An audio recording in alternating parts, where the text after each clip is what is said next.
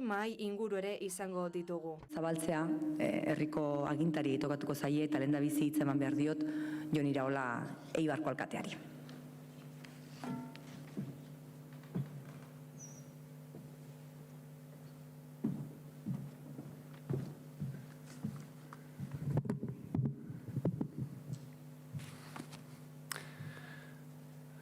Kaixo eta egunon dan hori, eta eskerrik asko bene-benetan gaurkoan hemen egoteagatik, bai Koliseo Antxokionetara etorri zaretenoi eta baita jardunaldia streaming bidez jarraitzen ari zaretenoi ere. Gaurkoa oso egun berezia da Eibarrentzat, lehenengo aldiz Euskadin komunikazioaren eta gardentasunaren arloekin lotutako jardunaldia egingo baitugu. Erakunde eta administrazioan komunikazioa demokraziaren berme garrantzitsuenetariko bat da.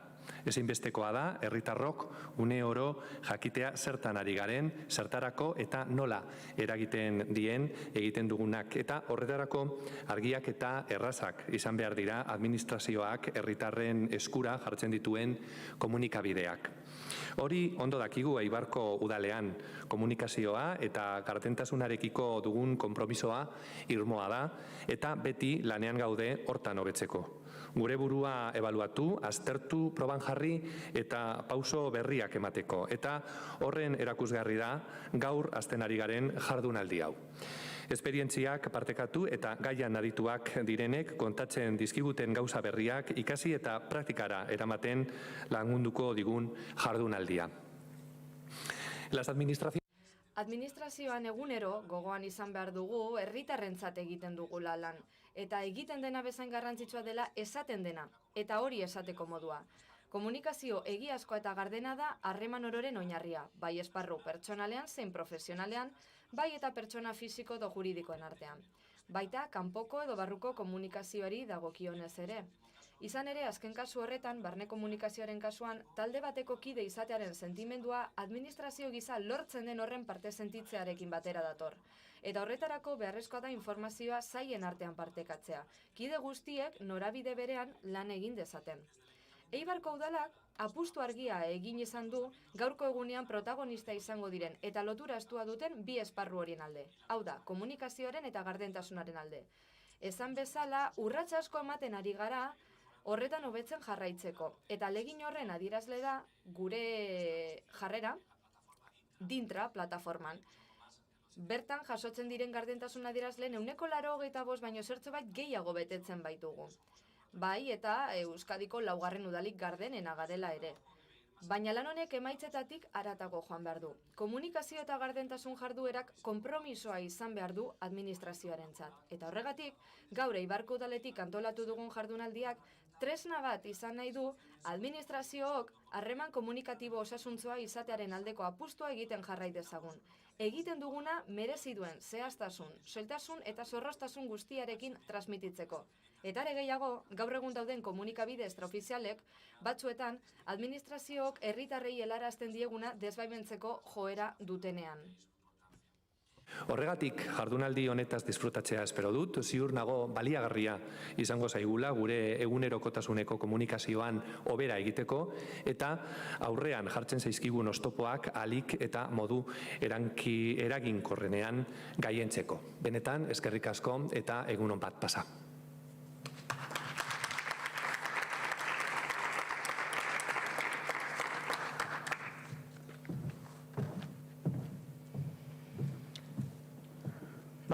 Jardunaldi berritzaileak, Eibarko udalak antolatu dituenak, alkateak berak esan du ez, erkidegoko 4. herri gardenena edo transparenteena. Ana Telleriari eman behar diogu hitza, bera Eibarko udaleko gobernu irekiaren ordezkaritzako arduraduna da.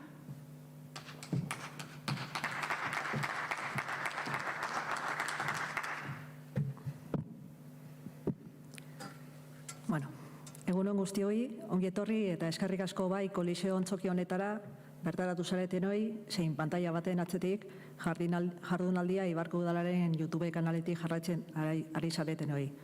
Alkateak, gaur jardunaldian jorratuko ditugun gaien garrantzia azaldu du eta nik gobernua zabalik ordezkaritzaren buruna izanaren aldetik, Eibarko udalak komunikazioan eta gardentasunaren aldeko apustu irmoa egiten diharduela azpimarratu nahiko nuke.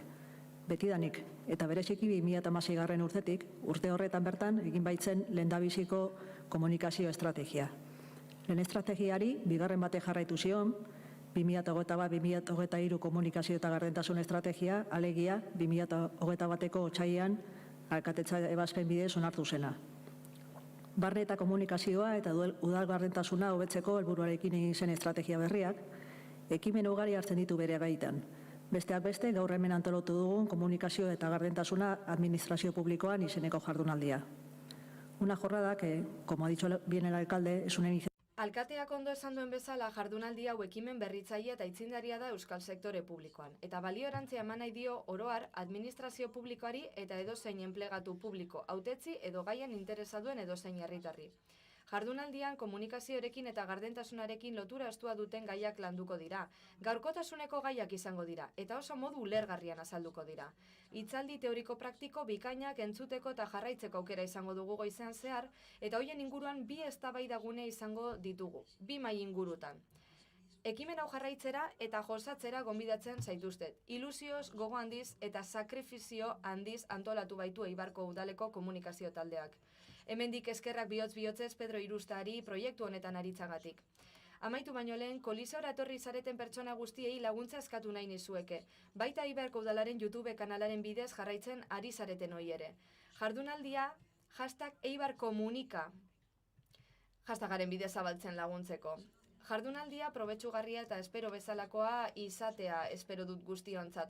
Eta gaur hasiko dugun lehenengo edizio hau etorkizunean etorriko diren beste batzuen abiapuntu izate espero dut. Eskerrik asko.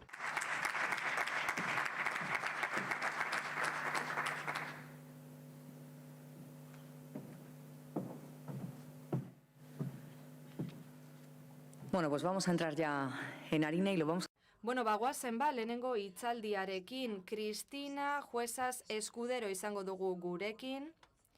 Oratorian eta eventuetan aditua da bera, eta besteak beste Jaurlaritzaren eta EHU UPV-ren nolabait eraldaketa digitaleko prozesu horretan parte hartu zuen. Empezamos pues con la... Hasiko gara bai bere hitzaldiarekin, bere hitzaldia da nola hurbildu erakundeak herritarrenganai eta alderantziz. Konfiantza kontua, adelante. Mi mandito. A ver. Espera.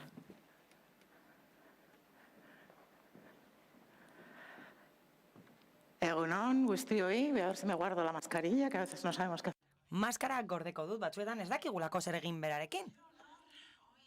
Gaur, gustatuko litzaidake hitz egitea gai baten inguruan, zehazki konfiantza sarituko naiz.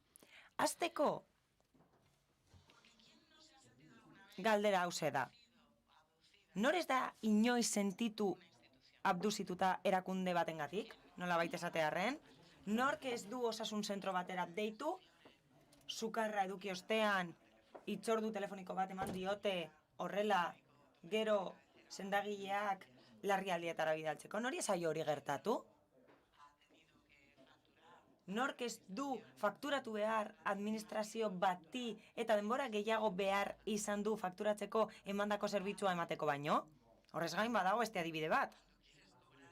Batzuetan, faktura bat kobratu nahi duzunean, bizpahiru hilabete pasa dira dagoeneko. Kobratzen duzunerako beraz, planeta desberdinetan bizi gara eta sentsazio hori nabarmentzen da. Hala eta guztiz ere, hilero, CISAK barometro bat argitaratzen du eta horrek esaten digu, herritarrak sentitzen direla oso urrun politikaren gandik. Politikaren gandik, politikarien gandik, eta erakundeen gandik oroar. Beraz, etengabe, barometroek hori esaten dute. Lehenengo orrialdean arazo nagusiak agertzen dira, horiek dira bururatzen zaizkigunak, pentsatzen dugunean zeintzuk diren gure herrialdeko arazoak, eta arazo horietatik guztietatik, 21 zuzenean daude lotuta politikarekin edo erakundeekin. Zer gertatzen da? Zer ari da gertatzen? Benetan planeta desberdinetan bizi algara? Batetik, politikaren planeta daukagu, eta bestetik, herritarren planeta daukagu, ezta? Hau da, erabat deskonektatuta daude bi planeta horiek. Hala ez, agian badaude konektatuta, ezta? Konexio bat dute, eta batzuetan horrek talka egiten du batarekin eta bestearekin, eta horiek dira edabideak. Edabideek batzuetan amplifikatzen dituzte mezuak. Politikak eta erakundeek mezu batzuk bidaltzen dituzte, eta edabideek horiek amplifikatzen dituzte, eta batzuetan mezuak ez dira zuzenean edo modu positiboan heltzen herritarrengana. Batzuetan mezu horiek zutan jartzen gaituzte, urruntzen gaituzte eta ez gaituzte hurbiltzen horiengana. Nik gaur gauza batzuk defendatu nahi ditut. Hala, lehenik eta behin, otoitz egin beharko genuke, edo pentsa beharko genuke, badaudela pertsona batzuk politikara bestela hurbiltzen direnak. Agian ez dute hori egiten simpatia erabilita. Adibidez, Angela Merkel ez da pertsona simpatikoa edo atsegina ez da, baina badauka zerbait oso garrantzitsua, eta hori da empatia, eta horrek bereizi du. Badaukagu Jacinda Ardern, Nueva Zelandako presidentea, eta ez dakit simpatikoa den edo ez, eta bideoak ikusi ditut, eta bai, agian bada atsegina, baina nik uste dut bere ezaugarri nagusia ez dela hori, nik ez dut ezagutzen. Hala eta guztiz ere uste dut empatikoa eta hurbila dela, presidente bezala. Vamos a venirnos un poco. Apur bat hurbilera etorriko gara. Manuela Carmena simpatikoa da? Ba, ez dakit simpatikoa den. Entzun dut, irakurri dut, bere gauzaren bat, eta ez da desatsegina, baina ez dut hainbeste ezagutzen jakiteko simpatikoa den edo ez. Baina bada empatikoa, Manuela Carmena bada hurbila, eta naiz eta ez nuen normal adjektiboa erabili nahi, Manuela Carmenaren inguruan normala dela esango dut, aldarrikatzeko normaltasun hori.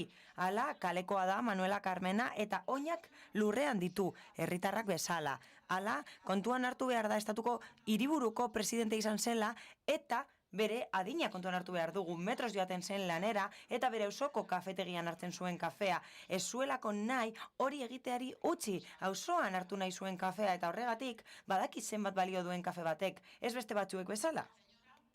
Hala, emakume honek erosketak egiten zituen auzoko dendan, beti erosi duen dendan. Beti erosi duen mertzerian erosten zuen, eta hori da normaltasuna.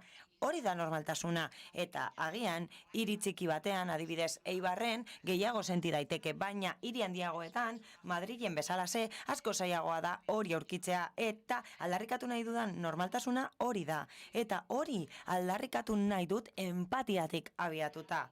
Izan ere, niretzat zerbaitek porrot egiten du gaur egun.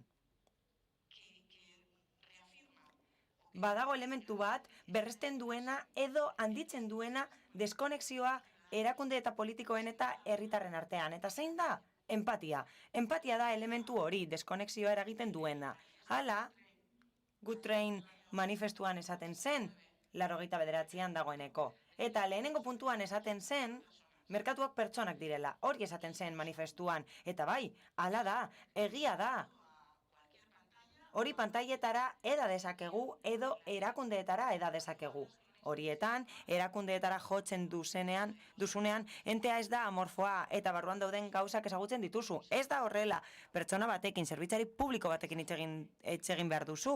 Eta suposatzen da, horrek empatia izan behar duela zurekiko. Hori gora bera, oso zurrunak gara, eta askotan ez dago gardentasunik.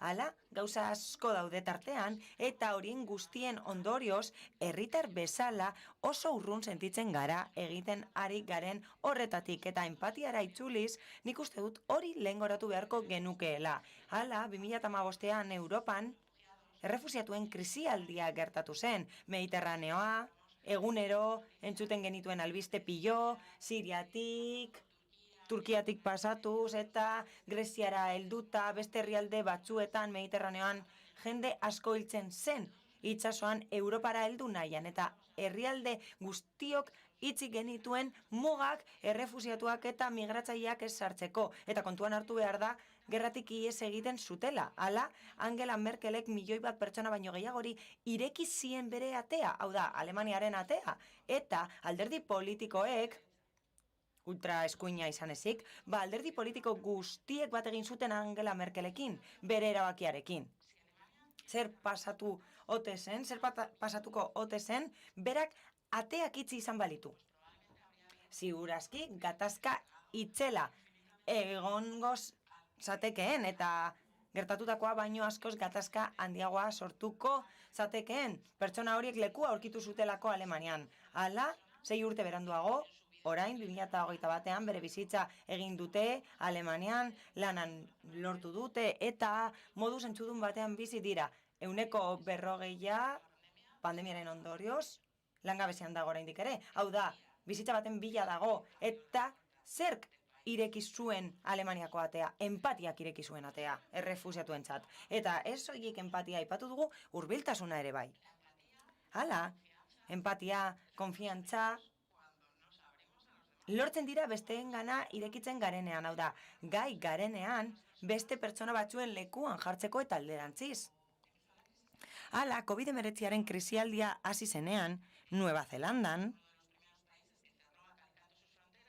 erabat itxi zuten herrialdea eta oso konfinamendu zorrotza egin zuten mundu guztia zegoen etxean, lehenengo ministroa barne, eta arratsaldero lehen ministroak zuzen bat egiten zuen, zuzeneko igorpen bat egiten zuen Facebook bidez. Bai, zuzeneko igorpen bat egiten zuen, eta bai, esango duzue askok egiten dutela hori sare sozialen bidez, baina zein zen aldea bere kasuan. Hain zuzen ere, zuzen horien 95% txandalez egiten zuen. Hauze da, argazki bat, bera dago bere telefonoarekin, bere aurpegia ez dago margotuta, eta bai, txandalez dago jantzita. Beraz, nik uste dut, hemen gauden guztion artean, telelana egin dugula askok. Hala, pandemia gertatu bitartean, askok lan egin dugu urrunetik eta ez dakit ados egongo zareten. Ziurazki, denok egin dugu konferentziaren bat pijama jantzita, eta pijama praka jantzita eta bestelako kamiseta bat goiko partetik apur bat ondo ikusteko besteek, baina gainerakoari dagokionez, txandala janzten genuen. Etxetik egoteko arropa janzten genuen eta orain badago beste hildo bat moda dendetan eta hori da etxeko moda behar hori dagoelako. Hala, etxean egoteko ez zara berdin janzten. Lanera joango bazina bezala, ezta? Eta pertsonen antzekoak dira lehen ministro hauek. Hau da, ohitura berberak ditut. Eta horrek hurbiltzen ditu presidenteak herritarrengana. Ez dira muntaia handiak egin behar, bandera asko jarrita, atzeko partean ez da hori egin behar.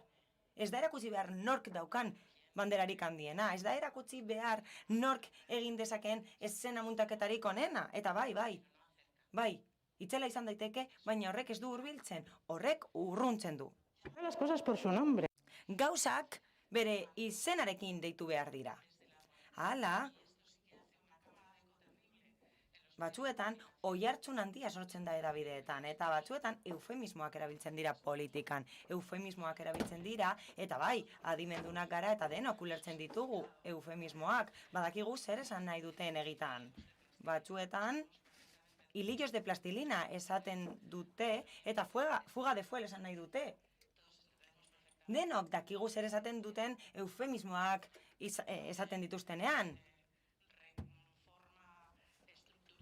Egiturazko forma esaten denean, denok dakigu mosketaz ari direla. Eta George Orwellek esaten zuen, etzairik handiena, komunikazioaren eta argiaren etzairik handiena dela zintzotasunik eza. Eta eufemismoak erabiltzen ditugunean, hau da, gure komunikazioa ez denean argia, herritarrak, adimendunak direnez, hori badakite, nabaritzen dute, ergelak ez direlako eta horrela deskonektatzen dute. Urruntzen gara berriro ere. Horren bestez, gauzak diren bezala aipatu behar ditugu, bere izena erabili behar dugu eta sendagilearen gana joaten garenean galdetzen dugu. Zer daukat? Egia jakin nahi dugu edo ez dugu jakin nahi egia. Eskutatzea nahi dugu agian egia jakin nahi dugu, aurre egiteko, borrokatzeko, zerbait egiteko eta aurrera jarraitzeko. Kasu honetan, gauza bera gertatzen da. Horrez gain, garrantzitsua da gai izatea gure etorkizun ikuspegia partekatzeko. Egia da, gure hauteskunde sistemaren funtzionamenduagatik epe laburrak ditugula. Hala, 4 urtean behin, hautetsiak izan behar dira. Dena daukat jokoan denbora gutxira, eta horren ondorioz niretzat zaila da epe luzerako ikuspegiak sortzea, baina herritarrek egonkortasuna behar dute. Herritarrok epe luzerako ikuspegiak behar ditugu, jakin behar dugu zer nahi dugun etorkizunerako, baina ez biharko, etzirako edo hurrengo asterako, ez gure seme-alaben etorkizunerako. Zer gertatuko da 10 urte barru? Zer gertatuko da 20 urte barru? Hala planak egiten ditugu askotan. 20-30 agenda, 20-20 agenda. Eta bai, hasi gara 20-40 agendaz mintzatzen.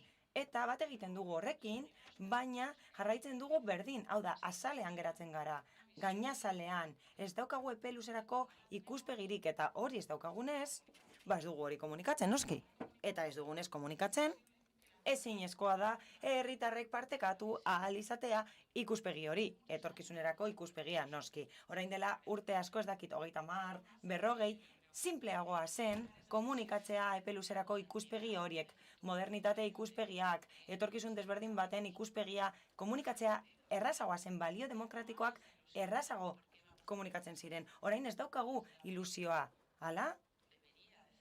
Politikatik, hala izan beharko litzateke. Denok egin beharko genuke hori ilusioa komunikatu behar dugu. Oso garrantzitsua da ondo komunikatzea ikuspegi hori modu simplean, erraztasunez, eta hori egin beharko genuke gure mezu guztietan. Ups, transparencia radical, aquí le he querido hacer un guiño. Hemen, keinu bat egin nahi izan diot nire Alberto Ortiz de Zarate lagunari. Hala, nik dakidala 15 urte eman ditu gardentasun erradikalaren inguruan hitz egiten, baina zer da hori? Miseriak erakutsi behar dira, hori da gardentasun erradikala. Esan beharra dago, ez daukat aurrekonturik, esan behar dugu, ezin dugu dena egin, eta onartu behar dugu, ezin dugu gezurrik esan. Zintzoak izan behar dugu, eta gauzek diren bezala esan behar ditugu.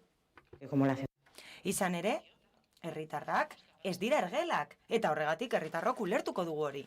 Baina oso garrantzitsua da gardentasun erradikal hori, eta hori aplikatu behar dugu. Saiatzen gara aldugun guztia egiten, eta ezin dugunean neurriak aplikatzen ditugu berriro ez gertatzeko. Baina hala da, eta azkenik, naiz eta ez den garrantzia gutxiagokoa, ez da kasualitate bat. Izan ere, 3 adibide eman ditut, eta politikan liderrak diren 3 emakume aipatu ditut, eta ez da kasualitatea. Ez da kasualitatea, eta ez dira lider bakarrak emakumezkoak, noski, nabarmentzen ari direnak herrialde desberdinetan, eta bai, badaude azterlanak horren inguruan. Eta erakutsi da, pandemian zehar, krisialdia hobeto kudeatu duten herrialdeak, presidenteak emakumezkoak direnak izan direla, eta egia da, tamaina desberdina dela eta ezin direla konparatu, ezin da Islandia Alemaniarekin alderatu, 4.000 pertsona daude Islandian uarte batean eta errazagoa da horiek isolatzea. Baina hala ere, hori gora bera, New Yorkeko unibertsitateak azterlanak egin ditu eta Kathleen Gersenek, soziologoak, aztertu du fenomeno hori, eta ikusi du zer gertatzen ari den orain. Izan ere, gero eta emakume gehiago daude lidergo postuetan politikaren eremuan. Eta hori aztertzen ari da, eta berak ondorioztatzen du 2 kausa funtsezko daudela. Batetik, berak esaten du, normalean, emakumeok genero kontuengatik, oztopo gehiago ditugula lidergo postuetara heltzeko. Azkenean heltzen diren horiek oso onak direla, hori da bere ondorioa. Eta bai, beraz, nahi dutena lortzen dute, heltzen direnean. Baina hori ez da guztia. Soziologo honek beste zerbait aztertu du. Hala, erabakitzeko gaitasun handia dute emakume horiek, indargune handiak dituzte eta gainera lidergo postuetan dauden emakumeak gai dira bere sentimenduak adierazteko. Eta honekin, empatiara itzuliko naiz. Hau da, garen bezala ez bagara erakusten, robotak bezalakoak bagara, ez badugu pentsatzen duguna esaten, beti perfektuak bagara, oso ondo jantzita bagaude, banderasko baditugu eta egiten dugun guztia, show bat bada, ez dago hurbiltasunik. klik-kli entzuten dut hori egiten dudan bakoitzean. Esan bezala ez dago hurbiltasunik horrela, ez gara hurbilak izango horrela.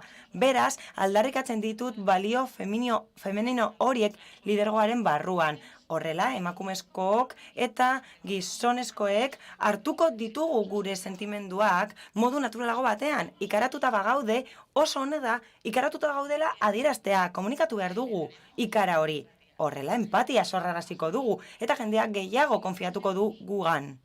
Ez badugu hori egiten, eta bakarrik hitz egiten badugu, baina ez dugu ezer egiten horren inguruan, lortzen dugun gauza bakarra, zein da? Bla, bla, bla, bla, urte gehiago lortuko ditugu, hori da egingo duguna. Eta Gretaren hitzak nire egiten ditut. Bla, bla, bla, baino ez dira, eta hemendik sartuko dira, eta beste belarri batetik aterako dira. Beraz, hemendik podium txiki honetatik animatzen zaituztet. Ekitera, jardutera, empatikoagoak izatera, eta zuen sentimenduak erakustera. Izan ere, horrela gai izango zarete konfiantza berreskuratzeko herritarren eta erakunden artean. Mila esker.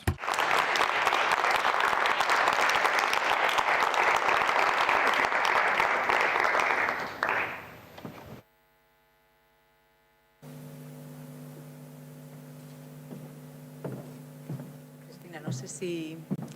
Kristina, ez dakit norbaitek galderaren bat egin nahi duen, oraindik 5 minutu dituzu. Gardentasun erradikala da. Igotzen naizenean, bukatu behar duzuela izango da. Bai, gardentasun erradikala aplikatuko dut. Galderaren bat, publikoaren artean galderaren bat egin nahi duzue? Pues lo has debido... Ematen du oso ondo azaldu duzula dena. Bai, dena geratu da oso argi. George Orwellen hitzak ez ditugu aplikatuko. Al pan pan y al vino vino, gaztelaniaz esaten den bezala. Komunikazioa zarituko da, Nagore García Sainz Lasartearra, komunikazio eta estrategia digitaleko kontsultorea da bera, administrazio publikoa oso ondo ezagutzen du, makina bat urte egin ditu lanean besteak beste Gipuzkoako Foru Aldundiarentzat eta hitzaldiaren izena, Amargako erakunde publikoetan barne komunikazioa hobetzeko. Nagore.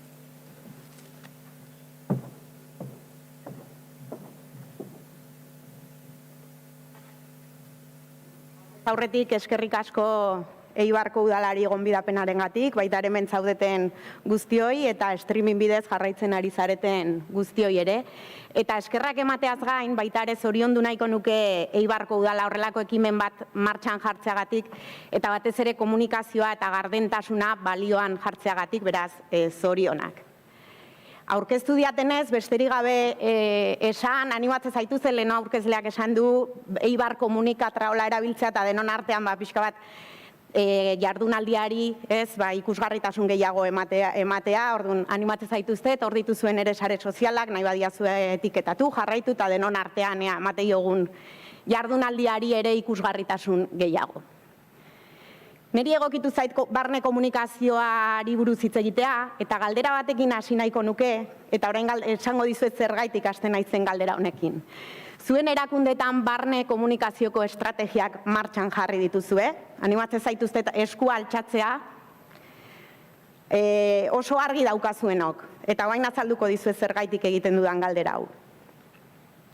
Eskuak, bale, gutxi ikuste ditut altxata, bale, esango dizuet zergaitik egiten dizuedan galdera hau. Askotan, administrazio publikoetara joaten naizenean, eta galdera hau egiten dudanean, lehenengo erantzuna izaten da, bai, guk barne komunikazioko estrategiak martxan ditugu, gainera, sare sozial korporatibo badaukagu, edo barruko newsletterrak bialtzen ditugu, eta bai, gure artean ondo komunikatzea.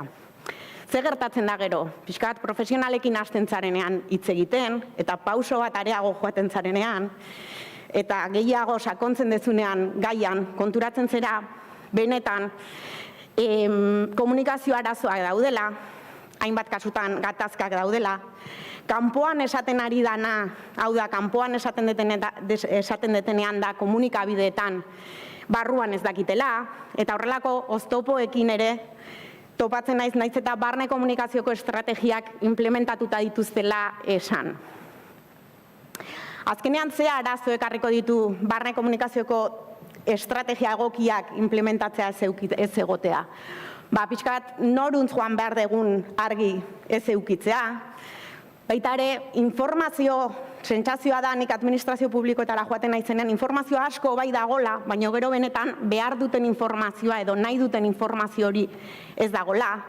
Beste kasutan ere kontrol bat dago, kontrola edo esango genuke bai, azkenean informazioa boterea da eta kontrol bat dago, edo bakarrik komunikatzen da, arazo bat daukagunean eta laguntza eske, ez? Arazo hori konpontzeko laguntza eske, eta askotan horrelako arazoekin topatu izan gara, ez? Hori azkenean zer ekarriko du, sinesgarritasun, konfidantza falta, eta noski erakundearen irudian eta erakundearen arretan, ez? Eragina izango du, pixkat Kristinak ere horri buruz hitz egin digu. Azkenean barrutik osasuntsua ez den erakunde bat kanpora begira epe luzera ezingo du ere osasuntsua izan edo irudi egoki bat eman. Eta askotan, ez da baliabideen arazoa, porque askotan komentatzen diate, ez, eske, klaro, guk ez daukagu denbora, guk ez daukagu baliabideak. Eta kasu gehienetan komunikazio arazo larrienak ez daude lotuta baliabideekin esan nahi dut. Askotan mentalitatearen arazo bada. Ez gaude prest gauzak beste modu batean egiteko, betiko ohiturak hausteko, eta askotan arazo larriena esan bezala ez daude baliabideekin lotuta. Honen aurrean zer daukagu, zer irtenbide daukagu? Bueno, daukagu erronka, ez? Erronka oso interesgarria, oso polita, gauzak beste modu batean egiteko, ez? Parte hartzea sustatzeko, lankidetzak sustatzeko, gauzak beste modu batean egiteko, eta baita ere prest egoteko akatsetatik ikasteko. Askotan, administrazio publikoetan kosta egiten da, ez? Proiektu pilotoak jartzea, pixkanaka juten gera egiten, baino kosta egiten da probatzea, innovatzea eta gauza berriak, gauzak beste modu batean egitea. Beraz, estrategia bai izan behar du parte hartzea, lankidetzak sustatu eta pertsonak batez ere zentroan jarri. Hor da honik uste dut koska, ez? Pertsonak zentroan jarri. Azkenean barne komunikazioko estrategiak ondo implementatzen baditugu eta pixkanaka garrantzia ematen badiogu estrategia hauei, leheno ikusi dugu, ez? Profesionalen arteko harremana eta giroa hobetu egingo da.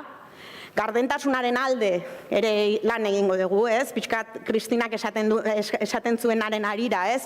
Konfidantza, empatia lantzen badegu, eta gauzak behar diren bezala, edo diren bezala, ez? Esan du leheno alpan-pan, gauzak diran bezala esaten badira. Azkenean gardentasunaren alde ari gara lan egiten, ez? Herritarren arreta ere hobetuko da. Nola eskainiko dugu arreta herritarrei, barruan, ez? Barruan gure barne komunikazioa ere ondo ezagutzen ez badegu. Ekipo batek ez badaki bestean zer egiten ari dena.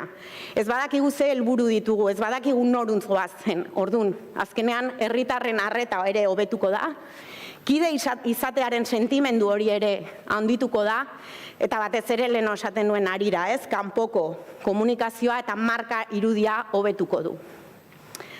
Azkenean, pandemiak ere inflexio puntu bat, ez, suposatu du barne komunikazioko estrategia hauetan, ez? Azkenean, gure etxetara azkar korrika joan behar izan ginean, ez? Eta askotan administrazio publiko askok bai zuten barne komunikazioko estrategia batzuk implementatuta eta beste batzuk ez. Honek ze suposatu zuen, azkenean eragin emozionala edo inpaktu emozional importante bat.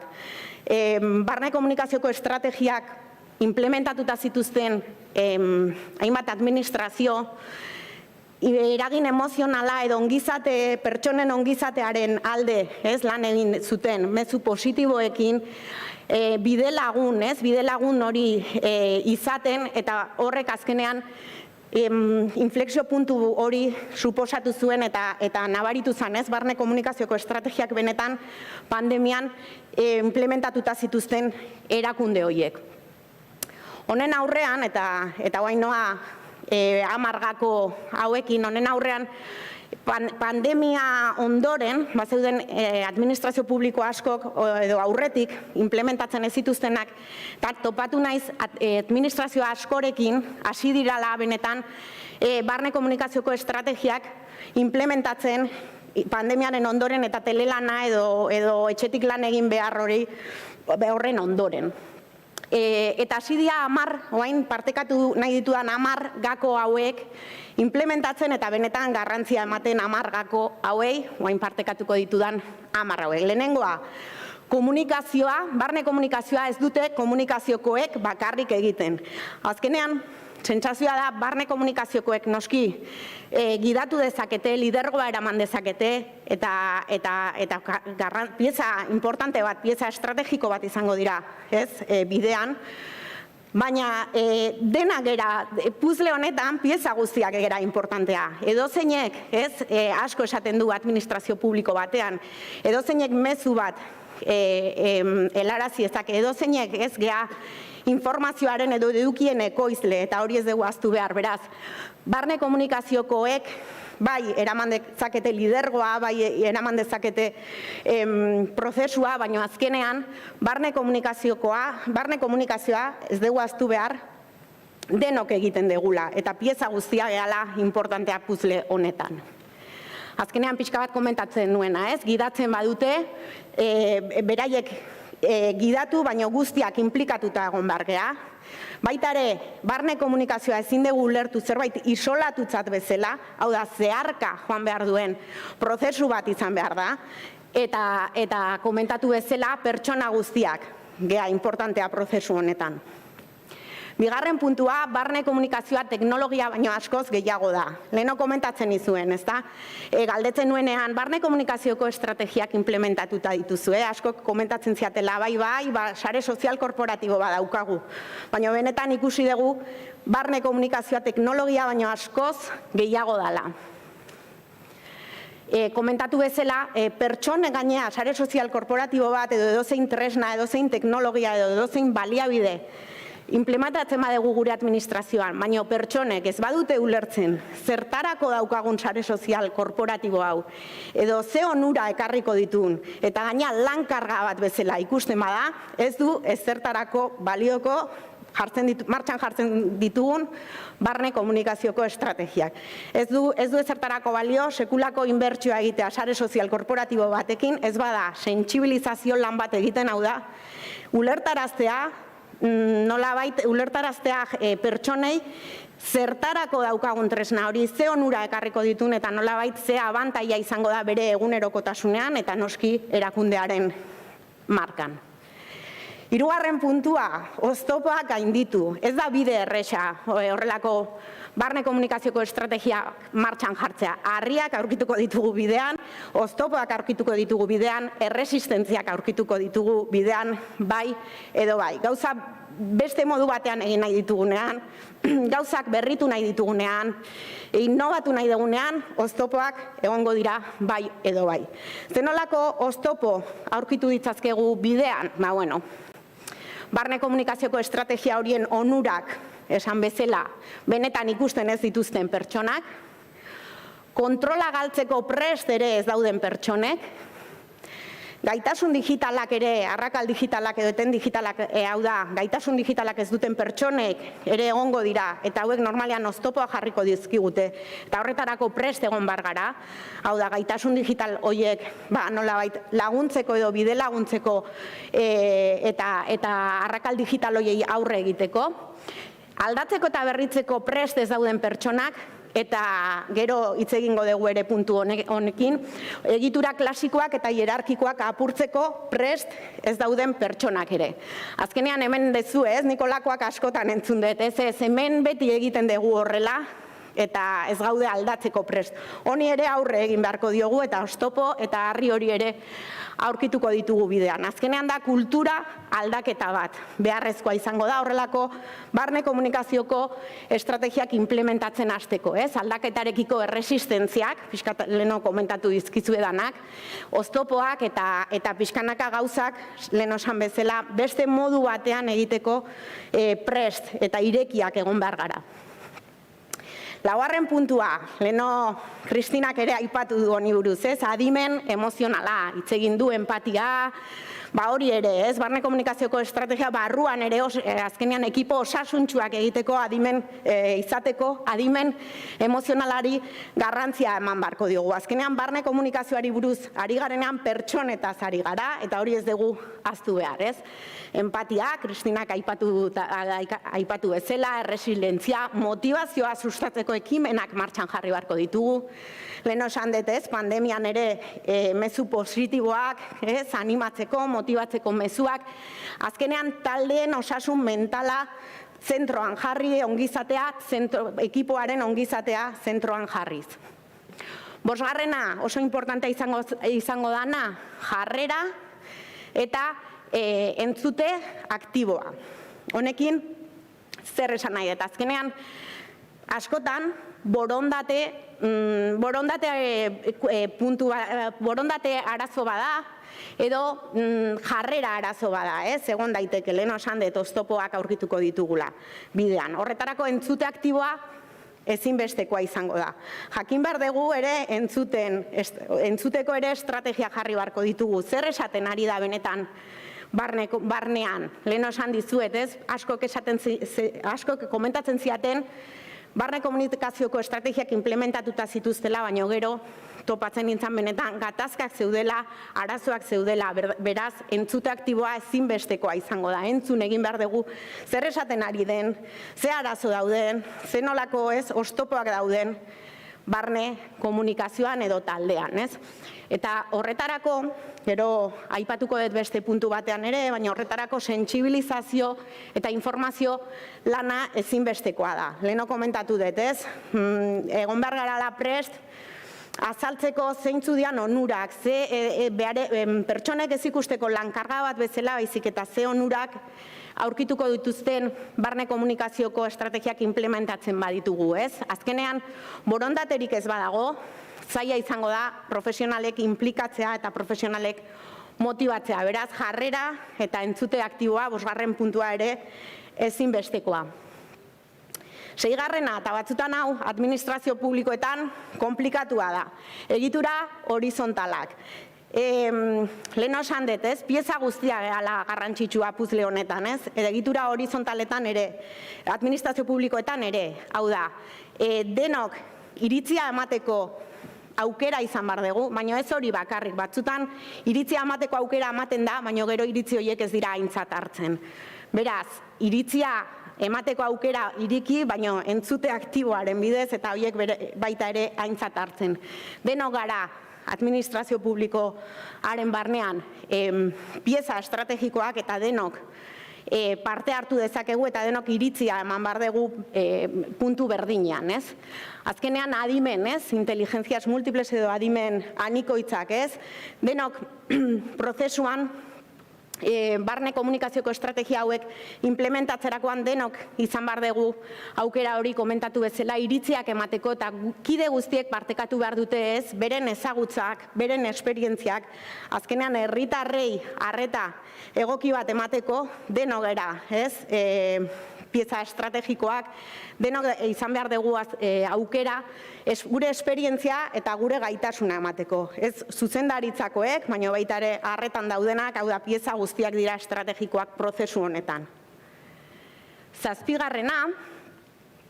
dinamizazio eta lidergo taldeak. Honekin, zer esan nahi dut? Beharko ditugula, talde batzuk guzti hau bultzatuko dutenak. Talde heterogenioak, ez bakarrik leheno esan dut komunikaziokoek, baizik eta talde heterogenioak, profesional desberdinak guzti hau bultzatzeko eta benetan ulertzeko, sentsibilizazio lan hori egiteko, dinamika eta estrategia desberdinak martxan jartzeko eta pixkat guztia bultzatzeko. Bestela, komplikatua izango da guzti hau aurrera ateratzea. Azkenean talde hauek izan behar dute bide lagun bat. Konfidantza sustatzeko, laguntza ere eskaintzeko, edozein arazo baldin badaude, talde lidergo, talde motorra edo talde implikatutako talde hori lagunduko du estrategia hauek martxan jartzen. Komentatzen nuen, ez? Zentzurik izango luke Twitterrek inork ez badu txioik txiorik argitaratzen. Batzutan hau gertatzen da, ez? Sare sozial korporatibo bat martxan jartzen dugu, oso ondo, sekulako inbertsioa egiten da, eta gero hor ez dago edukirik. Inork ez daki ere, baino ez dakit zer argitaratu. Zertarako, hau da, inork ez badigu azaltzen, inork ez badigu laguntzen bidean, esateko zenolako edukiak argitaratu daitezken, talde hori ere eduki horiek argitaratu itzazke pixkanaka, denok ulertzeko zenolako gauzak egin daitezke, interakzioa ere sustatzeko, beharrezkoa da, ez? Azkenean norbaitek prozesua bultzatzen duena, ez? Adibidez, koordinazio mailak beharrezkoak dira, guzti hori bultzatzeko, plataforma edo estrategia bultzatzen lagunduko duen, komentatu bezala talde heterogenioa, dinamizatzeko bestela oso komplikatua izango da guzti hori aurrera ateratzea. Beraz, leheno esan dudan puntua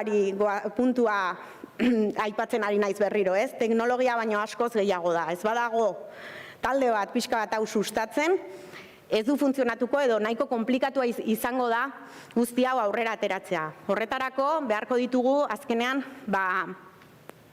ekintza plan bat, protokolo bat eta guzti hori bultzatuko duen zerbait, bestela oso komplikatua izango da dinamizazio estrategia gabe guzti hau aurrera ateratzea. Beraz, kontziente izan behar gara, baita ere denbora beharko dela eta talde bat beharko dela guzti hau aurrera ateratzeko. 8. erakundearen enbaxadoreak. Azkenean, pertsonak, leheno Kristina konfidantzari buruz hitz egiten zuen, empatiari buruz, pertsonak gehiago sinesten dugu edo konfiantza gehiago daukagu, ez, pertsonengan, logotipo batengan baino, ez da?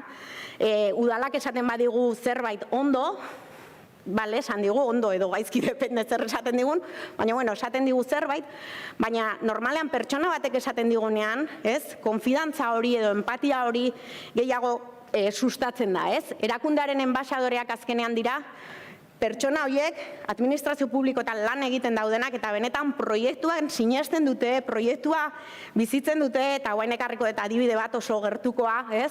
Adibidez, Pedro Irusta, ez? Jardunaldi hau aurrera ateratzeko, bere blogean, bere sareetan, zabaldu du benetan proiektua, proiektuan sinesten zuelako jardunaldian inplikatua zeolako, Amalia izan daiteke beste erakundearen enbaxadorea, ez? Bere logotipoaren atzean, ez? Dagoen pertsona eta horren, ez?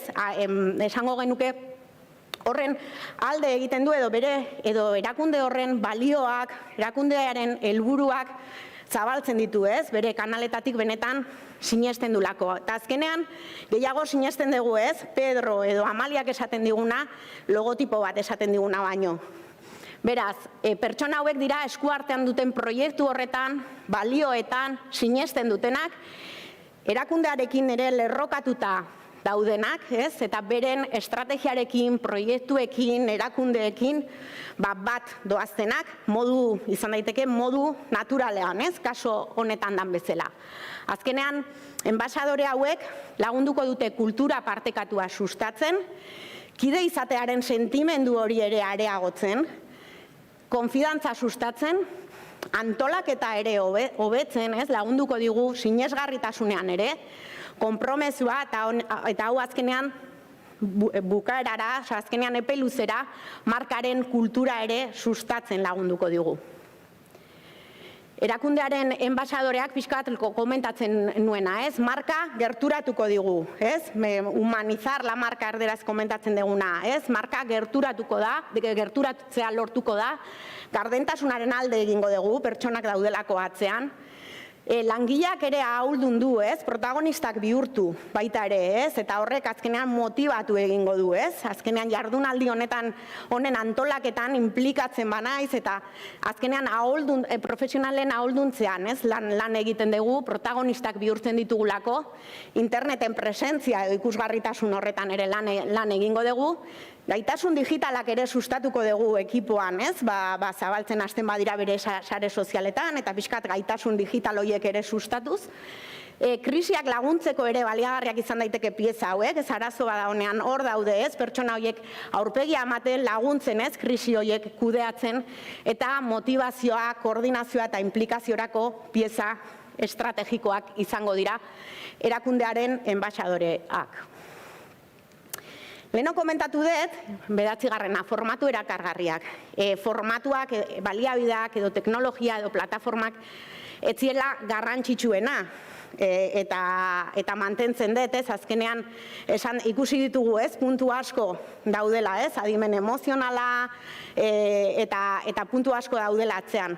Baina hori ez du esan nahi, ez, formatu erakargarrien alde ez degula egin behar, ez, lan egin behar. Hori bai ez dira helburu bat, baina noski lagunduko digute prozesua albideratzen, prozesua implementatzen eta prozesua era egokian martxan jartzen. Zein izan daiteke, formatu erakargarriak, azkenean lankidetzarako tresnak, ez, dira, eta noski lagunduko digutela, baina ez dugu ahaztu behar, helburuak finkatu behar ditugula, eta ez dela gauza teknologian inbertitzea, jakin gabe benetan zertarako nahi dugun, zer egingo dugun eta plan bat atzetik garatu gabe. Askotan, alderantzizko prozesua egiten da, ez? Herramienta teknologikoa hartzen dugu jakin gabe oso ondo zertarako, beraz. Horregatik bukaera jarri dut, formatu erakargarriak, importanteak dira, baina aldez aurretik lanketa hori egin beharko dugu. Azkenean, ez da berdina proiektuen kudeaketarako nahi izatea, hor sare sozial korporatiboak izan daitezke, edo, hemen jarri ditut beste batzuk, baina izan daitezke bestelako tresna digitalak, proiektuen kudeaketarako, izan daitezke barruko edukiak sortzeko, baita ere barruko edukiak erakargarriak izan behar dira, bideomarketinga ere sustatu dezakegu gure, ez, barruan, adibidez, ez, konfinamenduan, langile asko, profesional asko, lanetik lanean ari zirela, bideo marketingaren bidez erakutsi ziguten, zakitzuek ikusi zenute, baina erakutsi ziguten, etxetik ari zirela lanean, eta azkenean beste ikuspegi bat, erakutsi ziguten gizarteari, edo webinar asko edo masterclass asko antolatu ziren, barneko profesionalak, ez, horiek eskainiz, ez, azkenean, tresnak, hor daude, tresnak, erabili ditzazkegu, formatu erakargarriak sortu ditzazkegu, baina beti ere helburuak ahaztu gabe. Eta 10. noski, bukaerarako utzi dut, baina noski plan bat beharko dugu, ez? Beste puntu guztiak oso garrantzitsuak dira, aipatu ditudan puntu guztiak ezinbestekoak dira prozesuan, baina plan bat gabe oso komplikatua izango da guzti hau aurrera ateratzea, ez? Denok nora ezean ibiliko gera bestela eta denok norabide berdinean, ez? Bateko ezinbestekoa izango da plan bat eukitzea barne komunikazioko estrategia hauek implementatu ahal izateko. Plan honetan noski aurrena diagnostiko bat egin beharko dugu, ikusi benetan osasuntsua dagoen erakundea, gatazkak dauden, ze puntutan gauden, barne komunikazioa ondo ari dan funtzionatzen eta jakiteko ze puntutan gauden. Noski helburuak finkatu beharko ditugu, ezin dugu sare sozial korporatibo bat implementatu jakin gabe zertarako nahi dugun, beraz helburuak oso argi finkatu beharko ditugu.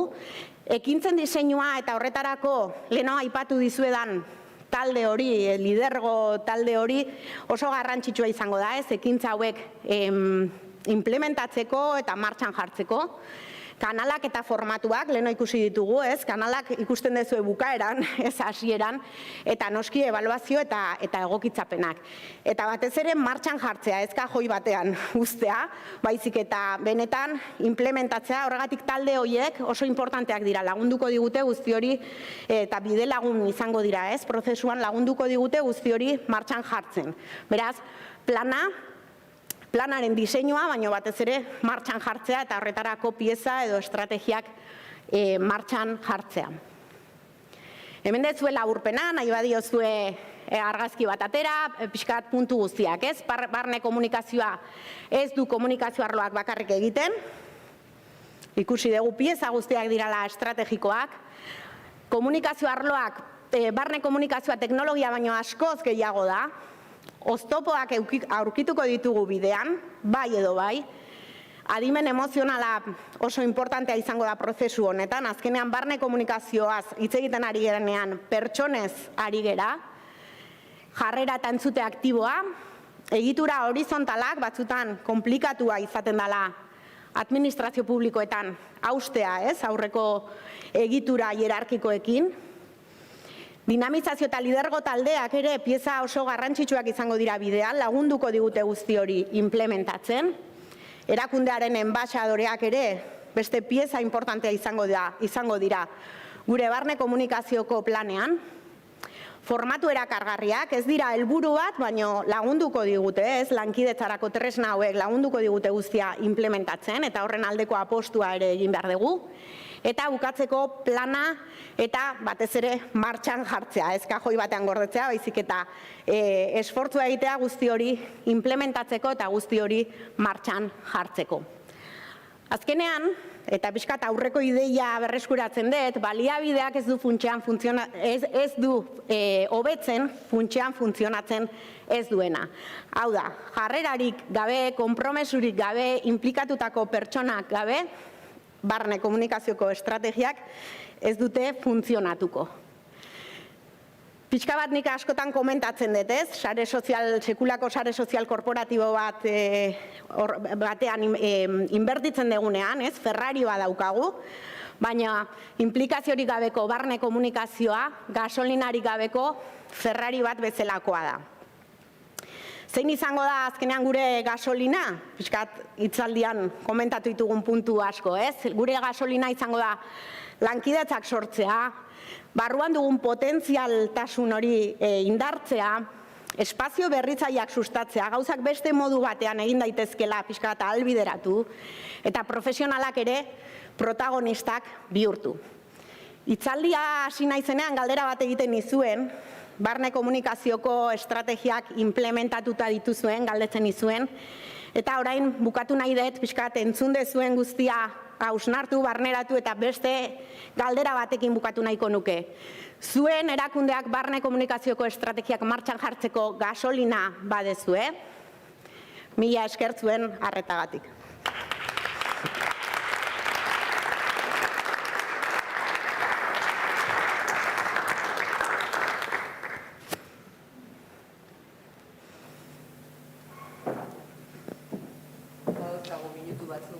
Bale, mugatu nahiz azkenian. Galderare bat erantzuteko, denbora oso ondo ari zarete errespetatzen. Baten batek, barne komunikazioari buruz, zalantzarik edo galderarik, zuk zerbait gehiago komuntatu nahiko zenduke? Bai.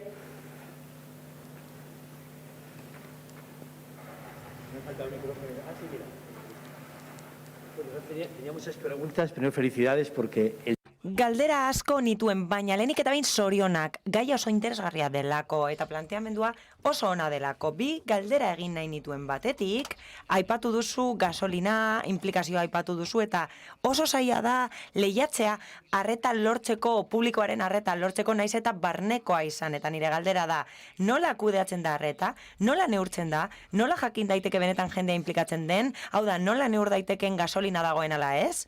Bestetik, barne mailan komunikatzen duzuenean, zure lantokian dauden pertsonekin egiten duzuen bezalaze, bestelako erantzunak jasoko dituzu batzuetan, proiektu berri egin nahi dut eta beste batzuetan ez du ezerk funtzionatzen. Beraz, komunikazioari dagokionez, nola sortzen duzue harremana pertsona horiekin. Hala, proiektu berri bat egin nahi dut edo funtzionatzen duen zerbait konpondu nahi dugu. Lehenengo galderari dagokionez, aipatu duzu nola jakin daitekeen gasolinak funtzionatzen duen edo ez, eta nik aipatu ditut dinamizazio taldeak. Uste dudalako oso garrantzitsuak direla. Izan ere, heterogeneoak izan behar dira. Hala, koordinazio mailak oso garrantzitsuak dira, talde eragileak ere bai, heterogeneoak izan behar dira ikuspegi desberdinak egoteko batzuetan, apustu egiten da komunikazio taldeak sortzeko eta batzuetan, falta da beste ikuspegi hori. Beraz, implikatu beharko lirateke koordinazio mail horretan eragile guztiak eta jarduerak antolatu beharko lirateke. Nolabait sustatzeko elkarrekintza hori eta neurtzerakoan lana ez da erraza izaten, hala, adierazle desberdinak ditugu. Batetik, sare sozial korporatiboek tresna eskain dezakete adierazleak eman ditzakete, baina batzuetan ez dira oso eraginkorrak, beste batzuetan bai, noski. Kontuan hartu behar da nolakoak diren edukiak sare sozialetan bezala. Hau da, batzuk normalak dira eta besteak ez. Beraz, horietan bezala ze ikusi behar da partekatzen den edukia, iruzkintzen den, edatzen ari den, eta inkesta desberdinak egin daitezke, segimendu egin daiteke, bilera kantola daitezke, horrela jakin ahal izateko bide honean gauden. Eta esan bezala, hala administrazio publikoetara jotzen dudanean hori nabaritzen da, hau da, elkarrizketa pertsonalak egiten dira, profesionalen artekoak ere bai, eta horiekin galdera estrategikoak egiten dira, eta horrela konturatzen zara badagoela arazo bat. Hala, asko komentatzen badidate, kanpoan enteratzen direla, hau da, hedabideetan enteratzen direla, zein proiektu egiten ari diren barruan, ba hor badago gatazka bat, ezta? Eta gatazka horrek adierazle bat emango dizu jakiteko zerbaitek ez duela funtzionatzen. Eta bigarren galderari dagokionez, nola koordinatzen dituzue inputak, itzuleran ematen dizkizuen inputak, pertsona horiek udalean lan egiten dute eta bai, komunikatzen duzue, baina haiek ere bueltan komunikatzen dute eta gerta daiteke esatea ez zaiela gustatzen edo zerbait egin nahi dutela adibidez. Hori kudeatzea ez da lan erraza. Esan dudan bezala, egiturak klasikoak izaten dira. Beraz, lan egiten da horizontalean eta helburua da saiatzea martxan jar daitezkeen proiektuak horrelakoak izatea eta bai, motivazioa garrantzitsua da. Hau da, pertsona batzuk egon daitezke motivaziorik gabe eta horiekin zaila izaten da, baina badaude estrategia desberdinak. Adibidez, jarduerak egin daitezke dinamizatzeko, sustatzeko eta berrikuntza jarduerak egin daitezke haiek parte hartzeko eta nolabait inplikatzeko proiektu desberdinekin. Eta beste pertsona batzuek proiektuak egin nahi dituzte, baina azkenean ezin dute, horiek dira zailenak kudeatzeko normalean. Eta nik ezagutzen dudanaren arabera, talde horietan, talde eragileetan, saiatzen da hori egiten, eta bai, pieza estrategikoak dira laguntzen dutelako prozesuan. Hau da, saiatzen gara, erantzun bat ematen eskaera horietarako batzuetan, ezin da eta akitxo, baina ahal dugunaren neurrian, talde horietan heterogeneoak direnez, aukera asko egoten dira, hau da, ikuspegi anitzak daude, eta horregatik martxan jar ditzakegu estrategia horiek, nolabait apurka egin beharrekoa egiteko motivazioa den hori egin alizateko. Eta komentatu nahi nuen, garrantzitsua dela inplikatzea pieza guztiak. Eta pieza guztiak esatean, esan beharra daukat, administrazio publiko batzuetan ez dituztela integratzen pertsona edo enpresa batzuk, naiz eta zerbitzuak kudeatzen dituzten horiek. Eta hori egiten dute ez direlako funtzionarioak. Baina zer gertatzen da? Barne komunikazioa eskaz geratzen delako, horiek ematen dutelako zerbitzua herritarrentzat. Eta bai, garrantzitsua da enpresa horiek entzutea. Nik, kasu batzuk jarraitu ditut eta ez dituzte horiek inplikatu. Beraz, barne komunikazioak ez du funtzionatzen. Beraz, esan bezala taldeak heterogenoak izan behar dira eta mundu guztia inplikatu behar da eta saiatu behar gara erantzuten. Egia da batzuetan konplexua izaten dela hori egitea, baina nik uste dut taldeak laguntzen duela eta prozesu osoan ematen duela babesa. Ez dakit erantzuna eman dudan? Bueno, galderarik ez baldin badago aurrera egin beharko dugu. Eskerrik asko Nagore. Eta kanpo komunikazioaren gaiari heldu behar diogu orain, Nagore de los Ríos Garziarekin egingo dugu. Ella es directora de comunicación institucional. Bera, zuzendaria da, Erriosako gobernuko erakunde komunikazioan eta aldi berean komunikazio zuzendaria da Kontxa Andreun. Eta bera da, presidentea Erriosan, eta bere komunikazio zuzendaria da, eta aztertuko dugu zer nolako jarduna duten edo eginkizuna duten erakunde publikoek kanpo komunikazioan. Hala, izenburua da kanpo komunikazioa gakoak estrategia eraginkor bat egiteko eta garatzeko. Nagore, aurrera nahi duzunean.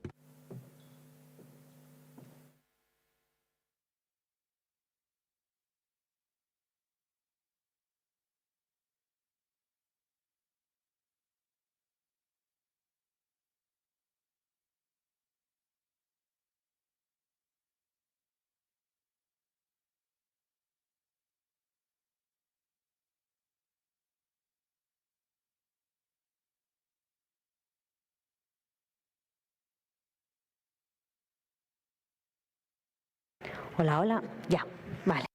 Egunon, bai, listo. Ya busco aquí en el culete.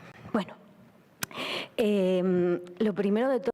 Lehenik eta behin, esan beharra daukat, ilusio handia dudala. Asko eskertu nahi nuke ona gonbidatu izana, orain dela 3 urtez naizelako igo agertoki batera nire ohitura zen, baina lehen haurdunengoen eta orain bomba bat daukat etxean nire jarduera aldatu delako, bai maila pertsonalean, bai maila profesionalean. Eta funtzean besteak laguntzen ditut hitz egiten, komunikatzen. Beraz, aitortzen dut eta nabarituko duzue nire ahotsan, urduri nagoela, paniko eszenikoa dudala, nabarituko duzue. Hala, beti pentsatzen duzu, ahaztu zait, benetan ahaztu zait, hau nola egin? Izan ere, komunikatzea zaila da. Bestela galdetu aldiogu kazadori. Izan ere, bera ari da oraindik eguzki plaken botoia bilatzen ikusteko argia pizten zaion edo ez. Eta nik empatia erakutsi nahi diet pertsona askori. Bideo bat ikusiko dugu ikusteko jendeak nola borrokatzen duen komunikatzeko. Bideo hau berria da, atzokoa da, nire jefa da, eta lehenengo harrian zengoen. Hala, osasun zentro bat inauguratu zuen, eta hau da bideoa. Aurrera bideoa. Un focazo. No. ¿Te ha dado? ¿Sí? No me dices. Bueno, no os preocupéis. Ya pasó. Bueno. Cuidado. ¿Sí? Voy al centro de salud. Todavía no está. Bueno, entonces... Beraz, bai, posik atera zen egoera honetatik, oso ondo atera zen egoera horretatik, eta bai, distiratu zuen. Hala, empatia handia daukat horrelako pertsonekin, komunikatzen dutenekin eta honetan lan egiten dutenekin, batez ere, kazadoren komunikazio adituarekin, oso zaila delako batzuetan distiratzea, eta emate du kazadoren aholkularia liatu egin dela. Ez dut Iban Redondo bat egingo. Nik gaur bakarrik kontatuko dizuet kontatu alden hori. Hala, Redondo sektoreko pertsona bat da eta beti egiten du talka harri berberarekin. 3 elkarrizketa egin ditu eta arazo berbera eduki du. Hala, 2 gauza ditugu debekatuta honetan lan egiten dugunok. Lehenik eta behin debekatuta dago elkarrizketak ematea eta bigarrenik beti telefonoa hartzea. Hori da gure debekua. Izan ere, heriotza zigorrarekin zigortzen da hori telefonoa beti hartzea, baina empatia izan behar badugu nik ulertzen dut. Badaki zergatik behar izan dituen 3. Lehenik eta behin galdera eta elkarrizketa bat egin zizkion Eboleri eta mezu argia zen, ez naute bota, ni joan naiz. Hala, aurrak ez da erortzen, bota egiten da. Eta imagina dezakezu Pedro Sánchez eta Iban Redondo bulegoan, ez da zuregatik, nigatik da, nik erabaki dut, bai, moztuzuk deia, hori imagina dezakegu, eta ematen zuen Redondok hori esan nahi zuela. Eta Susana Grisorekin egin zuen bigarren elkarrizketa, eta bigarrena behar izan zuen, beste mezu bat bidali behar zuelako, eta esan zuen, aizue, azkenago, lanaren bilanago. Bai, errazagoa izango litzateke LinkedInen profil bat irekitzea, Infojobsen sartzea, edo Tinder sortzea ere bai, eta Carlos Alsinarekin egon zen Onda Zeron berriro ere elkarrizketa bat egin zuen esateko kontratatu behar zutela. Izan ere nik iragartezaket nork irabaziko dituen urrengo hauteskundeak. Eta hemen zer egin zuen, spoiler bat egin zigun guztioi. Eta azken finean komunikazio politikoa hori da, zientzia fikzioa da, nola baita esatearren, ez da, pelikula bat da. Eta filmen antzekoa da komunikazio hori. Erakunde mailako komunikazioak ez dauka zerikusirik horrekin. Erakunde mailako komunikazioa polita da garatzea, eskeronekoa da. Zergatik gauza errealez ari delako, hala kudeaketaz ari delako, zerbitzuez ari delako. Eta oso erabilgarria da, oso baliagarria da eta herritarrentzako interesgarria da. Izan ere, beharrezkoak ditugun gauzen ingurukoa da, baina batzuetan aspergarria da kontatzea. Imagina ezazue Redondo kontatzen kanpaina bat egiten zutela igerilekuen irekiera iragartzeko, eta itzela izan zen, ez da hain ona garatzerakoan, ez da hain interesgarria, baina sortzailea izan zaitezke, eta zoragarria izan zaitezke hori garatzerakoan. Baina komunikazio politika alakoa da, desberdina da, gogorragoa delako hori garatzea, ez da eskeronekoa, eskematizatzen du eta horregatik oiukatzen dute, independentzia azkea naiz, denontzat lan egin dezaket, estigmatizatzen zaitu, azken finean, eta oso esker gutxikoa da. Izan ere, sentimenduak, balio judizioak daude, fokuan zaudeten gabe, epaitzen zaituzte, berdin dio zer egiten duzun beti egongo da gaizki eginda batzuentzat. Izan ere, bere lana da esatea gaizki ari zarela. Beraz, estrategiak kasu horretan konplexuagoak dira. Baina, errealitateak Borgen, La Casa Blanca, Eta beste hainbat gauzak gainditzen ditu, Juego de Tronos gainditzen du, eta Vamos Juan ere bai, naiz eta azkenengo kasuan parekideak garen leku batzuetan nori interesatzen zaio. Hori interesatzen zaio kazetariei, politikariei, sektoreko adituei eta zuei azken finean, bai, eta horregatik zaudete gaur hemen. Hala, barne komunikazioa oso desberdina da eta Nagorek oso ondo azaldu du kanpo komunikazioarekin alderatuta. Ez daukate zerikusirik, estrategia desberdinak dira, hartzaileak desberdinak dira, helburuak desberdinak dira, eta bide desberdinak erabiltzen ditugu komunikatzeko. Eta lineako komunikazioa eta offline komunikazioa berbera da. Komunikazio berbera da. Estrategia bakarra da eta barregarria da, aipatzen da komunikazio digitala eta bestelako komunikazio batzuekin alderatzen da. Ez, komunikazio berbera da, estrategia berbera da, baina desberdina da nola garatu eta esarri egiten den komunikazio hori. Hizkera aldatzen da, bideak aldatzen dira, eta hartzaileak alda daitezke, baina zergatik da hain garrantzitsua estrategia bat edukitzea. Hain zuzen ere, komunikazioa tresna bat da helburuak lortzeko, kudeaketa helburuak lortzeko. Horren bestez, estrategia oinarritu behar da helburu horietan eta horien lorpenean, baina nola eragina eduki behar du tresnak. Tresnak hori egiten du hartzaileengan dauka eragina, eta horrela aldi berean hartzaileek eragina jasaten dute eta nolabait jarduten dute eta horrek eragina dauka zuk aukera gehiago dituzulako zure helburuak lortzeko. Eta Nagorek esan bezala, helburu oro neurgarria izan behar da, berdin dit, barne komunikazioan, kanpo komunikazioan neurgarriak izan behar dira beti, zertarako ikasi alizateko, zuzendu alizateko, hobetu alizateko, azken finean, etengabe hobetzea da bilatzen duguna, ez dugu perfekzioa bilatzen, ez delako existitzen eta ez duelako zertarako balio, baina nik uste dut etengabeko hobekuntza existitzen dela, eta bi gauzetarako balio du, lehenik eta behin, balio du norabidea sartzeko, ez galtzeko, jakiteko zer egiten ari garen, nora goazen jakiteko eta bidetik ez irteteko, eta bigarrenik balio du bateratzeko, lerrokatzeko eta denok jateko irizpide berarekin, bai taldean, bai irizpidea mantentzeko komunikazio ekintzak garatzerakoan estrategia jarraitu behar dutelako ala, komunikazio ekintzak egiten badituzu bururatzen zaizkizun bezala, ez dauka zentzurik, baldin eta badaude horiek lerrokatuta. Eta nik beti esaten den esaldi hori esango nuk, ez dago estrategia txarrik, bai, badaude onak, txarrak, erregularrak, eta baukat gauza bat oso ziur. Estrategiarik okerrena da, ezartzen ez dena, hori da okerrena. Hala, konferentziaren gaia da, gakoak estrategia eraginkorra egiteko eta garatzeko. Hori da gaia, hori da izenburua, eta nik 5 hautatu ditut. Lehenik eta behin, faktoreen urrenkerak aldatzen du produktua, askotan errepikatu dut. Izan ere, askotan esaten dizute bideo batzuk egingo ditugu eta hortik abiatuta komunikatuko dugu, eta hori da teilatut ikastea etxea ikusiko dugu beharrezkoak diren edo ez. Ezin gara zentratu formatuan, ezin gara oinarritu garapenean, ez. Lehenik eta behin, argi eduki behar ditugu helburuak eta hortik abiatuta garatuko dugu eta zatikatuko dugu eta identifikatuko ditugu hartzaileak, zeintzuk diren bere premiak eta nola komunikatuko gara haiekin motibatzeko, horrela gure helburuak lortzeko. Hau da, nor behar dugun, hori aztertu behar dugu eta gero ekintza plana garatzen dugu zertarako helburuak, norentzat hartzaileak eta nola ekintza plana da, garapena funtzean. Eta horretan sortzaileak izan behar gara, baina horrez gain eraginkorrak izan behar gara. Eta momentu horretan garatzen dugu edukia, garatzen dugu mezua, hau da, zer hori garatzen dugu, zer kontatuko dugun, bideak garatzen ditugu, bai on, bai off. Zeren bidez garatzen dugu, nola helduko garen aztertzen dugu eta momentua.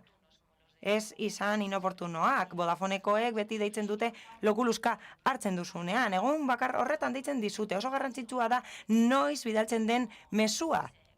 Zure momentuaren arabera, modu batera edo bestela jasotzen duzulako mezu hori, eta azkenik baditugu euskarriak, bai, aztertu behar dugu bideo bat izango den, infografia bat, baina azken momentu horretan, eta badago bigarren gako bat. Bigarrenik, nabarmendu nahiko nuke bukatu behar dela. Estrategia bukatu behar da, ez da buruan eduki behar, lotu gabe, ez. Ez hori ze idatzi behar da, bukatu behar da, eta osagai guztiak sartu behar dira. Ezin dugu bat ere kanpoan utzi, bestela gero ez dugulako erabat esartzen, eta noski gero ez dugulako neurtzen, eta horregatik osori garatu behar da, eta ekintza plan bat garatu behar da horrekin batera. Hala, 3. gako bat nabarmendu nahiko nuke, edatu behar da. Komunikazio estrategiak ez dira sekretuak, komunikazio estrategiak ez dira sekretuak izan behar. Gero eta gehiago ezagutu, antolakuntzaren barruan noski, hobe. Eta kanpoan ere bai, hobe izango da, hobeto ulertuko delako, hobeto lotuko dutelako, hobeto barneratuko dutelako, hobeto empatizatuko dutelako zurekin, ez dira estrategia malefikoak, ez dira maltsurrak, guztiz aurkakoa, estrategiak ezagutzera eman behar dira eta hori da jadanik aurrera pauso bat estrategiari dagokionez. Beraz, beti partekatu behar dira gure estrategiak. Laugarren puntua izango litzateke erraza izatea, ulergarria izatea. Bestela jendeari ahazten zaio estrategia hori. Eta gero zalantzak dituzte. Beraz, partekatu behar da estrategia bi orrialde erabil ditzakegu horretarako. Horrela, ikusten duzunean, sentituko duzu zurea dela, partekatzen duzula eta ulertuko duzu primeran. Hala, parte horren barruan, koherentea izan behar da plan estrategikoarekiko. Hau da, bat etorri behar da, ez dugu asmatu behar komunikazioan, ez dugu asmatu behar zer egin nahi dugun komunikazioan. Ez, guk lan egingo dugu plan estrategikoa betetzeko, hauteskunde plana betetzeko, eta hori ezarri da, ibilbide horri bezala noski gure administrazioaren barruan. Eta azkenik, bosgarrena, hauze da, neurgarria izan behar da. Berdin dit, zer erabili, KPI, OKR, adierazle batzuk erabili, edo besteak erabili oso garrantzitsua da neurtzea zure helburuak, neurtu alizatea eta ni oso astunan naiz horrekin neurtu behar direlako. Behin neurtuta bi gauza egin behar dira batetik, aztertu behar da informazioa, ez da paralisi bat egin behar analizirako, baina bai, aztertu behar da ikusteko nondik doazen, jendea nola dagoen eta feedback hori jaso behar da funtzean hori helarazten digute, herritarrek ikasteko zuzentzeko eta betzeko, eta batez ere zaindu behar da hori betetzen dela. Ez badugu zaintzen betetzen dela neurtuko ditugun gauzek ez dute zentzurik izango. Os voy a... Hala, nirea esango dizuet. Hala, Errioxako gobernuarena aipatuko dizuet. Hala, estrategia guztiek dira antzekoak. Bizpahiru eredu daude, eta ez da gehiegi pentsatu behar horretan, ez da gehiegi sakondu behar. Gero, aldatzen dira ereduak alderdi politikoaren arabera, presidentearen arabera, aldatzen dira beti, akordioen arabera, politiken arabera, balioen arabera, beti aldatzen dira, eta hori asko aldatzen da esarpenaren arabera, baina komunikazio estrategiak ABC dira, oinarrizkoena dago batetik, komunikazio politikoaren eremuan, eta zein da? Ba hori da tipikoa esaten dizute, bale, bai, irakasten digute pertsonek jarduteko beharrezkoa dela motibatzea eta pentsaraztea zerbait edo zerbaitetan berrestea bere burua. Hori esaten digute eta jarduketa hori soilik lortzen da sentimenduen bitartez. Beraz, lortu behar dugun azkenengo sentimendua hauze da itxaropena, ilusioa, pozik nago, zerbait nahi dut, desidatzen dut, eta horregatik zerbait egiten dut. Adibidez, horregatik bozkatzen dut. Baina hori baino lehen beldurra sentitu behar da. Atxera itzultzeko beldurra, ez lortzearen beldurra, zerbait ez izatearen beldurra, eta hau gertatzen bada, eta bai, gizakiak horrela mugitzen gara, beldurrak gehiago mugitzen gaitu ilusioak baino, hau da, beldurrik sentitu ez badugu, ez gara askotan ilusiora heltzen lehenik, eta behin beldurrak mugitzen gaitu, gero ilusiora heltzeko, baina bitartean arbulloa dago, Arbuioak sentitzen dira oztopoekiko eta oztopo hori jartzen dituzte pertsonek eta horiek oztopatuko dute nik ongizate egoera hori lortzean naiz eta hori desira bezala irudikatzen didaten hori teoria da, oinarrizko teoria da.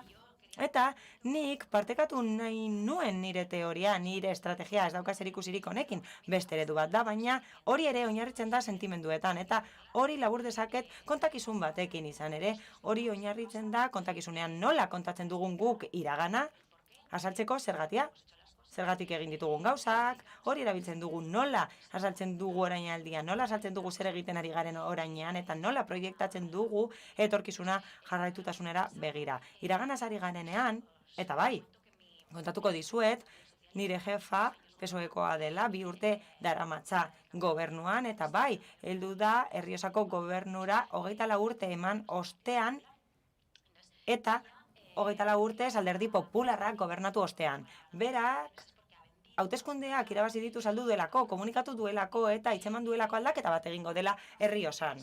Baina zer gertatzen da? Hori iragana da, 2 urte daramatza gobernatzen. Beraz, iragana saltzen dugunean, naiz eta hurbilekoa den, iragana saltzen dugunean, aldaketa dagoeneko gauzatu da, dagoeneko gertatu da. Beraz, guk zer esaten dugu? Guk esaten dugu aldaketa gertatu dela, aldatu dugu dagoeneko, nota ona atera dugu, eta bai, herentzia hori jaso dugu, pandemia gora behera, helburuak bete ditugu, ezarritako helburu guztiak aldaketa hori bermatzeko. Beraz, horrela, konfiantza helarazten dugu eta berresten ditugu pertsona horien boskak izan ere, horrela ez dira decepzionatuta sentituko. Hala, datu horiekin eta informazio horrekin nire itxaropenak bete direla ematen du, eta orainaldiari dagokionez, egunero betetzen dugu berreskurapenarekin, ez gara pandemiaz ari momentu honetan, hala gizartearen eta ekonomiaren berreskurapenaz ari gara orain, eremu guztietan herri osan, eta kasu honetan zer helarazten dugu sentimenduak, lasaitasuna, itxaropena, eta lantzen dugu itxaropena etorkizunera begira. Izan ere, orainaldian finkatzen ari gara eta oinarriak esartzen ari gara, gero etorkizunean esan alizateko sinesgarritasun osoz. Aizue, jarraitu nirekin, etorkizunean hori esango dut, jarraitu nirekin, berme bakarra garelako herriosak betetzen jarraitzeko eta helburuak bete alizateko. Eskualdearen eraldaketari dagokionez, eta ez dugu inor atzean utziko.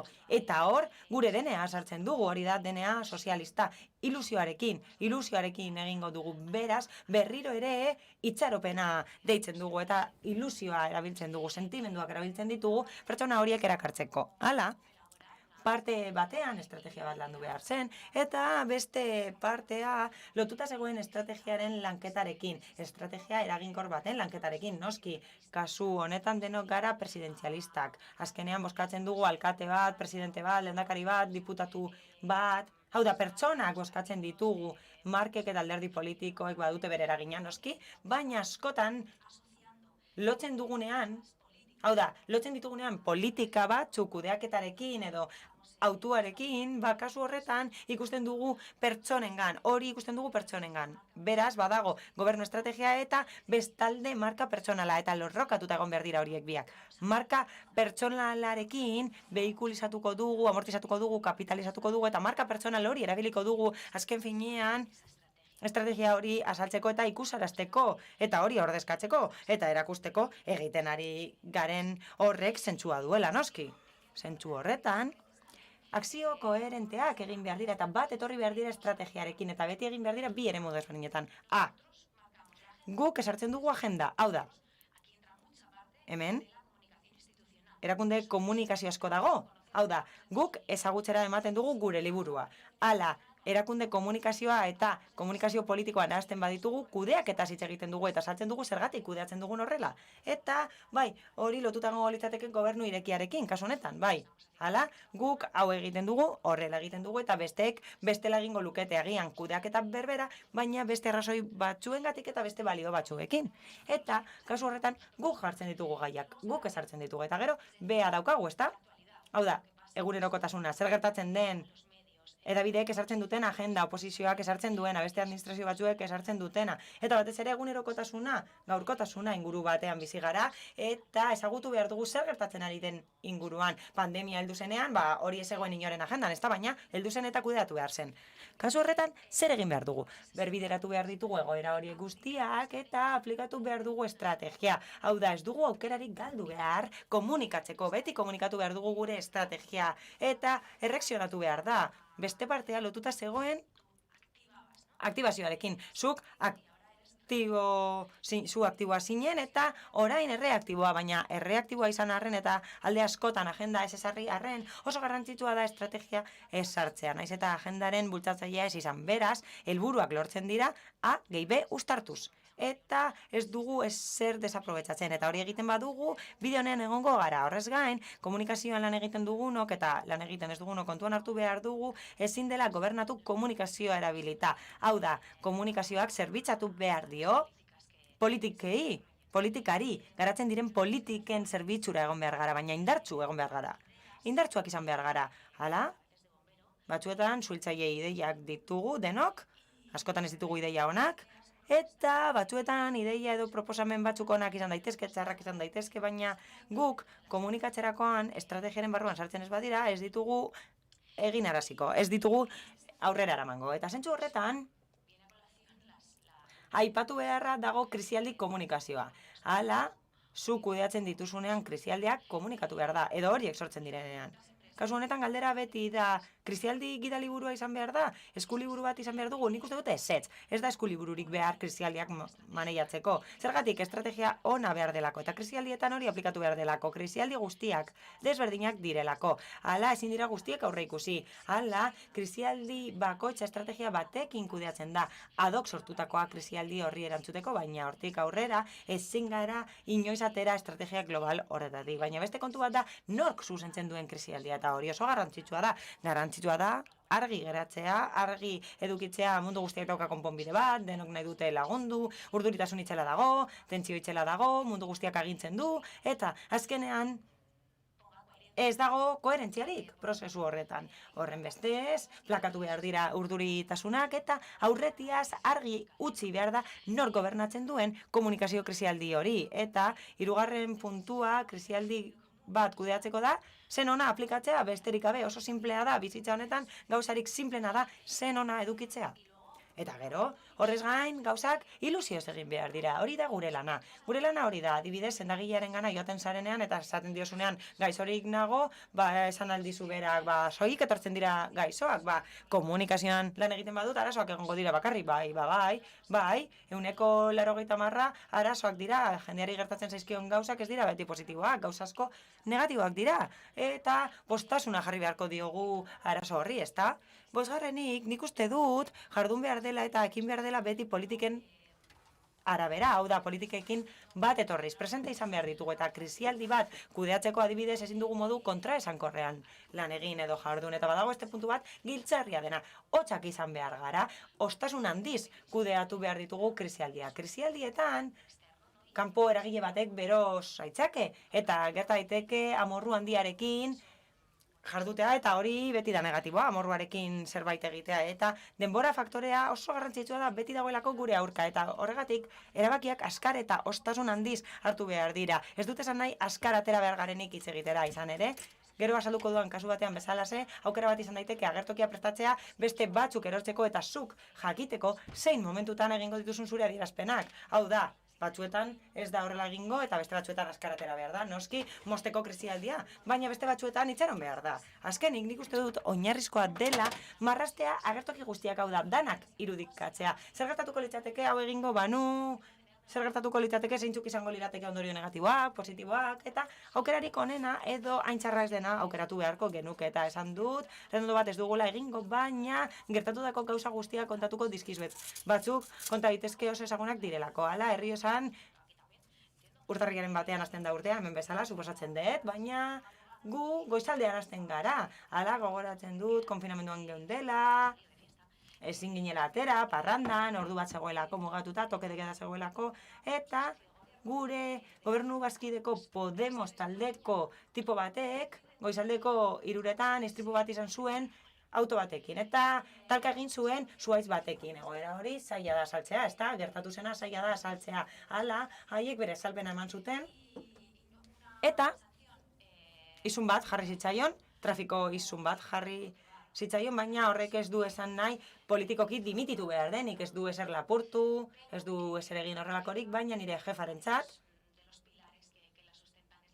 oinarrietako bat da eredugarri izatea, eta bera oso zorrotza izan da horrelako jarduketekin, naiz eta ez ziren hain larriak. Baina zer gertatzen da? Berak ezin du inor bota, eta bere beste pertsona hori, bere alderdikoa izango balitz, alderdi sozialistakoa izango balitz, berak militatzen duen alderdikoa izango balitz, logikoki, kanpoan egongo litzateke pertsona hori, baina berak ezin zuen hori egin eta fokuak presidentearen gan zeuden. Kasu horretan, adierazpen bakarrak egin genituen, eta hauze esan genuen, nik eredugarritasuna eskatzen dion nire talde osoari, hori esan zuen berak. Beraz, zer egin genuen eredugarriak izan ginen, hori erakutsi genuen, eta gero, pilota pasa genuen, eta kanpo geratu ginen, hau da, bazter geratu ginen ekuaziotik, atera ginen gure erantzukizuna ez zelako hori kudeatzea. Eta badago beste kasu bat, oso ezaguna izan dena, eta ez dakit ezagutuko duzuen krisialdi txiki bat egon da nazioartean Espainia eta Marokoren artean. Hala, jaun bat, ospitaletan egon da, gure ospitale batean egon da, Logroñoko San Pedro ospitalean egon da, Marokoko tipo bat, eta zer gertatzen da hor? Delikatua da, ezin da adierazpenik egin, ezin da baieztatu, ezin da ezeztatu, ezin duzu ezer esan. Zergatik ez daukagulako eskumenik. Izan ere, gerta liteke Logroñon egotea, Ibarren egotea, Txagorritxun egotea, edonon egon liteke pertsona hori. Beraz, guk besterik gabe aplikatzen duguna da laguntza humanitarioa. Beraz, kanpo gaietarako ministeriora jo genuen ezelako gure eskumena. Bere eskumena zelako eta aplikatu genuen laguntza humanitarioa eta hori badago gure hauteskunde programan. Beraz, zein izan da estrategia? Ez mugitzea. Ez gara mugitu, ez gara batere mugitu. Ez dugu ezer esan, ez dugu akusaziorik egin. Beti mantendu gara koherente eta hitz berberak esan ditugu etengabe. Hala, hurrengo egunean Pues vinieron los de Arcoiris, una... Gali joan eta aurrengo egunean, biharamunean hippie batzuk heldu ziren, eta ikusi dute badagoela leku bat, naturaren erdian, eta bai, lio itzela egon zen, edabideak bertara joan ziren, Erriosara etorri ziren, 3 ordu egon ziren bertan autoak aparkatzeko, eta bronka zein zen? Bronka zen maskararik ez zeramatela bai, izuna jarri behar diegu maskararik ez dutelako, baina ez dute zer bota lurrera, ez dute zaborrik utzi, eta gainera ikusarazten ari dira mundu mailan zein den Erriosako kultura eta ondare aberastasuna, baita turistikoa ere, ikusarazten ari dira gure ondarea. Beraz, buelta eman genion eta saiatu ginen baliabideak saltzen. Hala, edabideetan atera ginen eta erabili genuen hori kontatzeko zer nolako natura zoragarria daukagun Erriosan, eta berriro ere hori aplikatu genuen gure estrategia baliatuz.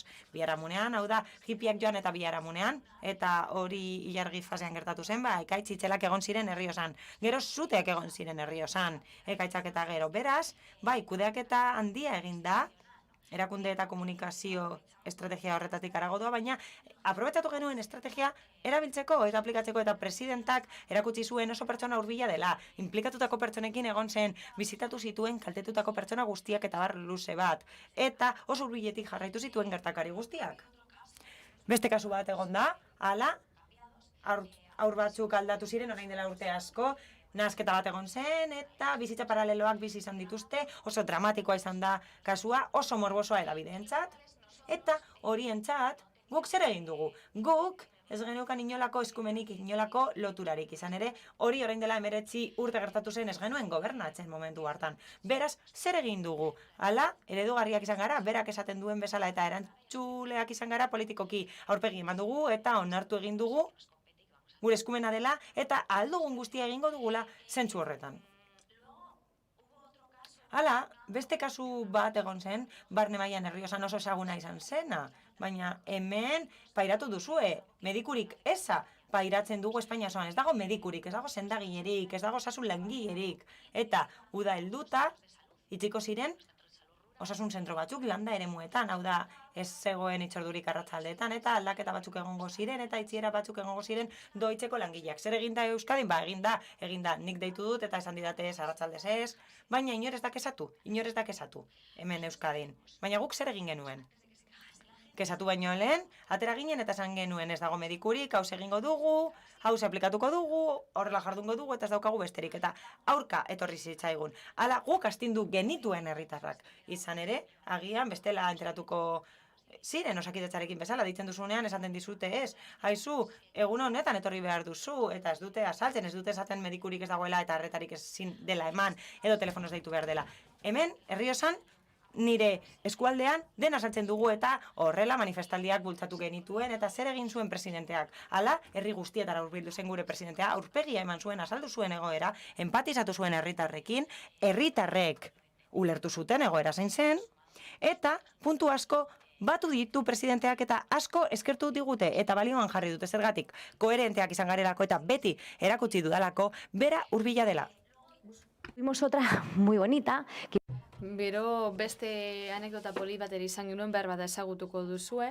Alderdi sozialistak Palentzian kongresu bat zuen, eta berez ezenez gobernuaren ekitaldi bat, lagun batzuekin kotzean joan zen, Valentziara parkatu, goiz batean, eta, gama altuko auto batean zijoan, bera etzen gidaria, lagun bat zen, errepidon batetik zijoa zen, beste auto bat aurreratzen, eta oso goiz polita ikusi zuen Erriosako koloreiekin, argazkia atera eta Twitterrera igo zuen.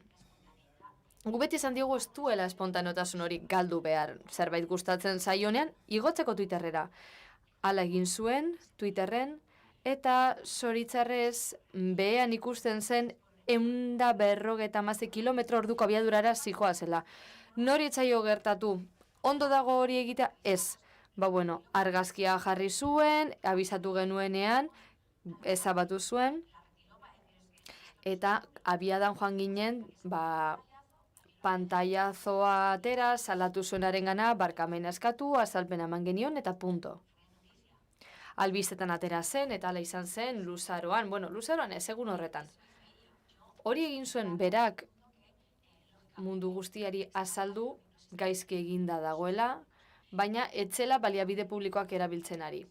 Eta azkenik ikusitako adibidea. Orain bai, bukatuko dut bi maximarekin, zentzuz jardun, koherentziaz jardun eta memoria mantendu. Etorkizunean esandakoa gogoratu izan ere gauza ez da zabaltzea baizik eta azaltzea eragina izatea eta konbentzitzea horrela jendea mugiarazteko eta gure helburua betetzeko. Eskerrik asko.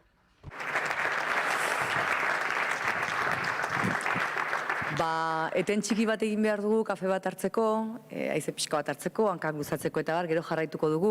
Xabiera Matria izango da hurrengo izlaria. Hacemos un pequeño parón de media hora. Ordu erdiko atsedenaldi txiki bat egingo dugu, 11:30 bueltatuko gara, eta kafetxoa daukazue hemen sarreran bertan erakundaren partetik.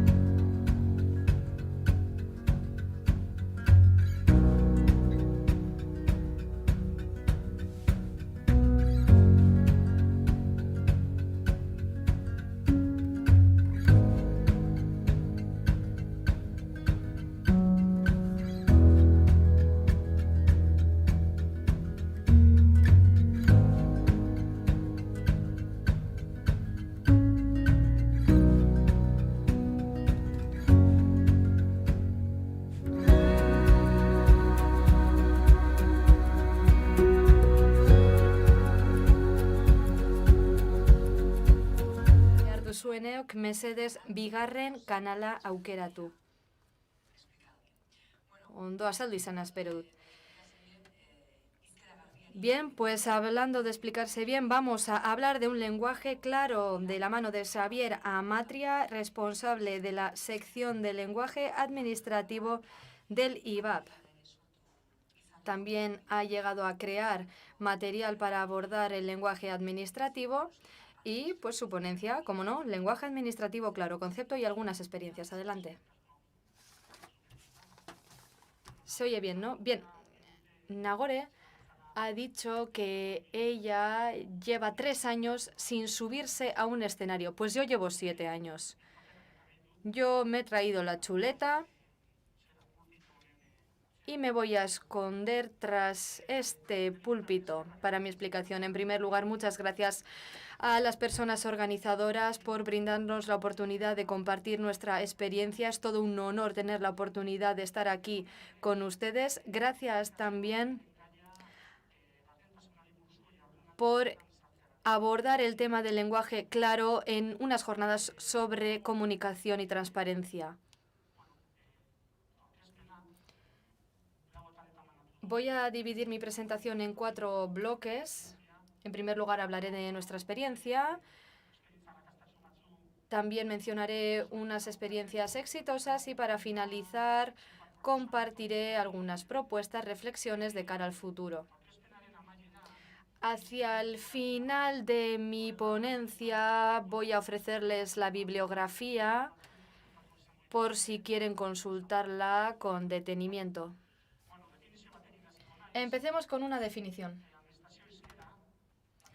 ¿Qué es el lenguaje administrativo? Pues es el lenguaje que la administración emplea para comunicarse tanto con la ciudadanía como con otras administraciones.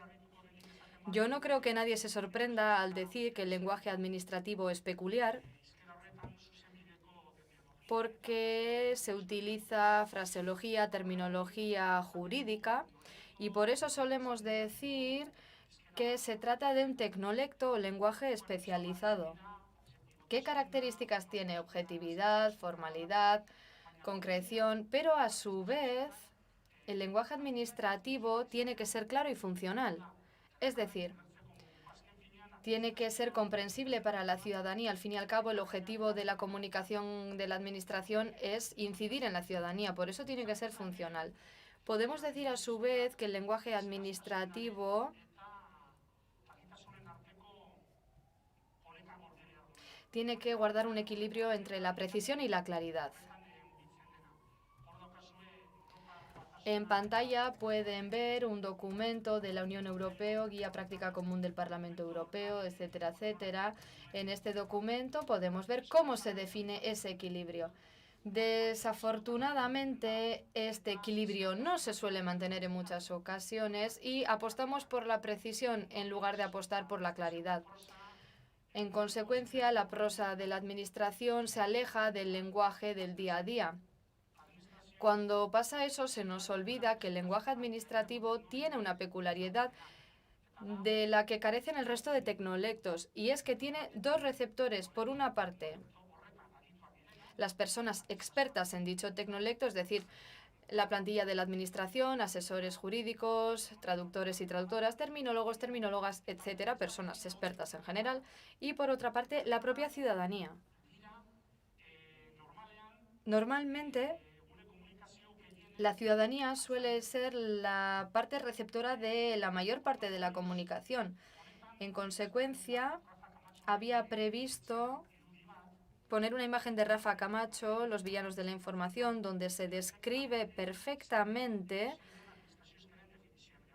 cómo se define el lenguaje administrativo, pero bueno, como ya va a intervenir él después, no quería repetirme. Bueno, en pantalla pueden ver esas características del lenguaje administrativo que utilizamos. Está redactado de manera compleja, párrafos muy largos, frases muy largas, a veces párrafos de una sola frase. Están redactados de manera confusa, con muchos términos, siglas, oraciones impersonales, estructura pasiva. Y yo creo que al fin y al cabo el lenguaje administrativo lo resumimos con esta característica. La administración tiende muchísimo a formulismos, a perífrasis. Todo esto es innecesario. Lo que se puede decir con 2 palabras lo dicen con 5 o con 10. Más o menos esas serían las características del lenguaje administrativo.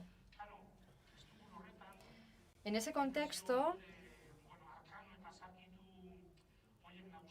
ese modelo de comunicación arcaico, obsoleto, era el que imperaba, y en IVAP, porque ahora cierto es que les voy a hablar de nuestra experiencia, pero puede servir para todos y todas, en IVAP, en la década de los 90,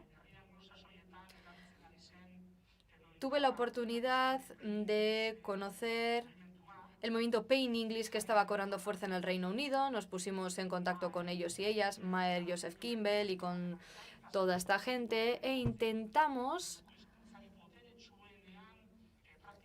poner en práctica ese movimiento que estaba cobrando tanta fuerza en el lenguaje anglosajón, pues en nuestro contexto. Nosotros y nosotras lo llamamos lenguaje claro. Así le llamamos a ese movimiento. Aquí tenemos una definición que se ha vuelto un tanto canónica, y es que el lenguaje claro es aquel que es comprensible para la ciudadanía, y gracias al empleo de este lenguaje la ciudadanía encuentra la información que necesita fácilmente, la entiende sin problemas y además esa información la puede utilizar para tomar decisiones.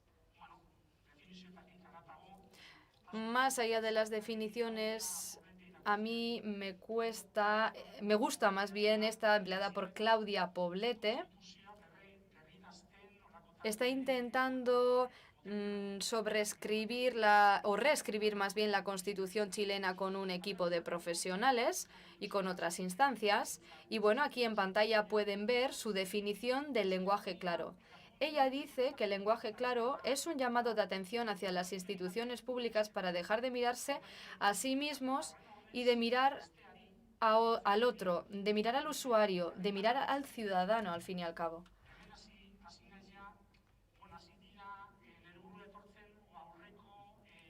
Me están viniendo a la mente cosas que se han dicho en las otras ponencias, empatía, otros valores, y es que, como bien decía, cuando trajimos el concepto del lenguaje claro al IVAP, en el 93 escribimos un libro sobre el lenguaje claro, 4 años más tarde, en el 97,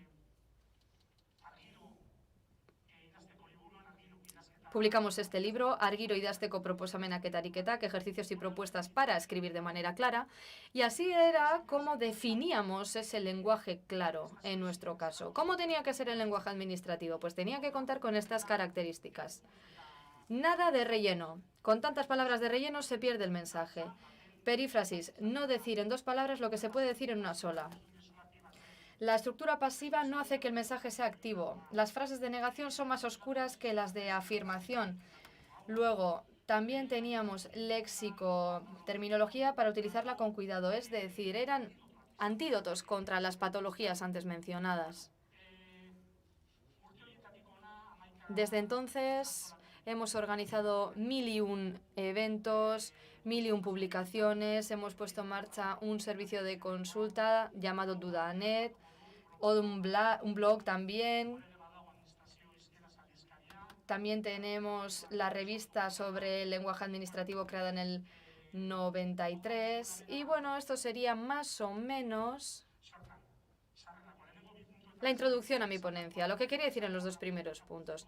Como bien decía, después tienen todo el material en la bibliografía, si lo quieren leer con detenimiento. Tienen todo lo publicado por IVAP, así como por personas expertas. Algunas publicaciones se pueden consultar en la web y otras en papel.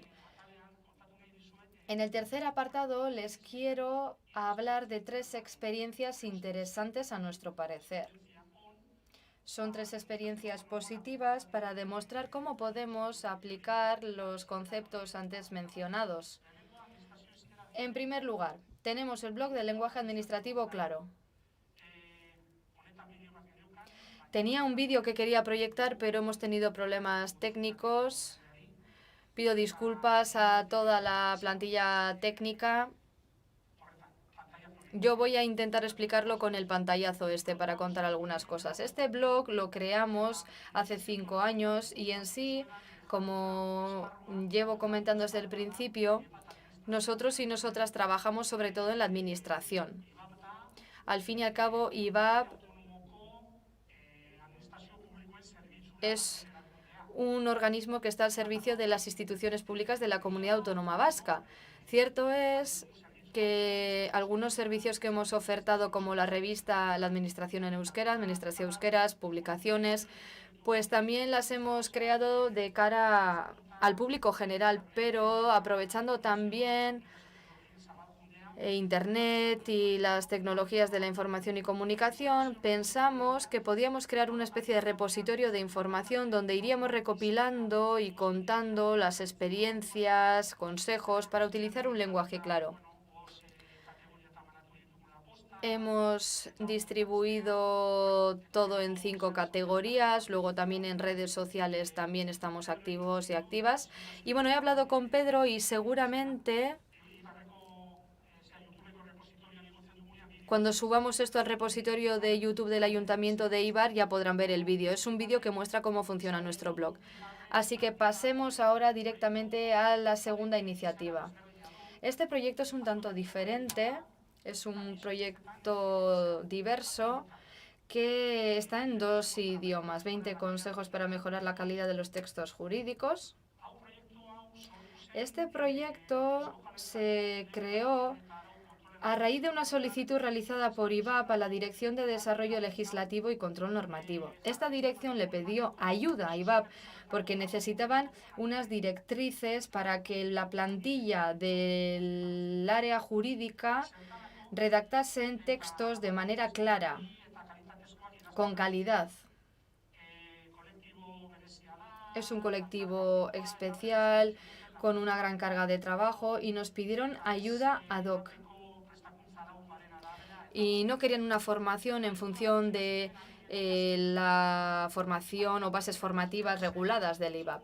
¿Y qué queríamos hacer? ¿Qué objetivos teníamos? Bueno, por una parte, si nos fijamos en algunas características del discurso jurídico, podemos escribir textos mucho más claros sin interferir en la precisión de los textos. Y en segundo lugar, queríamos mostrarles cuáles eran esos elementos en los que nos tendríamos que centrar para redactar los textos de manera más clara. Todo ello en el ámbito jurídico. En el ámbito jurídico puro y duro, diría yo. Queríamos un proyecto rápido, ligero, entonces preparamos 20 unidades con esta estructura. Esta era la introducción. Luego en cada unidad ocupaba una página, 2 como mucho. Durante 20 semanas enviamos al correo electrónico de las personas participantes pues estas píldoras. Teníamos la encuesta, la presentación, etcétera. A nosotros y nosotras nos pareció que la manera más eficaz de difundir el proyecto era mediante correo electrónico. Cada cual recibía una píldora diaria en su correo electrónico. Necesitaría solamente 5 minutos para leerla y así empezamos. Para ir conociendo poco a poco nuestras propuestas. Cuando estábamos inmersos en este proyecto, lo difundimos también entre otros departamentos del Gobierno vasco y finalmente participaron unas 40 personas. Durante 20 semanas recibieron en su correo electrónico estas píldoras. Después nos pareció que era interesante publicar ese material. Entonces, lo amoldamos, trabajamos en el formato y así publicamos una libreta. Y he de decir que nos pareció muy interesante publicar este libro, que está tanto en la web de IVAP como en formato de papel. Ya lo verán en la bibliografía al final de la presentación. Es de libre acceso, por cierto. Y la cuestión es que este libro nos daba la oportunidad de difundir fuera las ideas, los proyectos llevados a cabo por el Gobierno vasco. 20 consejos para mejorar la calidad de los textos jurídico-administrativos. También tenemos la versión en euskera que pusimos en marcha por iniciativa propia del IVAP. Nosotros y nosotras mismas nos pusimos en contacto con los departamentos del Gobierno vasco y con las 3 diputaciones forales, también con UEMA, que es la Mancomunidad de los Municipios Vascos. Lo componen unos 30 ayuntamientos. Pues bueno, nos pusimos en marcha con todos estos agentes y seguimos el mismo procedimiento del proyecto en castellano. 20 semanas, enviando las píldoras al correo electrónico de las personas participantes y en este caso en euskera. Después se nos ocurrió que teníamos que trabajar un poco más en el aspecto práctico del material. Para ello, creamos un curso. No sé si se acordarán, pero IVAP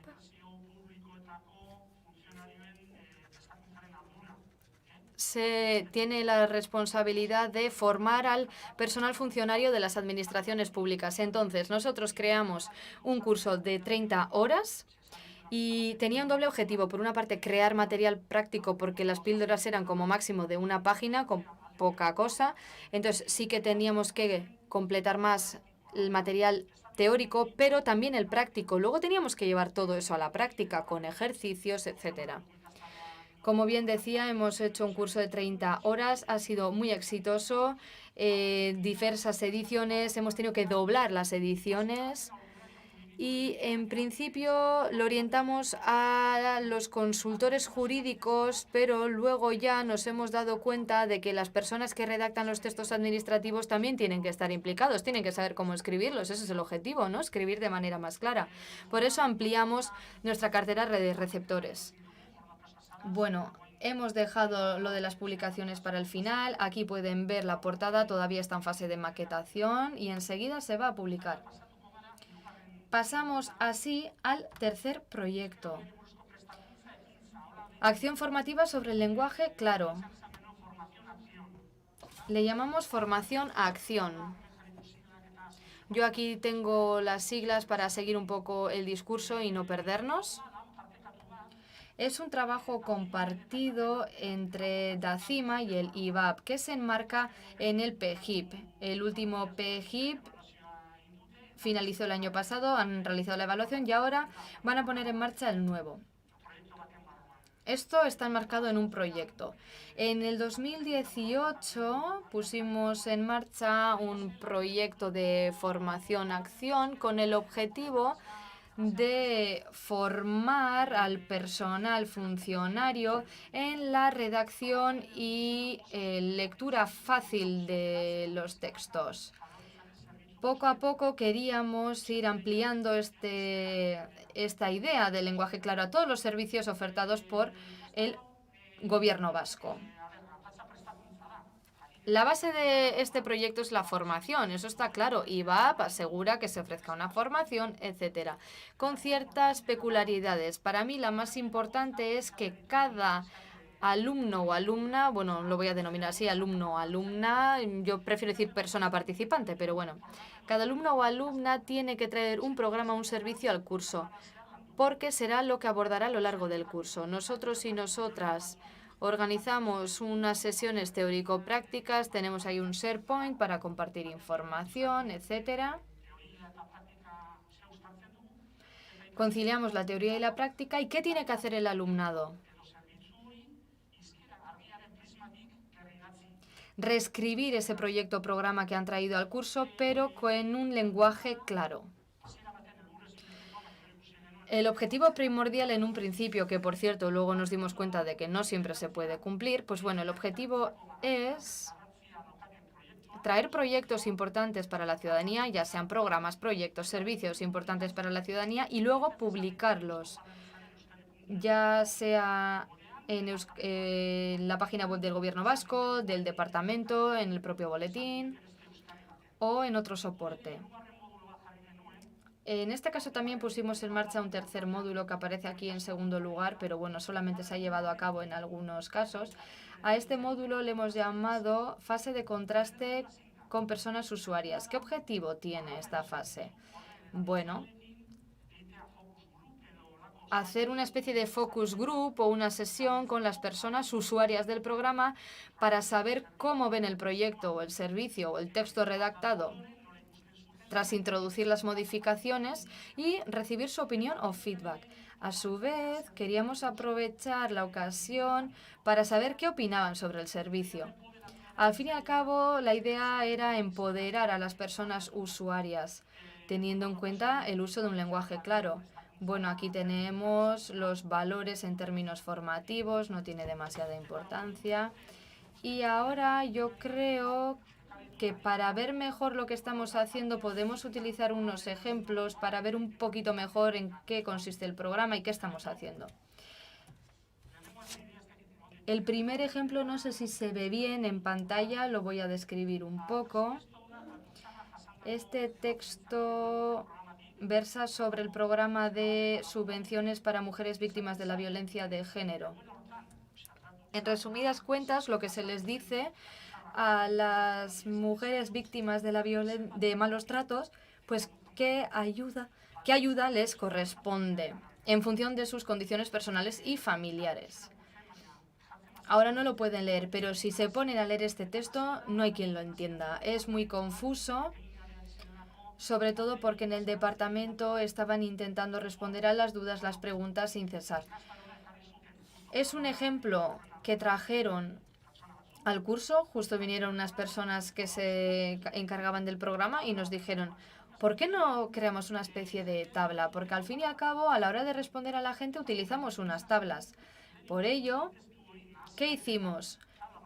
Cogimos ese texto que hemos visto antes, que era tan confuso, y introducimos unas tablas. Y es que llama la atención ver cómo unas simples tablas pueden favorecer la comprensión de un texto, porque es que se entiende mucho más fácil. No me voy a extender porque en sí que he traído 3 ejemplos, este es muy bonito. Los ejemplos los he traído en castellano porque el programa es en castellano, pero luego en las traducciones también se puede ver el impacto que tiene y las personas traductoras también agradecen mucho que se redacte todo de manera más clara.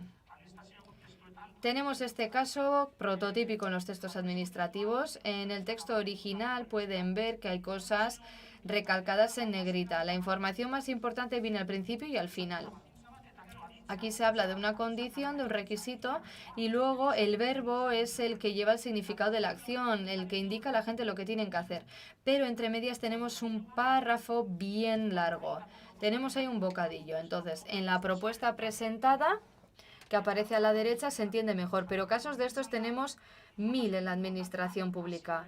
La administración, más bien la información más importante se lleva al principio y después se relacionan de manera vertical los requisitos para que se entienda mejor. Aquí no hemos inventado nada, solamente faltaba aplicarlo. Muchas veces vemos, o nos damos cuenta más bien, de que por parte de la gente sí que existe voluntad de hacer las cosas mejor, sobre todo para comunicarse con la ciudadanía. Pero el problema es que tenemos que enseñar a la gente cómo se hace eso, porque a veces no lo saben. Entienden que existe esa necesidad, pero no saben cómo mejorar. Tercer ejemplo. Es bien corto, pero aquí podemos ver ejemplos de cómo nos alargamos muchas veces. Palabrería hueca, como le decía Antonio Machado. Y ahora, si quieren, vamos a ver la versión original.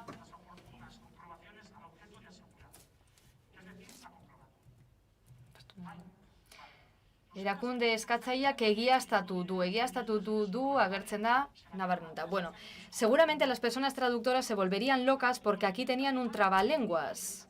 Es decir, aquí pone: la entidad solicitante ha realizado las oportunas comprobaciones al objeto de asegurar ahí lo tienen. En realidad, el tema es bien simple, pero podríamos ofrecer una charla entera sobre cómo utilizamos el léxico en la administración. Luego ya lo contextualizaremos, pero cuando nosotros y nosotras estuvimos trabajando en este programa, vimos que había un término, prorratear. A ver, que me falta algo. Bien, prorratear. Bueno, pues podía resultar ser problemático este término y dijimos, a ver, ¿y por qué no explicamos qué significa? Si en castellano no se conoce el término, pues en euskera menos. En euskera se dice ainbanatu, prorratear. Esto se publicó en el boletín con esta explicación. Lo podemos hacer con muchos términos. Estas son algunas experiencias exitosas. También ha habido fracasos, medios fracasos. No piensen que todo es color de rosa, porque sí que se han quedado muchas cosas en el tintero y tenemos la sensación de que a veces estamos como hace 10 años, en los inicios. Por eso a veces me pongo a predicar, porque a veces es que me parece eso, que no hacemos más que predicar. Aquí tengo unas reflexiones que quería compartir brevemente. En primer lugar, ojo con la administración electrónica, desde el punto de vista de la comunicación. La administración electrónica, bueno, como bien saben, cada vez más trámites se realizan desde el ordenador, teléfonos, etcétera, pero claro, hasta ahora, o más bien ahora, la ciudadanía ya no tienen a un empleado público al otro lado de la ventanilla para explicarles lo que tienen que hacer. Ahora están solos y solas en la administración pública, están frente al ordenador. En este caso, si no saben qué tienen que hacer exactamente, qué documentos tienen que presentar, qué pasos tienen que seguir, se pondrá frente al ordenador, al final irá a una oficina, cogerá el teléfono, llamará o escribirá un email, lo que sea. Siempre hemos estado obligados a comunicar de manera clara, pero en el contexto digital es aún más necesario, porque si no corremos el riesgo de que todo este esfuerzo que hacemos en pro de la comunicación y la transparencia quede en agua de borrajas. Y bueno, tenemos algunas propuestas. Es muy importante introducirle el tema de la comunicación en la agenda política. Si no, estamos perdidos y perdidas. Yo no sé si lo tenemos que abordar desde la transparencia o la gobernanza, pero tiene que estar en la agenda política. En segundo lugar, llevamos muchos años trabajando en esto, otras instituciones u organismos también, pero nos parece que todavía falta esto. Textos estratégicos, es decir, leyes, decretos, bandos, es decir, todos esos textos jerárquicos que tienen que estar redactados de manera clara, concisa, porque la mayoría de los textos para comunicarnos con la ciudadanía vienen de arriba, de instancias superiores. Entonces, ¿qué tenemos que hacer? Una y otra vez traducimos los textos de las personas legisladoras, todo lo que nos viene del Parlamento. Son textos estratégicos. Es importante hacerlo, pero en colaboración. Es importante que exista colaboración. E introducir todos los elementos que están presentes en el proceso administrativo. Tenemos ahí también a terminólogos, traductores, diseñadores, comunicadores, lingüistas, todas esas personas. Es una idea que se ve cada vez más en los medios de comunicación. En este caso es una cita del 2017, pero también lo he visto en un artículo publicado por la Universidad de Murcia y es muy importante que las direcciones de las instituciones públicas se comprometan a comunicar de manera clara. Y con esto finalizo. Esto es más o menos lo que quería comentarles. Sabemos que de cara al futuro tendremos muchos retos y tenemos que abordar nuevas vías, pero lo que está bien claro es que las nuevas generaciones van a necesitar otro tipo de comunicación, eso está claro, y ese lenguaje tendrá que ser más claro, más comunicativo, más dinámico, más cercano. Para ello es importante compartir experiencias, compartir o poner en común el trabajo de cada cual. Y esta oportunidad que nos han dado para intervenir en estas jornadas es de agradecer y queremos aprovechar la ocasión para decirles que nosotros y nosotras estamos más que dispuestos y dispuestas a ayudarles a lo largo del camino. Muchas gracias por su atención y disculpen por la velocidad. ¿Seguro que vas a ir embarabicando? Betaurrekok. Xavier, las gafas, por favor. No las he tenido que utilizar. Bueno, es que recasco. Muchísimas gracias, Xavier. Muchísimas gracias por explicar tan claramente todo este tema. Ahora vamos a hablar del marketing digital. Ya tenemos preparada a Amalia López Acera. Así, Amalia es experta en comunicación digital en las administraciones públicas. También es periodista, Amalia, y nos va a hablar del uso de las redes sociales en la administración pública. Claves para gestionarlas con profesionalidad y eficacia. Administraciones públicas. Sare sozialen erabilera administrazio publikoetan gakoak profesionaltasun eta eraginkortasun osoz kudeatzeko.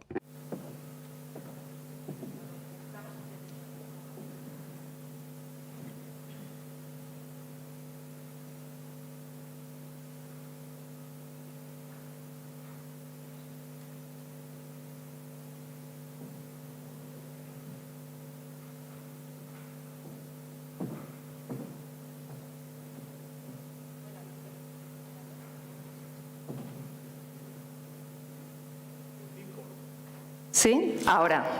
Ya. Orain bai, ezta? Eskerrik asko. Lehenik eta behin, egunon. Egunon eta eskerrik asko guztioi, eskerrik asko hurbiltzeagatik eta gustatuko litzaidake agur bat bidaltzea YouTube bidez jarraitzen ari direnei. Beste batzuek gerora ikusiko dute eta gustatuko litzaidake horiek ere agurtzea. Izan ere, hause grabatuta geratuko da eta edonoiz ikusi ahalko da. Eta hori da gaur egungo baliabideekin daukagun aukera bat. Izan ere, teknologia berriek aukera ematen digute gure edukia beti eskuragarri edukitzeko sarean.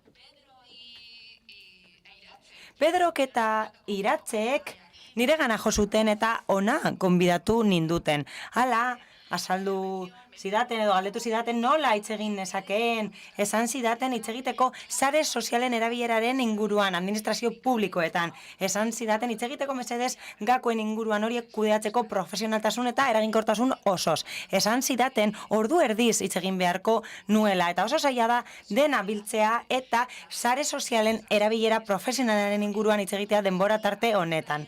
Baina niri denbora honetan gustatuko litzaidake zuei bai hemen zaudetenoi, bai etxean zaudetenoi gako batzuk eta ideia batzuk ematea, baina gustatuko litzaidake ikuspegi bat hartzea udal guztiei dagokienez. Udal txikiek eta ertainek zailtasun asko dituzte horiek kudeatzeko eraginkortasun eta profesionaltasun askoz, batzuetan ez daukatelako baliabide nahikorik hori egin ahal izateko. Hala, nik 3 eremu desberdinetan aztertuko dut pertsonak, bitartekoak eta edukia. Goazen astera pertsonekin. Sare sozialen kudeaketak eragina dauka batez ere pertsonengan. Izan ere, pertsonek kudeatu behar dute eta arduratu behar dira kudeaketa horretaz. Hala, sare sozialak nola kudeatuta dauden aztertzen dugunean bai administrazio publikoetan oro har, bai udaletan, harrigarria bada ere Ez dakigu nor dagoen atzean, nor den arduraduna. Batzuetan alkatetzak kudeatzen du hori, beste sare batzuk zinegotziek kudeatzen dituzte, beste batzuk udaltzaingoak kudeatzen ditu, eta horrek esan nahi du ez daudela egituratuta, ez daude antolatuta. Eta, partzialki, hori arazo bat da, ez dagoelako komunikazio sailik administrazio publikoetan oro har, eta hori arazo bat da. Hori arazo bat da, batez ere, sare sozialak kudeatzerakoan eta zigeak garaia arazo larriak edukitzen. Batez ere, hori ikusi izan dugu gakoen inguruan, hau da. Nortzuek dituzte pasaitzak, nola irekitzen dira profilak? Gerta daiteke adibidez nik kudeatzea eta nik kudeatu dut, hori udal batean eta ematen zuen zinegotzi batek erabaki zuela, nahi zutela Instagramen egon. Hori erabaki zuten, bere kabuz eta hori koordinatu behar da. Beraz, beharrezkoa da gabinete horiek eta komunikazio sail horiek existitzea eta horiek ardura hartzea sare sozialen kudeaketari eta erabilerari dagokienez gure administrazio publikoetan. Hala, eginkizunak egonkorrak izan behar dira sare sozialen erabileran. Hala, asko gustatu zait Nagorek esandakoa, ez ditugu bereizi behar. Lineako edo offline edabideak ez ditugu horiek bereizi behar. Komunikazioa da, administrazioaren komunikazioa da hori guztia, eta komunikazioa kudeatzen duten pertsonei dagokienez, egonkortasuna bermatu behar da bere eginkizunetan. Eta bai, arratsaldean aztertuko dugu gai hori, komunikazio politikoaren eta zerbitzu publikoko komunikazioaren artean, eta niri hori gustatzen zait esatea. Zer egiten duzuzuk? Nik zerbitzu publikoko informazioa egiten dut herritarrentzat. Adibidez, horrelako gauzak aurki ditzakegu. Zoriz aukeratu dut udal batek 14 lanpostu sortu ditu aldi baterako, eta bai, oso ondo dago, baina nor ari da komunikazio hori kudeatzen? Nork ematen dio informazioa herritarrei? Hala, pertsona horiek interinoak dira, hau da, nik kazetaria naiz, baina funtzionarioa naiz. Administrazio publikoetan funtzionario gutxi daude kazetariak direnak, eta nik plaza horietako bat daukat. Azkenean oso garrantzitsua da jarraitutasun bat ematea komunikazio lanei. Batez ere, interesak eta helburuak desberdinak direlako. Eta hori oso garrantzitsua da eta kontuan hartu beharrekoa da eguneroko lanean ikusten dugulako. Horrez gain, sare sozialak kudeatzeari dagokionez, oso berria denez, administrazio publikoetan eta ez dutenez kontrolatzen, bekarioek egiten dute, edo gazteek egiten dute. Gazteentzako enplegu planekin kontratatzen diren horiek egiten dute azkenean, eta Valentziako Generalitatean polemika handia izan genuen. Adibidez, presidentzian sare sozial guztiak kudeatzen zituzten bekarioek. Guztiak kudeatzen zituzten bekarioek. Eta pentsa dezakezu, zer gertatuko da horrekin? Hala, lan gatazka bat sortu zen eta ebatzi behar zen moduan ebatzi zen administrazioan. Hau da, plazak sortu dira horretarako. Funtzionario plazak sortu dira sare sozialak kudeatzeko modu profesionalean. Eta bai, oso ondo dago laguntzea, eta elkar laguntzea oso ondo dago, enpresetan adibidez gerta daiteke euskarria eskaintzea baliabiderik ez dugulako, eta lagundu aldutelako estrategia bat egiten, kanpainak egiten, edo agian ez dugulako argi nola egin publizitatea, eta bai, hori oso ona da. Baina azken finean, administrazio publikoa gara, eta beraz, egiturazko postu batzuk izan behar ditugu arlo guztietan. Komunikazioa ez da desberdina izan behar. Kontratazio zerbitzuaren berbera izan behar da. Edo informatika zerbitzuaren berbera. Zergatik, gure administrazioen parte garrantzitsu bat delako. De los pilares que... Badago beste oinarri bat lotuta dagoena pertsonekin, eta zein da? Hori da profil profesional berrien sorkuntza. Apurka,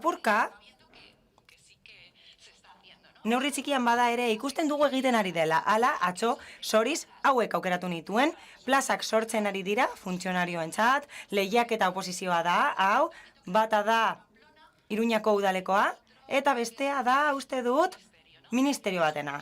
Eta lanpostu horiek community manager lanpostuak dira.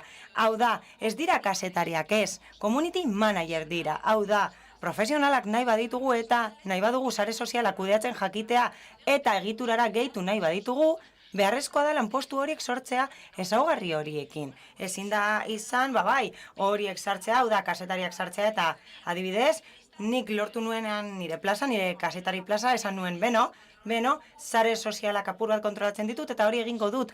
Ez zidaten ezer galdetu. Ez zegoen gairik horren inguruan, ez zegoen gairik lotura zeukanik sare sozialekin. Berriena zen Macintosh gaia. Hori zen gairik berriena, Macintoshen gaia, eta ez gara horretaz ari. Nik orain dela 4 urte gainditu nituen oposizioak, interinoan nintzen ordura arte. Eta orduan gainditu nituen beraz, kontuz ibili behar gara horrekin, eta ikusi dugu dagoeneko, hasiak direla deitzen plaza horiek, baina ez hori bakarrik, ez community manager bakarrik, harago joan gintezke, eta multimedia edukiak sortzen dituzten profilak sor genitzake. Izan ere, sare sozialen kontua gero eta konplexuagoa da, gero eta handiagoa da, eta gero eta zabalagoa da. Eta badago beste zerbait kontuan hartu behar duguna.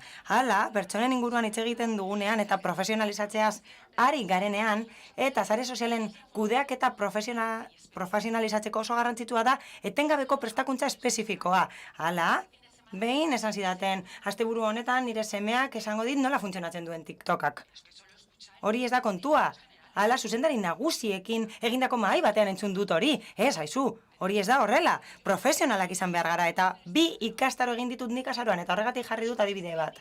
Hau, streamingari buruzkoa da, streamer batekin egin dut, streamer hori Valentziakoa da, eta beste bat egin dut, podcasten inguruan, Eugenio Viñasekin, eta beraz, sortzaileetako bat da, Prisa taldeko podcast atalean. eta etengabe prestatu behar dugu gure burua. Izan ere, erritmo itzela dauka honek. Eta ez bazara eguneratzen atzean geratzen zara. Izan ere, gero horrek lagunduko digu jakiten zein saretan egon nahi dugun eta zeinetan ez administrazio publiko batean. Zergatik egon behar dugu Facebooken? Eta Twitterren? Benetan horrela beteko ditugu gure helburuak? Badaude beste plataforma batzuk? Hala, administrazio publiko gehienetan erabakitzen da zein sare sozial erabiliko den, kontuan hartuta nor kudeatuko duen, eta hori benetan bitxia da. Beraz, etengabeko prestakuntza espezifikoa behar da kudeatzen duten pertsonentzat, baldin eta sare soziala kudeatzen badituzte. Eta asko azpimarratzen dut, lan egiten dudalako administrazio publiko batean, eta badakidalako oso zaila dela ikastaroak eskatzea administrazio publikoetan, baldin eta ez badaude aldundiaren programetan edo institutuen planetan, beti okertzen naiz. Ibapen programan agian ez dago, eta oso zaila izan daiteke. Siglak berberak dira, eta badakit izena desberdina dela, baina bueno, oso zaila da ikastaroak eskatzea. Gero, esku hartzea egin behar da. Adibidez, nik zerbait gogoratzen dut, ala, Kalpeko udalean, esku hartzailearekin, interventorearekin egon nintzen, eta saldu behar izan nion, zergatik behar genuen ikastaro bat, telefono mugikorrarekin bideoak egiteko, eta berak esan zuen besterik gabe, botoi bat sakatu behar da, eta nahikoa da, bai, hala da, baina profesionalak izan behar gara, eta ondo egin behar dugu. Beraz, hori esan da, oso garrantzitsua da, sare sozialak kudeatzen dituzten pertsonek prestakuntza etengabea edukitzea. Gainera, prestakuntza hori oso espezifikoa izaten da, batzuetan ikasi behar da masterrak daudela, jakin behar da nola erabili MyChip, edo podcast bat, edo streaming. Baina behar dugu prestakuntza hori eskaini ahal izateko profesionaltasun maila hori, eta hori eskatzen zaigu administrazio publiko hori. Izan ere, asko nabarmentzen ditugu administrazioak, eta administrazioetan garrantzia handia ematen zaio logoen gaiari. Hau da, logoak beti egon behar dira oso ondo kokatuta, oso garrantzitsua da hori guretzat ondo idatzita egon behar dira logo guztiak, eta sare sozialetan zer? Sare sozialetan zer? Gauza bera da, irudia da. Sare sozialetan dagoena bada gure irudia eta zaindu behar dugu. Hau da, beste gauza batzuk zaintzen ditugun bezala. Zaindu behar dugu hori eta kalitate estandar berberak bermatu behar ditugu eta zerbitzu maila bera bermatu behar dugu. Hala, zar gaitezke beste gauza sakonago batzuetan. Nola erantzuten da, nork erantzuten duen, zer nolako protokoloa jarraitzen ditugun erantzuterakoan, eta bar, hori guztia oso garrantzitsua da.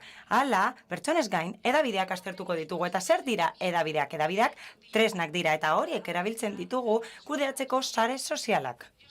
Hala, borroka hau etengabe daukat. Beti esaten didate sare sozialak doakoak direla, eta ez dela dirurik behar komunikazioan horiek kudeatzeko. Bai, argitaratzea doakoa da, baina modu profesionalean egitea ez da doan.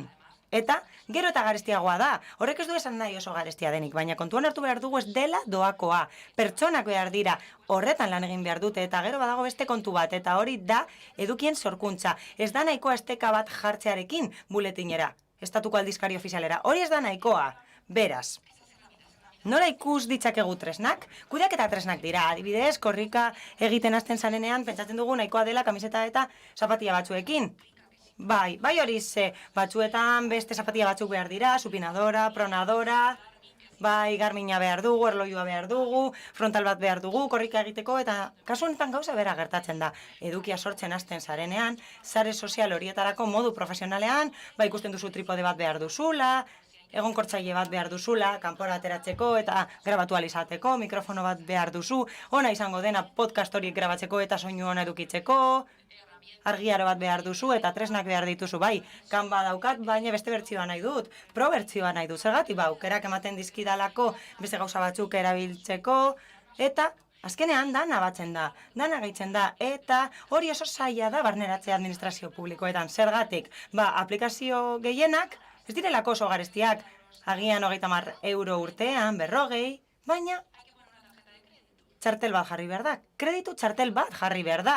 Ez dute onartzen irruganen alta egitea administrazioetan egiten den bezala, eta bai, hala izaten da administrazioetan, eta hori da borroka handia. Heltzen zarenean esaten dizute, ez, hirugarrenen alta egin behar da, maitzipi esatea, alta eman alduten, nik batzuetan kudeaketaren bat egin dut, eta batzuetan onartzen dute hirugarrenen alta egitea eta transferentzia bidez onartzea ordainketa, baina azkenean hirugarren enpresa bat kontratatu behar dugu zerbitzu hori emateko. Eta horrela, guk aukera izango dugu haiengana jotzeko.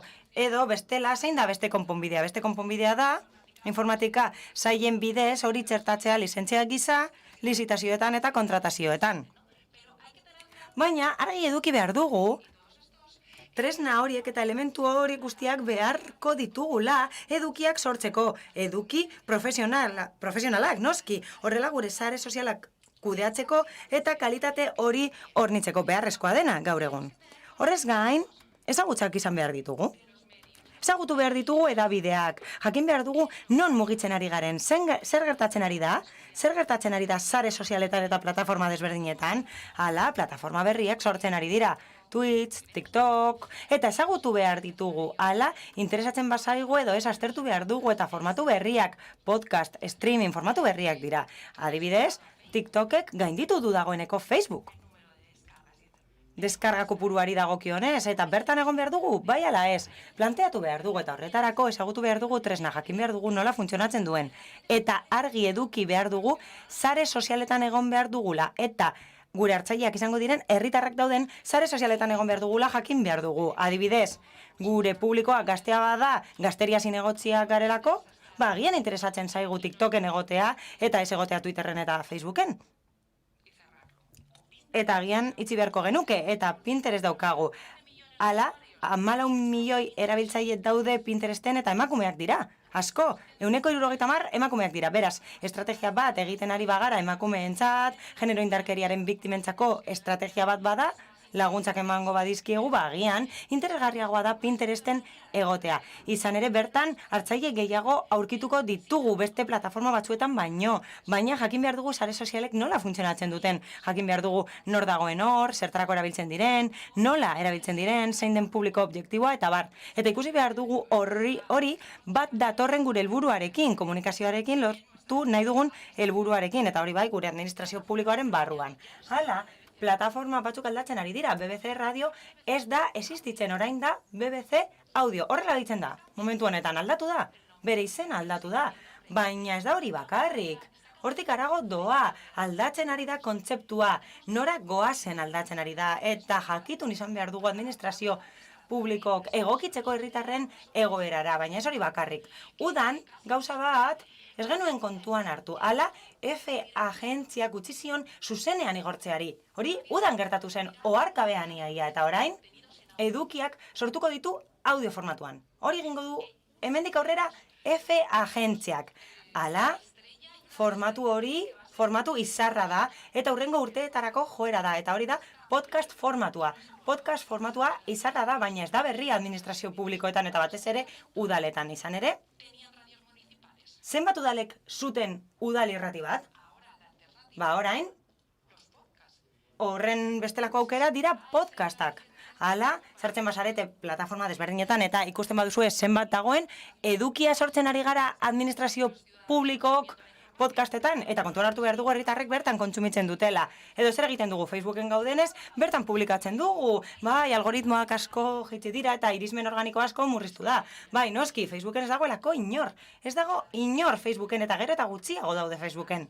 Hala, beste plataforma batzuetara joan dira, bertan informazio gehiago aurkitzen dutelako. Hau da, interesatzen zaien edukia beste leku batzuetan dagoelako. Hala, Urrezko baloiaren gala ospatu zen joan den astean eta 1.400.000 pertsona bildu zituen Ibai Llanosek. Eta hori zen izan igorpenik handiena. Udan, hain zuzen ere, 1.100.000 lortu zituen boxeoko gau horretan.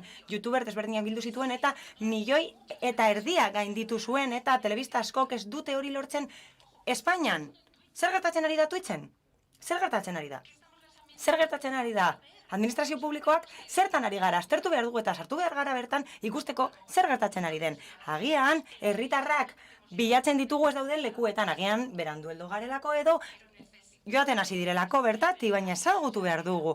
Imagina ezazue zenbat aldatzen den Twitch agertokia. Izan ere, Ramon Garziak emango ditu kanpanadak, baina badakizuen on, Twitchen emango ditu kanpanadak aurten Ramon Garziak.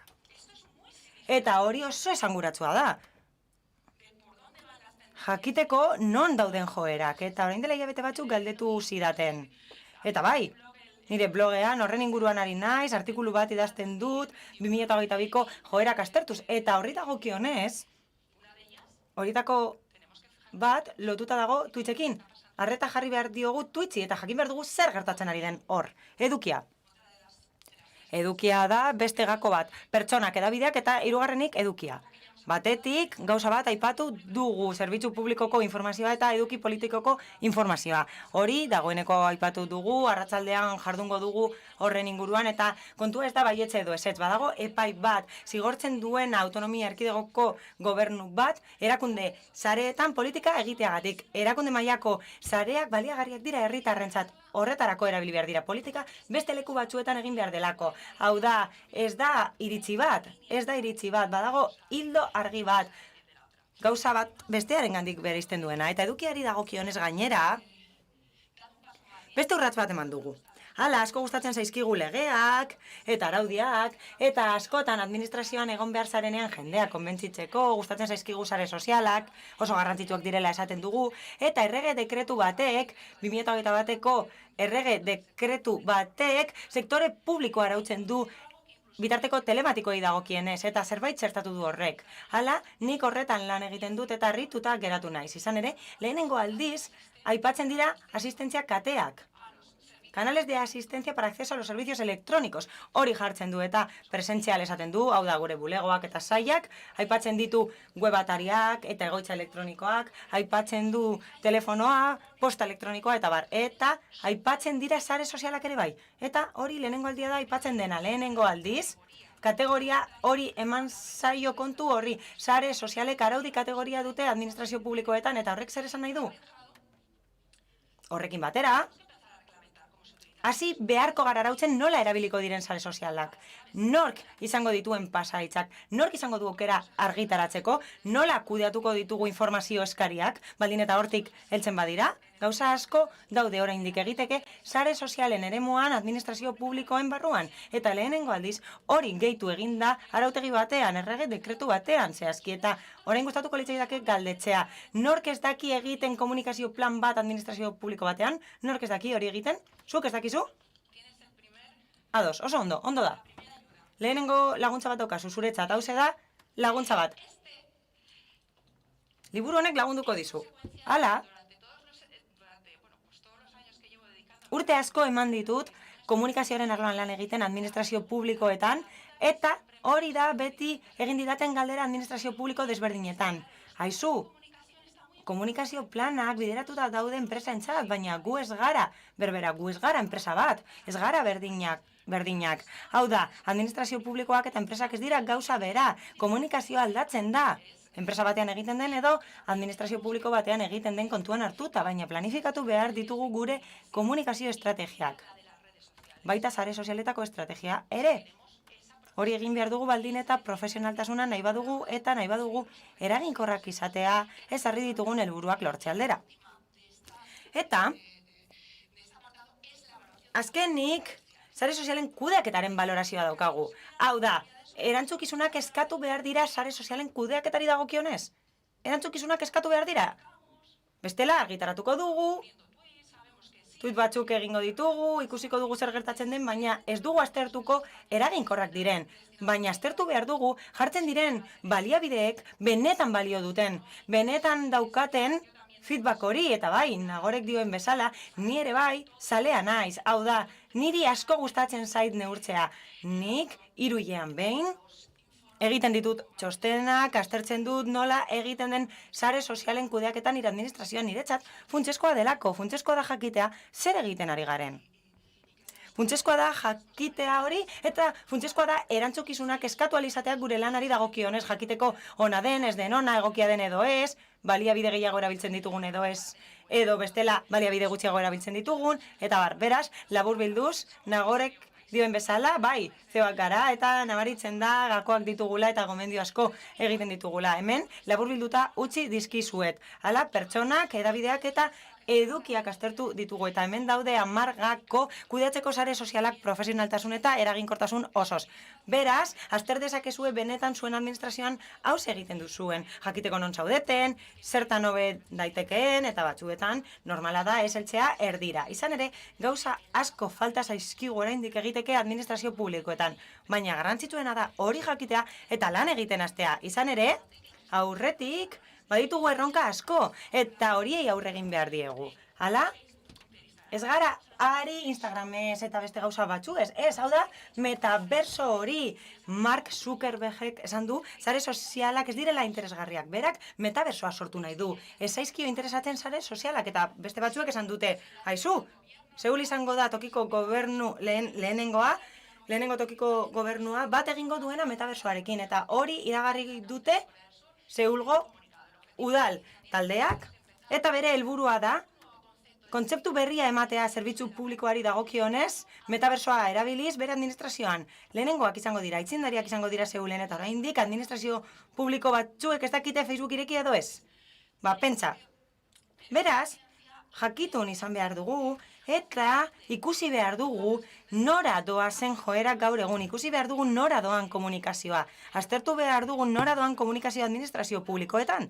Eta batez ere, herritarrei erantzunkizunak erakutsi behar dizkiegu behar duten horretan. Hala, komunikazio saietan eta komunikazioa kudeatzen dugunok zer egiten dugu. Egiten duguna da, egiten den lana, helarazte administrazioetan egiten dena, helarazten dugu, komunikatzen dugu zer egiten den, zer nolako ekimenak jartzen ditugun martxan, zer egiten dugun, ezagutzera ematen dugu funtzean, askotan esaten dugu. Herritarrek ez dakite zer egin dugun, baina galdera da, guk komunikatu dugu, helarazi diegu, eta haiek dauden lekuetara joan gara, bertara heldu gara, hori oso garrantzitsua da. Jakin behar dugu herritarrak eta publiko objektiboak non dauden. Bestela, mesua ez da helduko, bestela mesua ez diogu helaraziko herritar horri.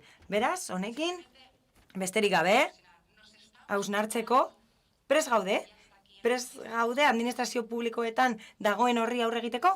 Hori da, egin nahi nuen galdera, mila esker.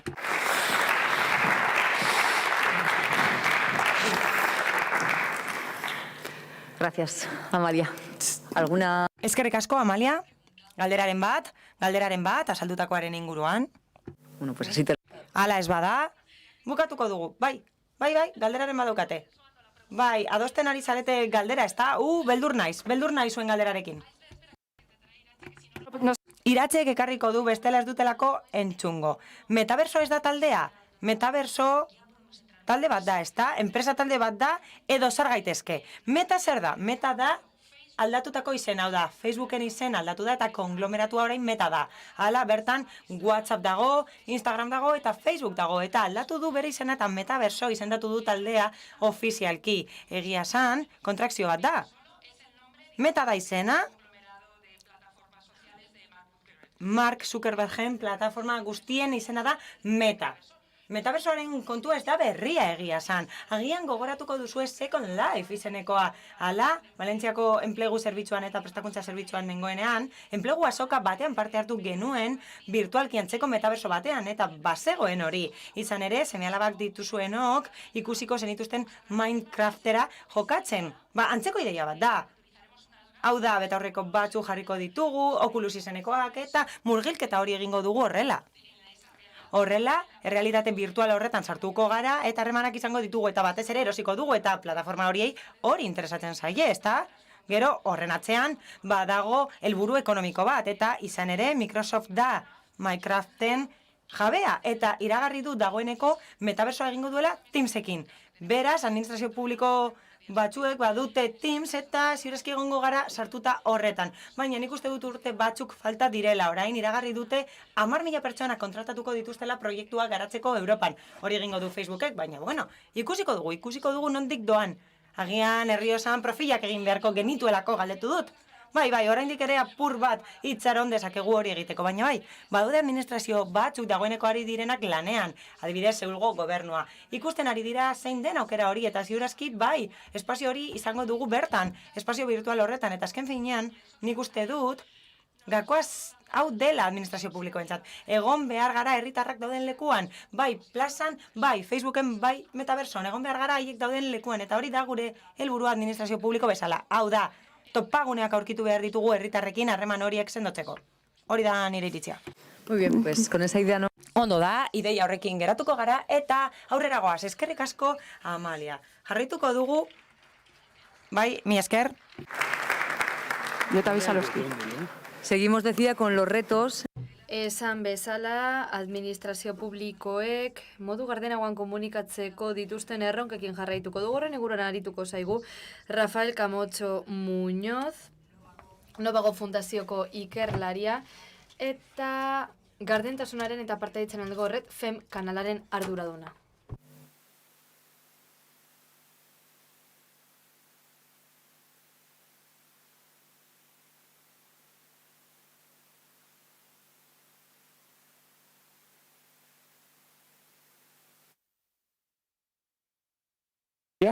¿Me escucháis? Sí. Egunon edo eguerdion guztioi eskerrik asko hemen egoteagatik, eskerrik asko Eibarko udalari eta batez ere Pedro eta Iratzeri nirekin kontatzeagatik, benetan ohore handia da. Amalia, Nagore, biak eta horrelako punta-puntako izlariekin batera egoteko aukera izatea. Xavier, Kristina, hoiekin guztiekin egotea lusua da benetan. Pedrok eta Iratzek zera proposatu zidaten. Hemen pantailan ikusten duzuena. Zein erronkei egin behar diate aurre administrazio publikoek modu gardenagoan komunikatzeko? Kontua da arazo bat dugula. Gardentasun atariak ireki arren. Eta prestakuntza ekimen asko jardunaldi zein kongresu asko antolatu arren, azken finean gardentasunaren burbuila hau oso gogorra da. Oso zaila da burbuila horren barruan sartzea eta herritarrekin harremanetan egotea. Azken finean legeak pertsonentzat egin ja daude eta ideia horretatik abiatuta sortzen da legeria. Beraz, paralelismo txiki bat egin nahi dut, giza gorputzarekin zein elementu osatzen duten organismori eta nola eraman dezakegun beste organismo, behatera komunikazio gardenaren bidez. Badagor, aipu bat, ziurrenik zuetako askok ezagutuko duzue, oso eszena ezaguna da, esan digute hauxe dela giza gorputzaren osaera. Zientzialariek antza denez diote hau literariagoa dela, bertsio hau, eta realitatetik urrunago dagoela, baina tira, onargarritzat emango dugu. Izan ere, hidrogenoa dauka, oxigenoa dauka, gorputz honek, karbonoa ere bai, eta hondakinak ere elementu erresidualak ere ditu, eta hortze dago bizitzaren magia azken finean. Horri esker existitzen da gorputza, bestela ura baino ez garelako. Komunikazio arloan ere ikusi beharko dugu magia hori nola lor dezakegun. Tresna asko ditugu, ezagutza daukagu, asko landu izan dugu gaur goizean, ideiak argi ditugu, ondo transmititzen dira ideiak, planak oso ondo egituratuta daude, baina magia pixka bat ere behar dugu, eta ea horrela herritarrak ere gardentasunean eta komunikazioan inplikatzen ditugun, eta administrazio eta gobernu ere bai, nola ez. Hementxe dituzue,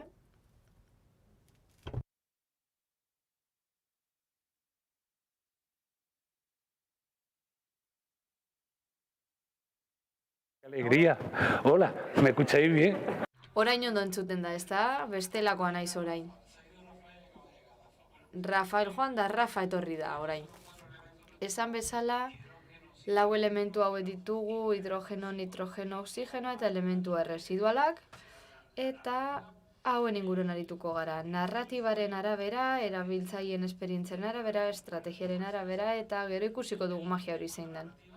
Narratibaren kasuan, honako helburu hau dugu. Herritarrek hobeto ulertzea. Xabierren hitzaldian gakoa ikusi dugu. Eta nik ez dut errepikatuko, oso ondo azaldu duelako berak horrela, ez dut berriro errepikatuko. Hizkera argia zinbestekoa da, oinarrizkoa da. Hizkera eta komunikazio argiaren kontzeptuak hitzen kutsu horretatik haratago doaz, eta, barne hartzen dituzte grafikoak, errepresentazioak, bideoak, eta oroar, mezuaren ulergarritasunari mesede egiten dioten elementu guztiak. Helburu orokorra komunikazioari mesede egitea da, baina guk esfortzu bat egin behar dugu kontatzeko, azaltzeko eta bisualizatzeko. Teknikariek esandakoa bete beharko dut. 5 goraiutik aldenduko naiz. Adibide batzuk erakutsiko ditugu, estatuko administrazio guztietan dituzten jardunbide egokien ingurukoak, eta legegintza arloko erreferentziak ere emango ditugu baditugulako. Komunikazioaren inguruko legeria daukagu hain zuzen ere. Goazen lehenengo adibidarekin, kontatzea. Hemen aipa dezakegu, Utrerako udaleko gardentasun atarian nola jarduten den. Lehenik eta behin legegintzako erreferentzia hartuko dugu adibide gisa. Hemen daukagu Espainiako gardentasunaren legea, 19/2013a, Euskadiko toki erakundei buruzko legea, 2/2016, eta Euskadiko gardentasun legearen proiektua izapidetze bidean dagoena. Horietan guztietan argi eta garbi mintzatzearen inguruko erreferentziak aurkitzen ditugu. Horietan esaten da gardentasun atarietan hizkera argia, egituratua eta ulerterraza erabili behar dela. Lehenengo adibidea hause zen, gardentasun atariarena, eta gardentasun atari horren barruan badute atal bat, albisteena, baina blog bat bezala funtzionatzen du, eta blog horretan azaltzen dute atariaren barruan dagoena. Eta zein abantaila du horrek? Azaltzen dela termino juridiko administratibo ekonomikoekin familiarizatuta ez dagoen pertsona batek zer aurki dezaken atarian. Esate baterako, aurrekontuen atalean hause aurkituko duzu. Eta blogeko formatuan hizkera argiarekin eta ulerterrazarekin azalduta dago. Beste adibide bat. Murtzian, esfortzu handia egin dute gardentasun atariaren alde ulergarria izan dadin. Parteetako bat, informazioa publikora sarbidea izateko eskubidearen ingurukoa da. Kontu administratiboa da bai, konplexua, eta azkenean herritarrentzako zailtasun bat baino ez da. Ohiko herritarrentzako zailtasuna. Ni benetan ez zait gustatzen ohiko herritar edo biztanle terminoa, baina horrela elkar ulertzeko hobe izango da. Herritar arrunt horrentzat gidaliburu bat daukagu, edo hemen bideo bat, eta bertan azaltzen da informazioa lortzeko eskubidea nola gauzatzen den. Honek asko errazten du administrazio izapideak egiteko momentua herritarrarentzat. Eta bertan azaltzen da zein hizkera garbi erabili behar den, jakinarazpenetarako, komunikaziorako, eta gauza bera gardentasun atariko beste kontu batzuk azaltzeko. Oro har beste eskubide batzuk gauzatzeko. Duela gutxiko adibide bat daukagu gutxieneko diru sarrerarena, hain zuzen ere azterlan baten arabera, diapositibaz pasatu naiz eta. Azterlan baten arabera, pertsona asko daude errenta horretara eskabideak aurkezteko bidean, eta irisgarritasun arazoak daude ehuneko handi batean. Pertsona horien artetik askok, baina askok, arazoak dituzte diru sarreraren eskaera egiteko. Ez dute ordenagailurik edo etxerik, eta beste batzuek besterik gabe ez dute ulertzen zer eskatzen zaien eskaera egiteko. Orain gutxi analisi txiki bat egin nuen adimen artifizialeko tresna batekin, hain zuzen ere tresna horrek testuak aztertzeko balio du, eta ehuneko 50% argitasuna adierazi zidan testu horrenin arira.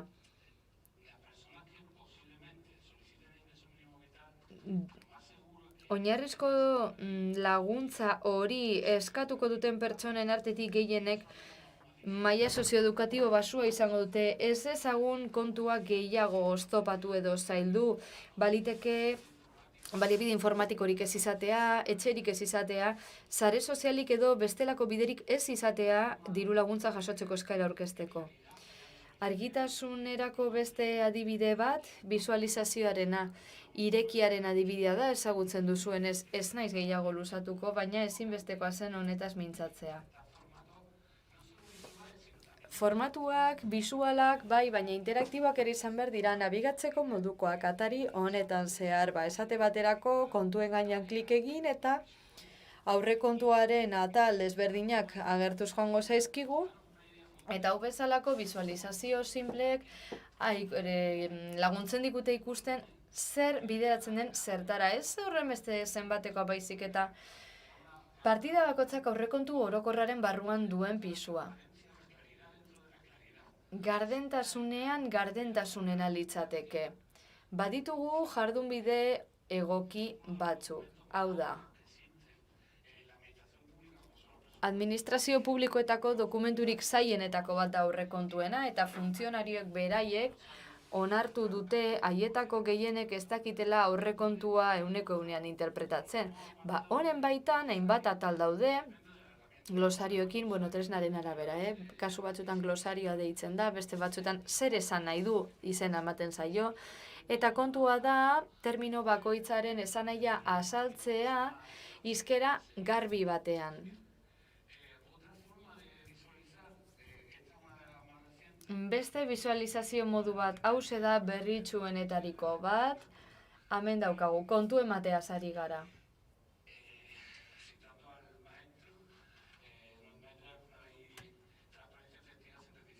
Ez dago gardentasun honik konturik eman gabe, esaten da, ez da? Gardentasuna egoteko kontuak eman beharko dira, kontatu. Gobernuek kontuak eman behar dituzte, berri eman, bale, zelan, nola egiten da hori? Prentsaurreko batekin? Norbait aterako da eta hasiko da lortutako guztiaren berri ematen, eta listo? Ez, kontu emate hori konpletagoa izan behar da. Esate baterako gobernu konpromisoak ditugu, gobernu plan bat. Legegintzaldiko konpromisoak ere ditugu. Baita gobernu itunak ere. Horiek guztiak ditugu. Esate baterako gobernu zentralak, gobernuan diren bi alderdi politikoen artean, txosten bat idatzi du, betearazpen mailaren inguruan. Eta esate baterako pantailen ikusten duzuna, Aragoiko gobernuak egin du. Gobernu plan bat onetsi zuten, eta hor ikus dezakegu arloka zenbat bete den plan hori, 100%aren arabera. Ez dakit 130 helburu bat markatu ezote zituzten Aragoiko gobernutik legegintzaldi honetarako. Hala gainean klik eginez ikus daiteke gobernuko sail bakoitzaren egoera zein den, zein helburu estrategiko dauden. Hau da, kontu ez da bakarrik ikustea zer egiten ari diren, baizik eta informazioaren konplexutasuna ulertzen laguntzea, uler dezan jenteak politika publikoek nola funtzionatzen duten. Beste erronka bat, erabiltzaileen esperientzia. Esan bezala gardentasunak pertsonak ditu xede. Goazen bat galdetzera pertsonei nola nahi duten gardentasun hori. Badaude kontu garrantzitsu batzuk, honen inguruan esate baterako, nolako gardentasuna nahi duten erabiltzaileek. Horretarako goazen eskatzera diseinuaz, diseinu ona egin dezagun.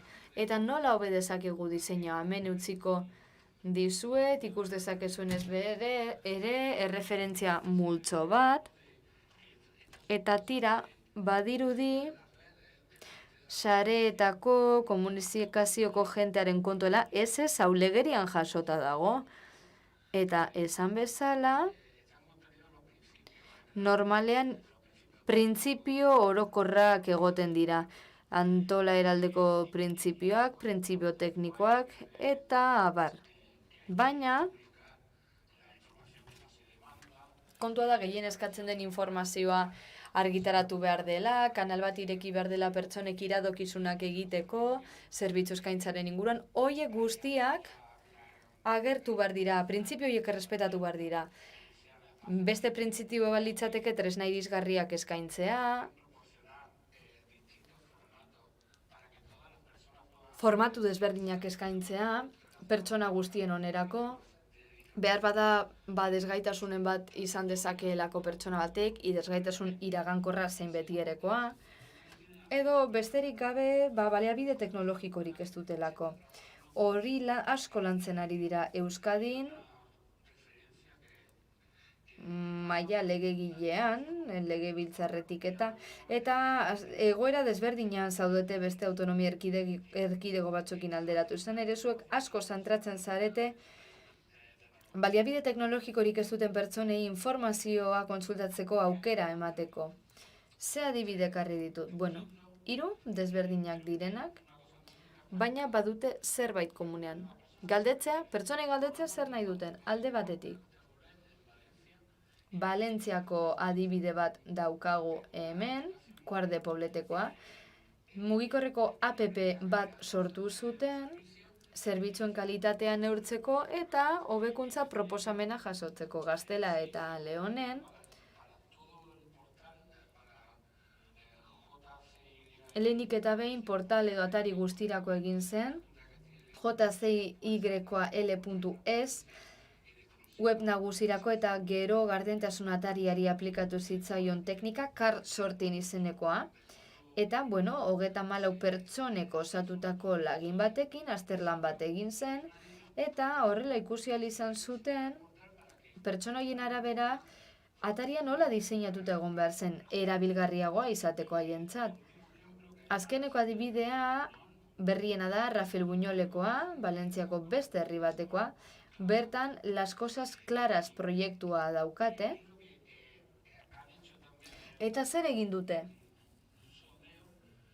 Horrelako sondeo moduko bat, herritarrekin batera diseinatzeko komunikazio estrategia. Lehenik eta behin galdetu diete zer behar duten, zer uste duten, eta hortik abiatuz herritarrekin batera kodiseinatu egingo dute komunikazio estrategia bat. Horrela, gardentasunari buruzko informazioa irisgarriagoa izango da. Zenekiten Murtzian gardentasun atarian galdera batzuk ageri direla, zuri interesatzen zaizkizun kontu batzuen ingurukoa, eta ez kontu orokorrei buruzkoa.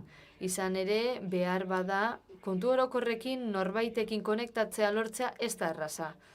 Esate baterako galdera batek esan dezake zure ikastetxean zenbat ingeleseko irakasle daude, zenbat sendagile daude zure osasun zentroan. Interesatzen alzaizu Murtziako gobernuarekin gehien kontratatu izan duten enpresen zerrenda jasotzea? Hori bezain simplea, baina benetan deigarria da, hoien gainean klik eginez gero gardentasun atarira eramango gaitu estekak eta informazio hori kontsultatu ahalko dugu. Horregatik ikus dezakegu uler daitekela zein den gardentasun atarien erabilgarritasuna, hori behar dugulako egunerokoan. Oro har, biztanleriaren 89,9%ak ez du lehentasuntzat hartzen jaiki orduko gobernuaren lana zer den ikustea. Harrigarria dirudi, baina horrela da. Jendea bere arazoetan pentsatzen jaikitzen da. Eta saiatuko da arazo horiek konpontzen. Badago guztiok ikasi beharreko beste zerbait. gardentasunaren inguruan egiten ditugun galdera guztien inguruan, eta baina hori beste hitzaldi baten azaltzeko moduko litzateke. Atariak irisgarriak izan behar dira. Gobernu irekia guztientzat da, eta punto. Hori horrela da, eta ezin da negoziatu. Gobernu irekia guztientzat ez bada, ez da irekia, eta punto. Beste paradigma bat litzateke, edo beste kudeaketa publiko eredu bat, edo 80ko hamarkadara buelta gaitezke, edo kudeaketa publiko berria hitz egin, edo administrazio publikoa zerbitzu hornitzaile gizartu. Baina ez, administrazio publikoa gobernu irekiaren paradigmapean bestelakoa izan behar da. Beste planteamendu bat izan behar du herritarrekiko harremaneari dagokionez. Irekia guztientzat. Baina arrazoiren bat dela bide norbaitek pentsatzen badu, interesatzen edo eragiten ez dion kontu bat dela hau, oker dago. Juanjo Muñoz Rosek, Murtziako Zerbiko teknikariak eta gainera Murtziako plena inklusionekin lan egiten duen pertsona batek, duela aste batzuk, jardunaldi batzuetan, estatistika bat aurkeztu zigun, oso interesgarria gainera. Zera galdetu zigun? Zuen ustez zenbat pertsonak beharko dute laguntza, zerbitzu publiko baterako, webgune batean sartzeko, edo zen gauzatarako bizitzan zehar. Hemen gauden onartetik zenbatek? 189. Gure bizitzaren momenturen batean beharko dugu laguntza hori. Eta orain ez dut esan nahi gobernu irekiaren atari hau paradigma bat dela pertsona guztientzat, baina azken finean pentsatu behar dugu guk ere behar dezakegula laguntza hori, ezin gara gurekoiak izan. Beste adibide batera goaz, Valentziako eta Kazerezeko helbideetara, eta oraintsukoa da, ez dakit orain dela bi aste jarriz batzuten hauek martxan gardentasun ataria. Ja denboraren noziore galdu egiteuta dinagatik edo. Uste dut dela bi aste martxan jarri zutela gardentasun atari hau, desgaitasunen bat duten pertsonentzat. Ni bertan sartu eta harrituta geratu nintzen. Berria zen niretzat. Sartu, ahots bat atera zen, klaro, itxuentzat, bestela ezin dira enteratu. Informazioa kolore eta kontraste guztiekin ematen baduzu ere, pertsona horrek ikusi ezin badu, ez du zertarako balio. 3. erronka, estrategia. Nik hemen kasu bakoitzean ehuneko batzuk eman ditut, baina gero ziuru negongo dela mendik sektore bat gorrotatuko nauena, baina, bueltatu giza gorputzen inguruko metaforara da ez bestea kontuan hartu. Uste du diapositiba bat falta zaidala hemen, bai ez da, estrategiaren ingurukoa. 3 kontu, jarraitutasuna, koherentzia eta kombinazioa, kanalen kombinazioa. Beste behin, arraroa dirudien arren, 3 kontu hauek gardentasunaren inguruko legerian jasota daude. Hortxe dituzue erreferentziak. Badago esan ez dudan zerbait. Generalin dago aurkezpen hau webean guztiok ikus dezakezue. Eta zuek taula hauetako bakoitzan klik eginez gero, lege aterako zaizue, esteka. Erreferentzia ikus dezazuen. Beraz, plus, gehi ikurra eta info ikusten duzuenean norbaitera darama, ez da adornatzeko. Esan bezala, jarraitutasuna eman behar diogu informazioari. Da honek zer ikusia du informazioa atarietan argitaratzearekin. Informazio hori eguneratuta egon behar da, eta komunikazioa ez da izan beharko jarraitua eta eguneratua noski baietz. Bestela, lehengo akats berberak egingo ditugu. Koherentziaren kasuan, esaten zaigu zerbitzu publikoak emateko orduan egonkortasun bat mantendu behar dela, eta egonkortasun hori ez da aldatzen zerbitzu publikoen erabiltzaileek espero dutenaren arabera. Koherentzia honen baitan badago zena hortxe gartzen da, gaur goizean zehar jada ipatu digute, ez da? Eta gaztelan esan da, el sentido común es el menos común de los sentidos. Benetan bitxia da, esaera, baina hala da, horrela da.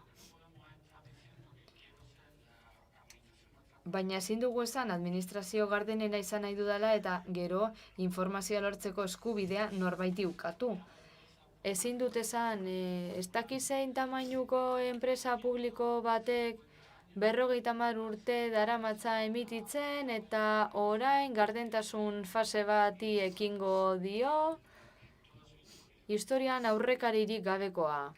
Ondo. Eta esango didazu komunikazio enpresa handi horretako zuzendaritza karguek zenbat kobratzen duten, baina hori pribatutasunen aurka doa. Eta gainera haserretu daitezke, ez duten ez kopuru bera kobratzen, zer? Hau ez da broma eta hau egia da, telebizion espainolatik eman digut erantzun hori. Hor non dago koherentzia. Administrazio koherentea behar ditugu. Eta adibidea jarriko dizuet, esate baterako. Jarraitutasuna lortzeko modu bat da plan bat izatea. Plan bat badaukagu errazagoa izango da jarraitutasun hori lortzea. Adibide hau abildua transparentzia kontuaren aginte kuadroa da. Gaztela eta Leongo gobernuaren ahortzean agertzen da, maiztasuna, edukia eta bar. Hemen koherentzia ari gara, Adibide honetan, Ribarroia del Turia, Valentziako adibide honen arabera, politika bat egiten ari dira kontratazio publikoaren inguruan oso potentea ganera. Eta koherente izateko modu bat zein da, kontratazio publiko horren gardentasuna bermatzea. Zuzenekoak egiten ari dira Instagram bidez, adibidez, gutunak ideki behar dituztenean, Instagrametik zuzenan retransmititzen da. Gardentasun osoa, beraz, koherenteak dira planetan saltzen duten horrekin, edo adierazpenetan esaten den horrekin. Kanalen kombinazioa. Kanalak askotariko moduetan kombina daitezke eta Amaliak eta Nagorek esan bezala, toki eta modu egokiak aurkitu behar dira. Nikona adibideak ekarri ditut zuei erakusteko, gardentasuna sare sozialen bitartez naturalki bermatu alden arren ez delako bide bakarra izan behar. Gizakiaren gauzari naturalena oinez ibiltzea da, baina mugitzeko erabiltzen ditu beste modu batzuk ere bai, ibiltzea direnak. Hementze ikusten duzue Kataluniako gobernu berten bideo bakoitza, iragarkiak dira, telebista kate autonomiko guztietan agertu dira eta sare sozialetan ere bai. Behan, ezkerretara, irratiko spot bat daukazue, Kanariasekoa. Kanariaseko gardentasunen komisionatuarena, eta bertan esaten da jakiteko eskubidea gauzatzeko bermea eman behar dela. Eta behan eskuinetara Burriana, Castellón. Horko adibidea, boletin digitala da, baina paperean ere badago. Eta gainera herrian banatu egiten zen, iraganean diot, banatu egiten zen, baina beste modu bat ere da, jarduteko beste modu bat, eta bueno, eskuliburuak ere egin daitezke, liburuzka txikiak egin, udaletzean eskaini, aurrekontu parte hartzaileekin gauza bera egiten da, ez da, gobernuak abian jartzen duen ekintza bat da, jarraipen handiagoa izaten duena, komunikazio aldetik behintzat, eta bukatzeko goazen magia hitz egitera, nola lortu magia hori? Alde batetik, sormena erabili behar dugu, eta bestetik, hartzaileak involukratzen saiatu behar gara komunikazio ekintzetan. Egia da magikoa dela, parte hau. Egia da baita ere hemen ez dagoela legerik. Hemen ez dago sortzaile izatera behartzen gaituen legerik, edo komunikazio prozesuan jentea nahaztera behartzen gaituenik. Baina behar bada magia honekin lortuko dugu transmititu nahi dugun mezua urrunago heltzea. Hemen ditugu helburu batzuk. Alde batetik Madrilgo udalarena, Beatlesekin. Datu irekien atari hartu zuen eta kale izendegiarekin sare sozialetatik jokoak planteatu zituen. Informazioa pertsonei hurbiltzeko modu bat da. Eta pertsonaiak sortu zituen udalak. Hemen beste adibide bat, neska hau pertsonaia hau deitzen da Lamar eta Kataluniako datu irekien atarian ageria. Oso bideo ona egin zuen, hizkera argia erabiliz, divertigarria. Eta, azken finean jendearen gana iristeko beste modu bat da. Hau orain gutxikoa da, Chiclana de la Fronterako zinegotzi bat dago edabidetan asko agertzen dena, TikTok erabiltzen duelako, administrazio izapidea konpontzeko, laguntza ematen du administrazio izapideetako, eta 50 jarraitzaile ditu, ai ama. Espainiako udal bate baino gehiago nahiko lituzke 50 jarraitzaile. Beste modu bat da, esan bezala, gure mezuak egokitzeko. Eta adibide honetan daukagu Peligros, Granadako herri batekoa, etxetik hurbil geratzen zait. Eta hemen ere magia egin dute, mirari bat. Zer egin dute? Herriko 11.000 biztanle ditu herriak,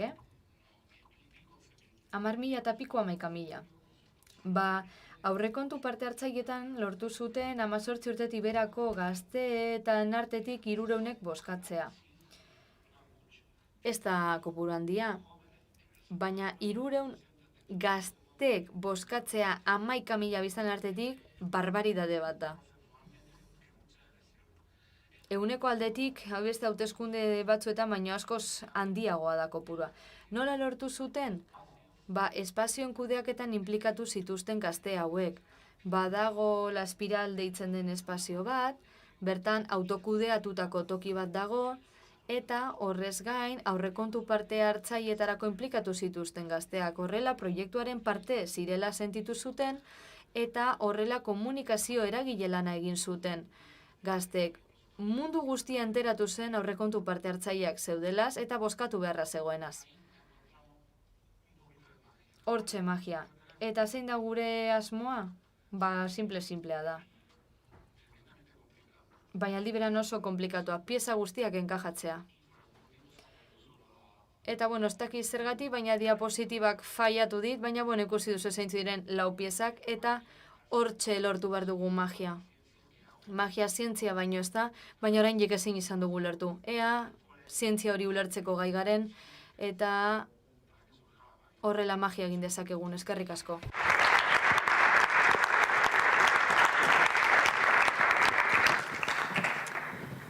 ¿Alguna pregunta? Galderaren bat. Galderarik ez badago jarraituko dugu. Orain, Alberto Ortiz de Zárate izango dugu. Es experto en el cambio y tiene muchísima experiencia en el sector público, sobre todo en la asesoría estratégica. Así, ha sido pionero en políticas de gobierno abierto. Así, va a hablar de los datos abiertos, datu irekiak sektore publikoan bilakaera eta etorkizuneko ildoak. Hori izango da bere hitzaldiaren izenburua. Aurrera nahi duzunean.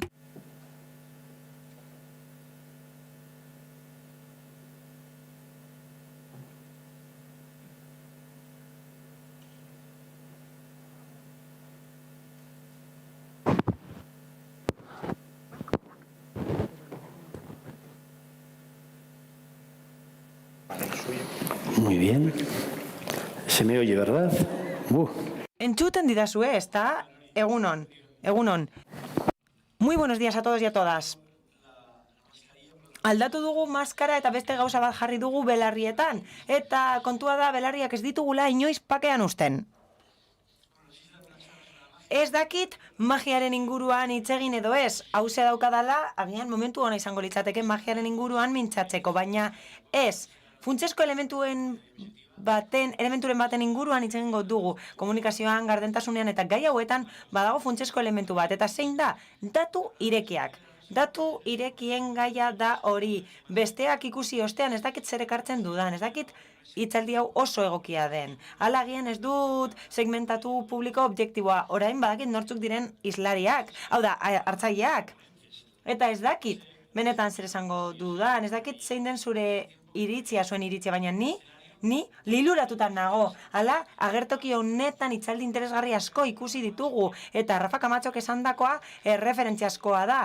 Hala, gardentasunari buruzko gauza guztiak oso harrigarriak izan dira. Hala, geniali horretan ez dakit nola sartzen den, baina sartuko naiz esteka guztietara. Jarti ezadakezuen mesedez nire aurkezpena? Bai, aukera daukazue hori jartzeko? Bueno, si las gafas además no voy a ver. Bueno, si las tengo aquí. Betaurrekorik gabe gainera ez dut ikusiko, bai. Itzel. ¿Estará aquí quizás?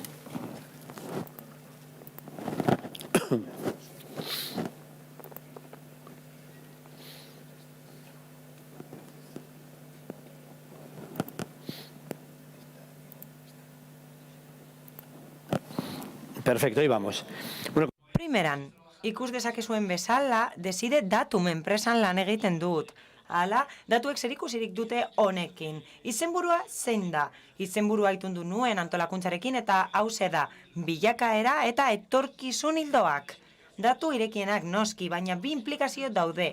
Materiala oso zabala da, material askot dago, eta horregatik, hitz egingo dut datuen berrera abilpenari buruz, hau da, datuak nola erabili gehiago.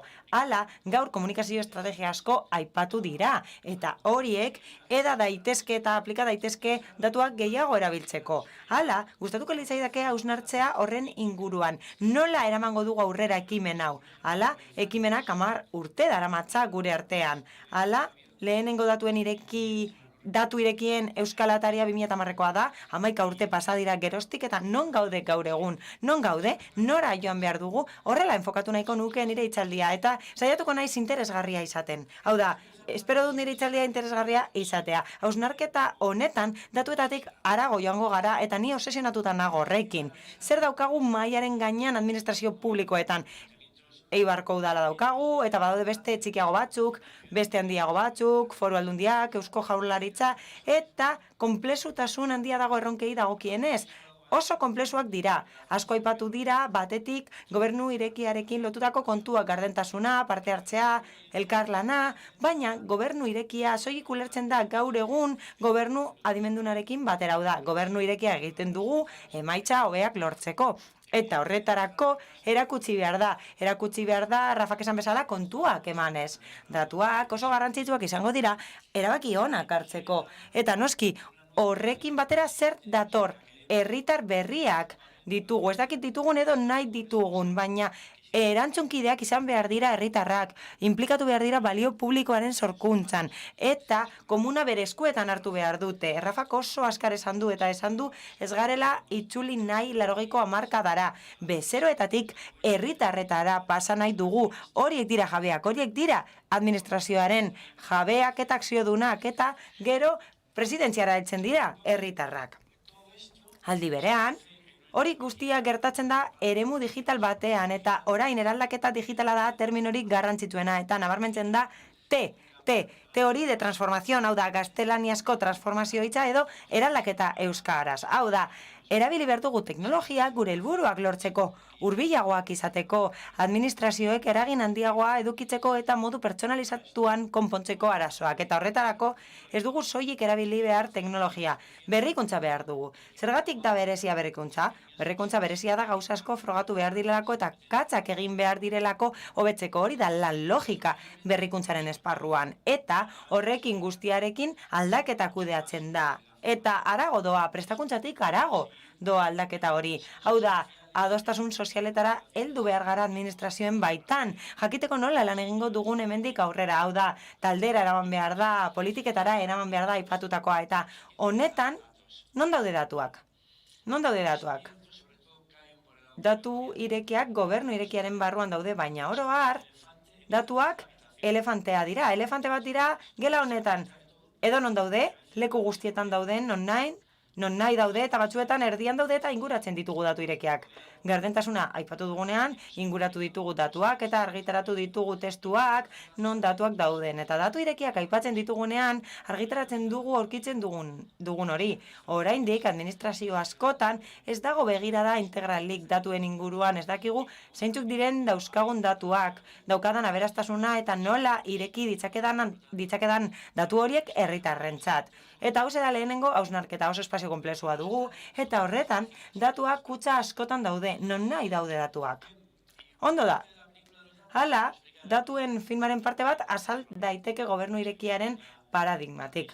Hau da, administrazio bat nahi dugu eta administrazio hori gardenagoa izango da, parte hartzaileagoa, elkarlanean oinarrituko da eta gainera bat etorriko da gizarte honekin. Gizartea inkisitiboagoa da, elkarlan gehiago eskatzen du gizarteak, eta bar. Gustatzen zait, gardentasuna marrastea espiral batean, espiral logaritmiko batean, gero eta gehiago irekitzen dena. Eta badaude 3 osagai oso ezagunak, parte hartzea, lankidetza, eta bestelako elementu batzuk hemen ditugu kontu ematea, eta beste elementu batzu, baina non hasten da bidea? Bidea hasten da administrazioan baitan. Hala, antolatu behar gara ondo antolatu behar gara, eta horiek ez dira soilik datuak. Gaur, datu esari gara, baina sartu behar da kudeak eta ezingo dut konturik eman, baldinetaz badaukat plangintzarik. Hau da, ezin badut ezer jakinarazi, ezingo dut hori egin. Hau da, mugarririk ez badaukat, ezingo dut hori egin. Eta gauza bera gertatzen da datuekin lotutako guztiari dagokionez. Hau da, daturik ez badaukat, gardentasuna amaitezina den lanat da, eta besterik gabe deitu behar digu lankide bati eta esan behar digu. Eman mesedez, berehala hornitzaileei ordaintzeko batez besteko epea, ez dugulako legea betetzen. Aitzitik, datuak ondo eraikita badaude, hori automatizatuta egongo litzateke.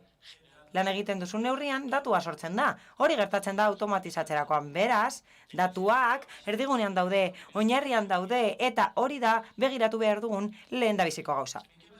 Baina zer gehiago? Hasierako parte honetan 3 diapositiba ditut eta gutxi ditut, agian denbora izango dugu eztabaidatzeko. Gutxi ditudalako, esan bezala. Esan bezala, antolakuntza desberdinak daude datu irekien inguruan. Lehenik eta behin, baukagu partnership bat mundu mailan, gobernu irekiaren eremuan, baina badago beste bat, gaur egun oso aktibo dagoena. Eta hori da Open Data Charter, ez dakit ezagutzen duzuen. Hala,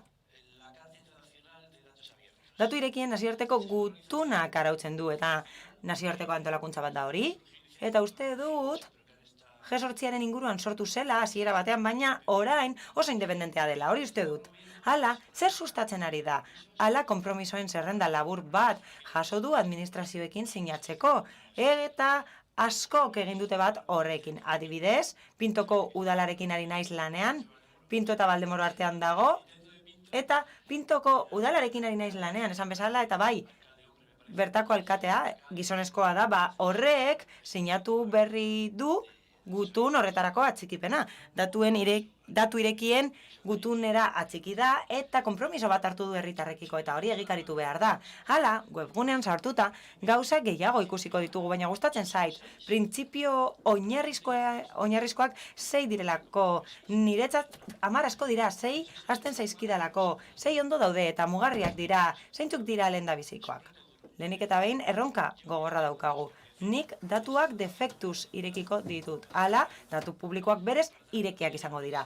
Beraz, ez dut pentsatuko modu paternalista batean, benetan zeintzuk gustatuko zaizkion edo ez herritar horri. Esfortzu bat egingo dut dana irekitzeko. Eta bai, begibistakoa den bezala, informazio sentibera errespetatuko dut, ezin badira publikatu, ezingo ditut publikatu, argitaratu, ezin baditut ez dut egingo, eta afekzioak murriztu beharko ditut. Baina foku bat da, daukadana ireki behar dut, guztia ireki behar da, izan ere, norbaitentzat baliagarria izan daiteke.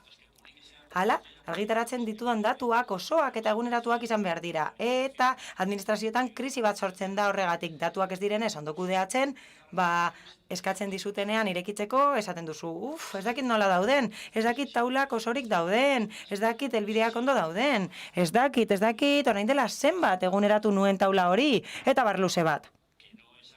Hala, egungoa ez den datu batek ez du balio, eta ez bada osoa, arazoak izango ditugu. Badago beste gauza bat, lotura duena esanako guztiarekin. Hala, pertsona guztiek erabili behar dituzte datuak, edo aukera izan behar dute horretarako. Hala, datu irekien atariak asko aldatzen ari dira horregatik, baina zergatik esaten dut. Hala, datuen lehenengo formulazioak hartzaile paradigma zuen, hau da, ordenagailu bat konektatzen zen makina batera, eta hasieran hori esaten zen. Infomediario deitzen den sektore batek datuak erabiltzen daki, eta API bat ematen diogu, edo gauza oso tekniko bat konektatzeko, datuak aprobetsatzeko oso eskar eta eraginkortasun handiz, eta horrek balio du, baina erdibidean hartzaile gehiago daude, datuen hartzaile gehiago alegia. Izan ere, hala ekitaldi batean egon ginen behin, kazetaritzaren inguruko ekitaldi bat egin zen, datuekin lotutako ekitaldi bat izan zen, eta kazetari batzuk teknologizatuta daude, eta bai, ni psikologoa naiz, letrakoa naiz ere bai, eta kazetaritza ere bai, letretako karrera bat da.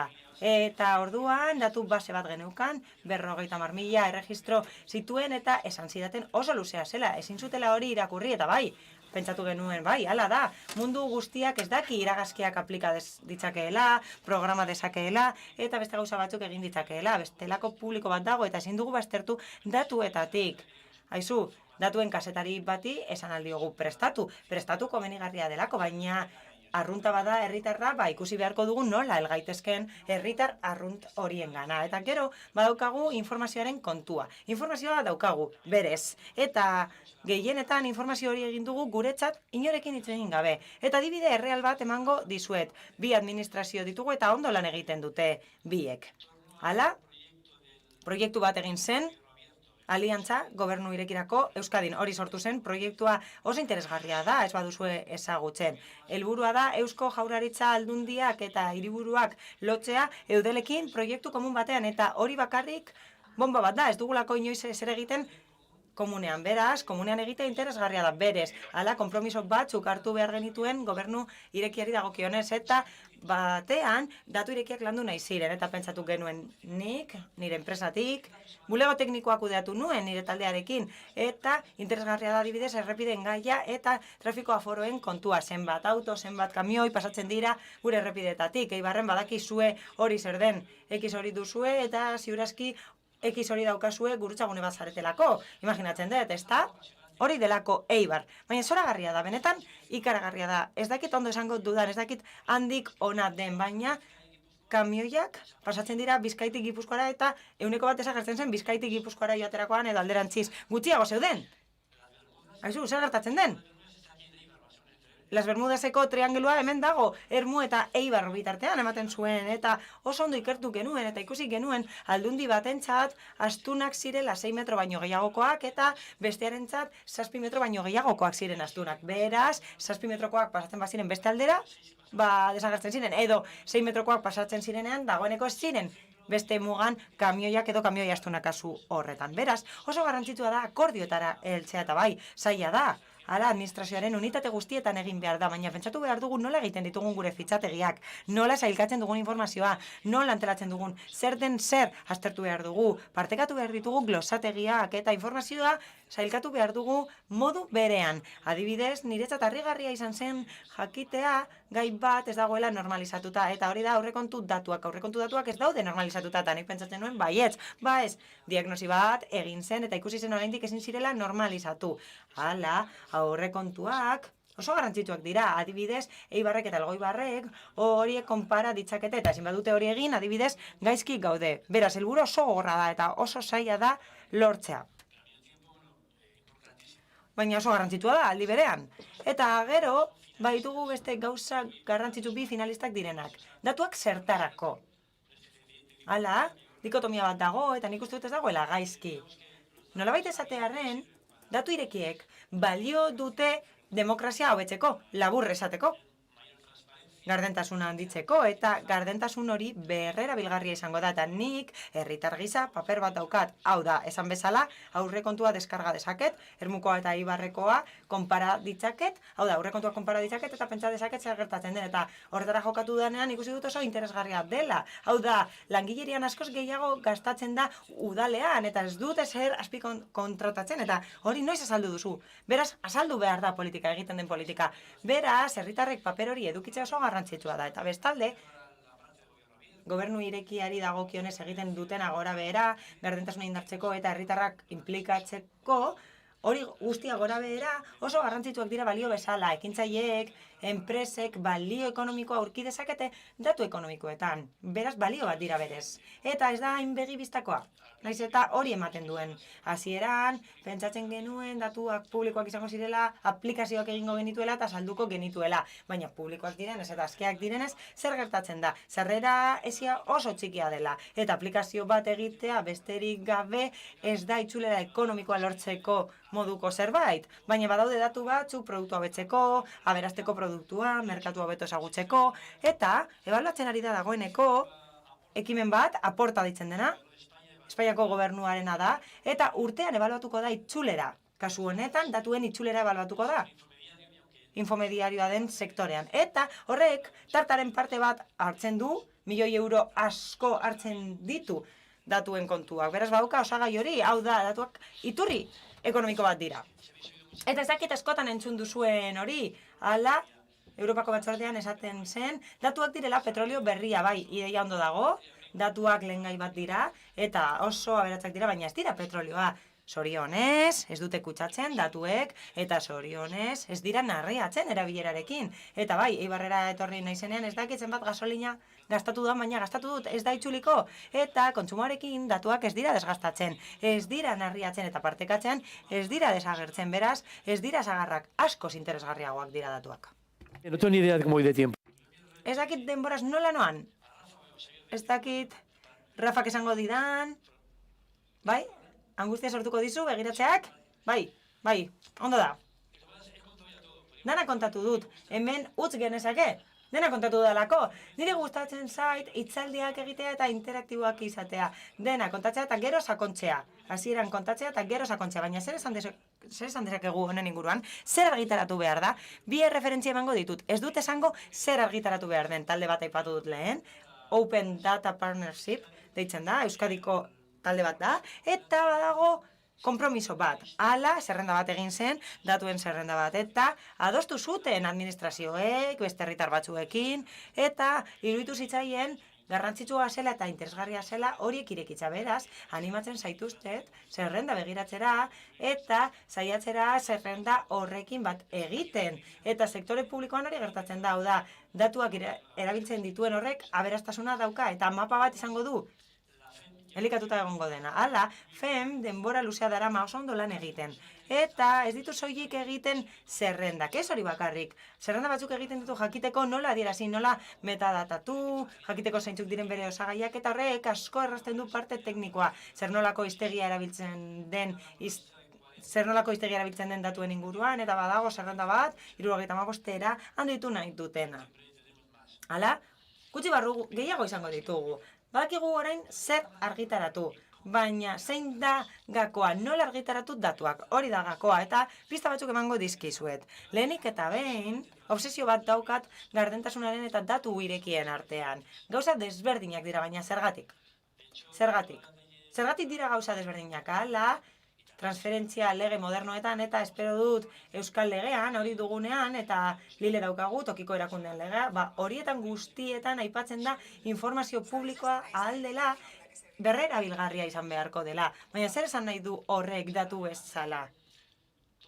Datu bat izango da. Gainera azalpenak eman ahalko dira, bideoak reproduzitu ahalko dira, aplikazioak sortu ahalko dira lehen ikusi dugun bezala, irekia plataformak adibidez, hori egiten du, baina horrez gain, ondo azaltzeko, nik datu bat eman behar dut. Datua eman behar dut, izan ere hori da egitatea, gardentasunaren atzean dagoena eta aukera ematen duena berrerabiltzeko, hau da, hirugarrenek gardentasuna sor dezakete hori berrerabiliz. Beraz, oso interesgarria da hori eta Herrioz asko aipatzen da saio hauetan. Zergatik? Herriozan aurrera egiten ari dira horretara, hau da, katalogo bakarra izan nahi dute informazio publikoa biltzen duena, eta katalogoa esaten dudanean ez da Gaztela Leonen egin dutena, ez da argitaratu nahi dudanaren zerrenda bat besterik gabe. Ez, errepositorio bat da Eta bertan bilduko da dena metadatatuta egongo da eta horrela iragazkiak jarriko ditut. Ikusi nahi dut zer daukadan gardentasunari dagokionez, datu batzuk eta dokumentu batzuk agertuko zaizkit. Edo ikusi nahi dut soilik zer diren datuak, hau da, datuak soilik agertuko dira, gardentasun datuak eta bestelako datuak. Honen guztiaren inguruan ikusi nahi dut zer daukan, zer ikusirik garraioarekin. Eta hori agertuko da garraioarekin lotutako guztia, eta iaia lortu dute. Izan ere, kaptura hau jarri dut, ez da datu irekien atarikoa, baizik eta gardentasun atarikoa da kaptura hau. Baina, edukiak bilatzeko teknika, gardentasunaren teknika bezalakoa da, eta horregatik bila ditzaket datuak. Eta, bai, berriro ere esango dut, parte gogor hauek daudela, bai, datuen parte gogorrak hauek dira, eta hori uztartu behar da gardentasunaren komunikazio onarekin. Hau ez da nahikoa, baina oinarria da bestea lortzeko. Ondo da. Zer hasi gara ikusten datu atarietan? Ez da hitzaldi bat datu irekien inguruan hitz egiteko, uste duelako badakizuela zer den, ezta? Hala, datu irekien atariak gogorrak dira, ezta? Zerrendak ditugu, normalean horietan. Zerrendak ez dakit nola esan, ez daude oso antolatuta. Dataset batzuk daude, baina ez daude antolatuta.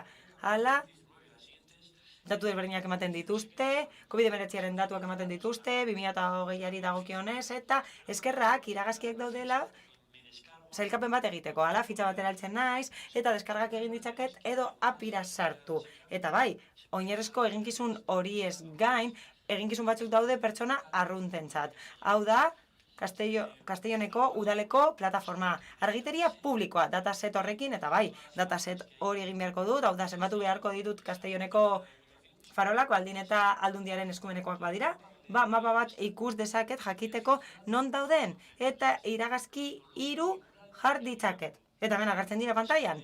Lumi kolumna, lumi mural eta lumi bakulo. Eta argiteriaren mundua ezagutzen baduzue jakingo duzue zer den. Baina kontua da zer nahitekeela mapa honetara, ala pusika hauek erabil ditzaket, informazio gehiago eskuratzeko, eta bar.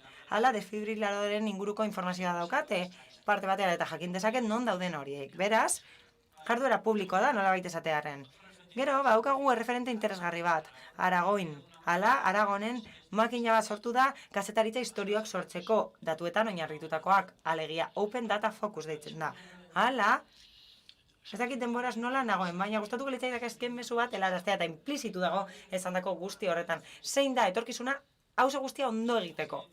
Hala, barrura begiratu behar dugu, jakin behar dugu zeintzuk diren dauzkagun datuak, jakin behar dugu horiek ateratzen, jakin behar dugu horik partekatzen, barne mailan, lankiden artean, balio eman behar digu, eta azkenean ireki behar ditugu. Eta nola egiten da? Justo alderantziz. Zein da nire estrategia? Zertarako da nire estrategia? Estrategia horretarako zeintzuk dira behar ditudan datuak, zeintzuk dira datuen analiziak, zeintzuk partekatu behar ditut, nola eman aldiet kalitatea, eta bakiten borarik ez dudala, baina banoa ikuspegi honetara, hauze da ikuspegi ideologikoa, noski.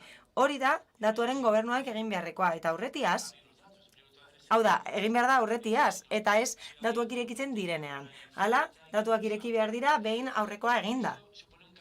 Eta horrek kultura aldaketa bat dakar, baina nolako aldaketa. Hala, barne administrazioan nire datuetatik gure datuetara pasa behar gara. Hau da, informazio siloak baditugu, ingurumenekoak bere datuak ditu, obra eta zerbitzuetakoak baditu bere datuak, eta informazio partekatu behar da funtzean. Horrez gain, antolatu behar da datuen kudeaketa, hau da, erantzukizunak esarri behar dira, rolak esarri behar dira, prozedurak, eta jakin behar dugu datuen kudeaketa denon artean egiten dugula, pertsonak guztien artean. Hala, kudeaketa horrek prozedura batzuk izan behar ditu, arau irmoak izan behar ditu, eta datuen eremuan arreta jarri behar dugu arriskuen prebentzioan, saiestu behar ditugu arriskuak. Askotan datu pertsonalak daude eta bestelako datuak, eta gaur egun arriskuak har ditzakegu, badago alderdi etiko bat, hor agertzen dena eta hori kontuan hartu beharrekoa da. Eta, behingoz, kudeatu behar da nire datuak kalitatezkoak izate, baina nola? Sistemaren amaieran, kalitatezko bulego bat sor dezakegu, eta kalitate kontrola egingo du horrek, baina ez dugu hori egingo. Ez, fabriketan bezala, kalitatea hasieratik sortu behar da. Bera, sistemek datu honak eman behar dizkidate hasieratik. Adibidez, datu maizuak erabiliko ditut, eta nik ez dut erregistratuko nire helbidea. Zerrenda batetik aterako dut, eta gehituko dut nire helbidea. Dagoeneko erregistratu delako ondo nire helbidea, baina honekin zer lortu behar dut. Hala, hemen dauzkagu informazioaren ezaugarri onak, datu onaren ezaugarriak, sarbidea erraza izan behar da, informazioa edo datua osoa izan behar da, paregabea izan behar da, eguneratuta egon behar da, balioduna, irmoa eta behingoz beste hitzaldi bat egin genezake horren inguruan, eta bai, urrengo urtean egingo dugunez errepikatuko dut esanako guztia, baina beno, etikoa izan behar da informazioa. Orain, eztabaida bat dago etikaren inguruan, datuen etikaren inguruan eta algoritmoetan erabiltzeari dagokionez eztabaida bat dago. Hasi beharko gara adimen artifizialaren eremuan sakontzen. Hau da, nola erabiliko ditugu datu horiek adimen artifizialean? Adierazpen etiko horrek baditu bi dimentsio. Moisesena, hau da, zer ezin da egin, Biblian esaten den bezala, ez duzu hilko, ez duzu lapurtuko, eta gero badauka beste osagai positibo bat. Ez da nahikoa pertsonak arriskuak ez jartzearekin. Ez hori bakarrik. Aberastasuna dira datuak, eta zaila izan da horiek sortzea, beraz, baliorik handiena eman behar diegu datuei. Beraz, etikak horretan eragingo du datu horiekin ahalik eta gehien lortu behar dugu herritarrengandik. Beraz, mi esker, ez dakit, minuturen bat dagoen galderak egiteko, baina ala bada, prest nago erantzuteko.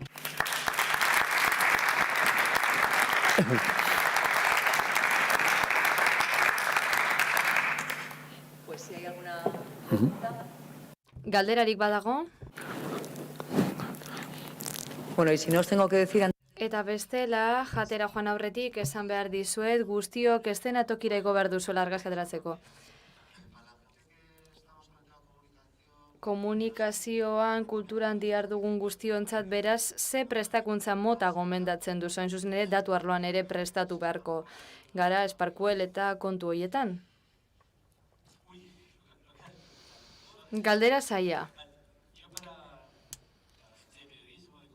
Kazetaritzan eta komunikazioan diharduen jendearentzat, honen inguruko ikastaro batzuk gomendatuko nituzke. Deuston esate baterako bazegoen gradu ondoko bat, Kim Gutierrezek daramana, oso pertsona interesgarria da. Uste dut jada ikastaro hori ez dela eskaintzen, baina horren antzeko ikastaroak online ere badaude batzuk unibertsitateetan, antzeko gaiekin, eta horiek lagundu egingo dizuete datuak aztertzen. Esparkuele nik uste dut ez dela beharrezkoa izango.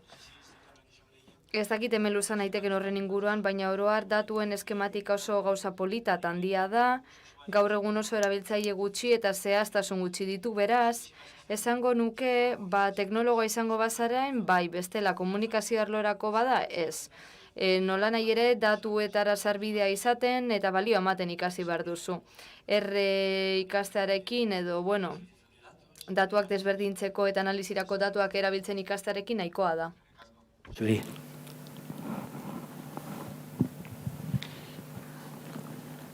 No hay más preguntas. Ez dago galdera gehiago, esan bezala, mesedez igo guztiak eszenatokira familia argazki ateratzeko, gero bazkaltzera joango gara eta lauretan bueltatuko gara lehenengo mahai inguruarekin.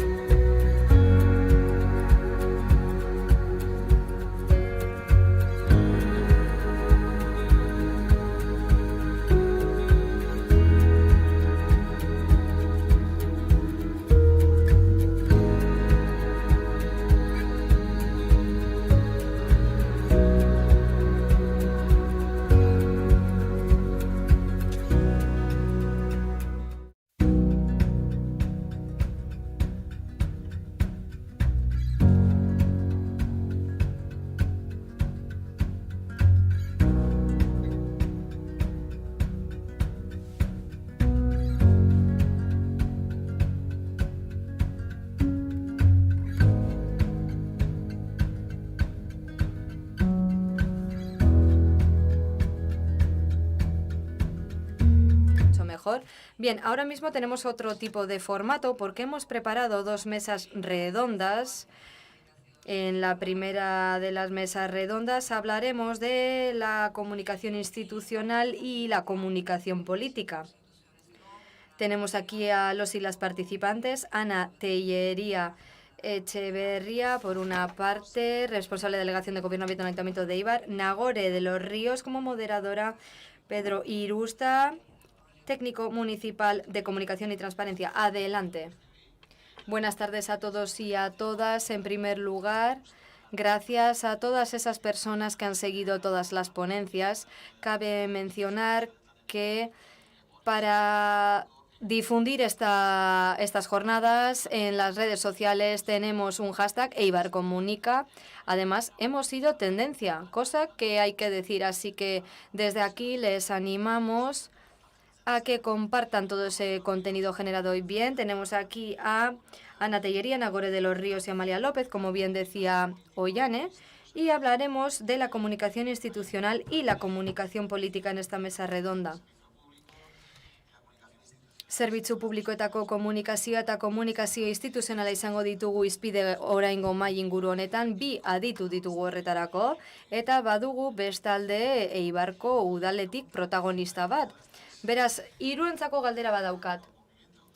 Derrigorrez egin beharrekoa da. Zuen ustez, zein da zerbitzu publikoaren komunikazioaren edo komunikazio instituzionalaren eta komunikazio politikoaren arteko desberdintasun nagusia? Amalia, aurrera.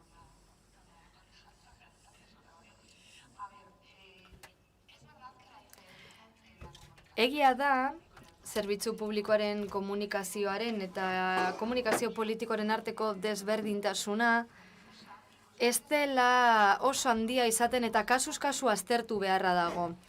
Komunikazioaz ari garenean, eta bi komunikazio mota hauez, zehazki, baia da baskotan goi-karguekin lanean egon naizenean edo zuzendariekin beti jartzen nuela adibide bat.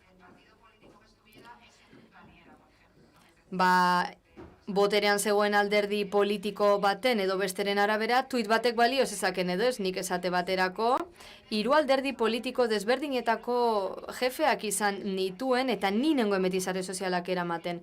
Eta jendea galdetzen zidan, nola kudea ditzakezu sare sozialak lanpostu horretan, konpromisoak eta oroar legegintzaldiko plana desberdina direnean alderdiaren arabera? Normalean, kutsu politikoak ez du eraginik izan behar nire lanean. Herritarra garenean eta politikoki aseptikoak garenean, arazorik gabe egin dezakegu komunikazio lana. Egia da, gero kontu politikoagoetan sartzen garenean, baduela eragina.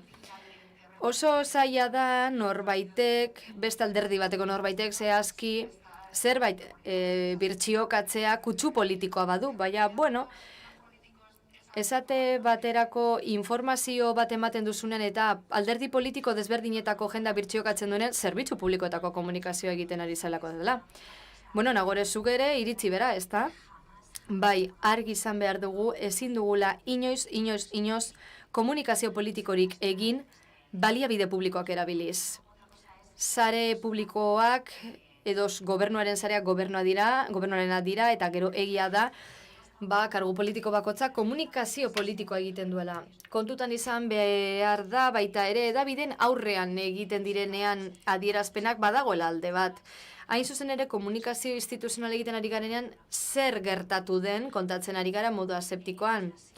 Amaliak esan bezala, baina informazioa baino ez da datuak. Ez arabiz balorazio bat egiten, iritzia ematen, nola baita paintzen, edo nabardurak sartzen. Baina modua edo zergatia saltzen duzunean berriz kutsu politiko hartzen du. Herritarrengan eragina duen erabaki batez ari zara, baina modu desberdinetik begiratuta. Horixe da aldea, bien arteko aldea niretzat. Oso zorrotzak izan behar dugu eta termino egokiak erabili. Logikoa denez, komunikazio instituzionala guztiz beharrezkoa da, baina administrazio askoria ahaztu egiten zaie komunikazio politikoa egitea, eta gainera nik uste dut hori ere beharrezkoa dela, zergatia ere azaldu beharra dagoela, zergatik hartu den erabaki bat gobernatzen ari den horrek. Eta kontu hauek guztiak subjektiboak izan behar dira, gardenak eta ez neutroak herritarrek baloratuko dute gero, eta horren arabera erabaki. Bueno, zuen tankerako bi adituren iritzia izatea benetan ohorea da, baina gero beste aldean daukagu Anateieria Ibarko udaleko gobernu irekiko teknikaria. Bueno, ez dakit zu ados zauden, haiek esandakoarekin zerbait gaiendu nahi duzun. Bueno, ez ados nago, zorrotzak izan behar gara, kontu zibili, baliabide publikoak erabiltzera goazenean, eta egia da politikariak kontu zibili behar garela, kontu ofizialekin, kontu instituzionalekin, kontuz ibili behar dugu komunikatzeko orduan, nola komunikatu, zer komunikatu, baina hori bezain garrantzitsua da komunikazio politikoa egitea, ez da? Eta Nagorek esandakoaren arira, gauzen berri eman behar da, zergatia azaldu, azken finean politikariok promesak egiten ditugu, konpromisoak ditugu, eta hoien artean egon behar da kontu ematea, eta gauzak nola dijoazen kontatzea. Gauzak, proiektuak zergatik ez diren atera, edo zergatik atzeratu diren, akatsak egon badira, hala izan dela onartu, eta normala da, azken finean akatsak egitea. Negoziazioen eta akordioen berri ere eman behar da, gure kasuan, gure gobernu taldeak gutxiengoarekin gobernatzen du, beraz, oreka lortzeko lan egin behar dugu, akordioak lortu, horixe guztia azaldu behar dugu, herritarrek uler dezaten gure hauteskunde programan jasotakoak gidatuko duela gure lan guztia, baina guk bakarrik ez dugu aurrera egingo, ez dugu gure kabuz lan egiten ibili nahi. Udal gisa adostasunak lortzea gustatzen zaigu, horren berri ere eman behar da, eta nik uste dut ezinbestekoa dela jendea jakitea zer gertatzen den udal barruan, hau da zer egiten ari den, nola eta zergatik. Bueno, teoria oso ondo dago, eta testu ingurua ematea ere oso ondo dago, esan dugu badago aldea komunikazio politikoaren eta zerbitzu publikoetakoaren edo instituzionalen artean, baina goazen orain errealitatera. Administrazio publikoen kasuan, batez ere toki erakundeen, udalen, mankomunitateen kasuan, oroar, bi kontzeptuak argi aldituzte. Teoria eta praktika argi aldago. Edo zer uste duzue zuek? Batez ere Amalia eta Nagore zuentzako galdera da, zuek baituzue esperientzia kontu hauetan. Zer nolako egoera dago zuen ustez? Zenbat eta txikiago izan administrazioa, ara orduan eta konplexuagoa da. Izan ere, ni aritu naiz lanean, enplegu zerbitzu publiko batean, 55 bulego, milaka eta milaka erabiltzaile langile, eta gero, Alicanteko udalean egonaz, eta bertan, kontutan izan, 20.000 biztanleko udalerria dela, gero udan gehiago izan arren, eta bi kasua desberdina dira. Zenbat eta txikiago izan udalerria edo erakundea bera, harreman estuagoa da, guztiek ezagutzen dute elkar, eta asko zailagoa da bi kontzeptuak bereiztea. Lankideren batek behin esan zidan, esate baterako, esan zinegotziei esateratzeko horren beste, Facebookan monopolizatzen ari direlako. Klaro, zinegotzi asko dira, asko batzartzen dira, eta azkenen komplikatu egiten da gauza. Egia da, administrazio batzuetan asko zerrazagoa dela hori kudeatzea. Eta kontzeptu horien arteko bereizketa egitea. Nire ustez, administrazio txikien kasua berezia da, eta administrazio publikoetan lan egiten dugun guztiok tokirakunde batetik pasatu behar gara asko ikasten delako benetan. Eta ez bakarrik komunikazio arloan, baizik eta politika arloan, izan ere bertan egiten den politikak ez du zerikusirik politika orokorrarekin, eta azkenean ikaskuntza prozesua da komunikazio arloan gabiltzan ontzat ere. Baina, zenbat eta txikiago izan erakundea edo administrazioa orduan eta konplexoagoa da bi terminoa bereiztea. Eta baliabide falta ere aipatu beharra dago, ezta? Egia da horretan lan egiten dugunak badakigula eta guretzat erraza dela, akats bat egin daiteke, baina segituan konturatzen gara. Hala ere, oposizioa beti ari da begira akatsik egiten duzun edo ez. Beraz, agerikoa izaten da eta momentuan konturatzen zara, erratzen zarenean eta saiatzen zara kontu handiz ibiltzen. Baina administrazio batzuek ez dituzte baliabideak eta beraz ez dituzte profesionala kontratatzen komunikazio arlorako. Beraz, zinegotziek eta politikariek alduten egiten dute, baina ez da haien jakintza edo ezagutza arloa eta horren ondorioz akatsak egiten dituzte. Bestalde, funtzionarioek edo teknikariek ez dute arlo hau ezagutzen ez da ere, beste kontu batzuekin kombinatzen dute lan hau, eta akatsak egiten dituzte. Beraz, oreka profesionaltasunarekin eta baliabidekin lortzen da, baina beti ez da posible. Hori bai, nik uste teorian mundu guztiak dakila, baina gero praktikan akats batzuk egiten dira. Nagore, baliabideak aipatu dituzu, hori sedagakoa hain zuzen ere, batez ere toki administrazioetan, udal txikietan. Zeintzu lirateke baliabide hoiek, toki erakunde batek, makinaria guztia martxan jartzeko behar dituenak, eta horren bitartez, kanpo komunikazioa, udal gardentasuna, eta bar sustatzeko. Demagun, bihartik aurrera, toki erakunde batek komunikazio estrategia bat martxan jarri behar duela, eta behar bada beharrezko baliabiderik ez duela, teknikariren bate administratibo bat badu, baina gehiagorik ez. Goazen praktikoak izatera. Zein gomendio emango zenieke oraingo ikusten ari diren administrazio hoiei baliabideak ez badituzte? Makinaria guztia martxan jartzeko. Lehenik eta behin, pentsatu eta ondo erabaki zer egin nahi duzuen, zein baliabide erabili nahi dituzuen. Kontuz, askotan hiri izaten didatenean, kanpo komunikazioa egingo dugu eta kontu bat irekiko dugu sare sozial guztietan. Hori asko gertatzen da. Jakin gabe baliabideak edo gaitasun ote ditugun. Beraz, lehenbizi jakin beharko dugu zertarako egon nahi dugun sare sozialetan, zertarako den gure komunikazioa.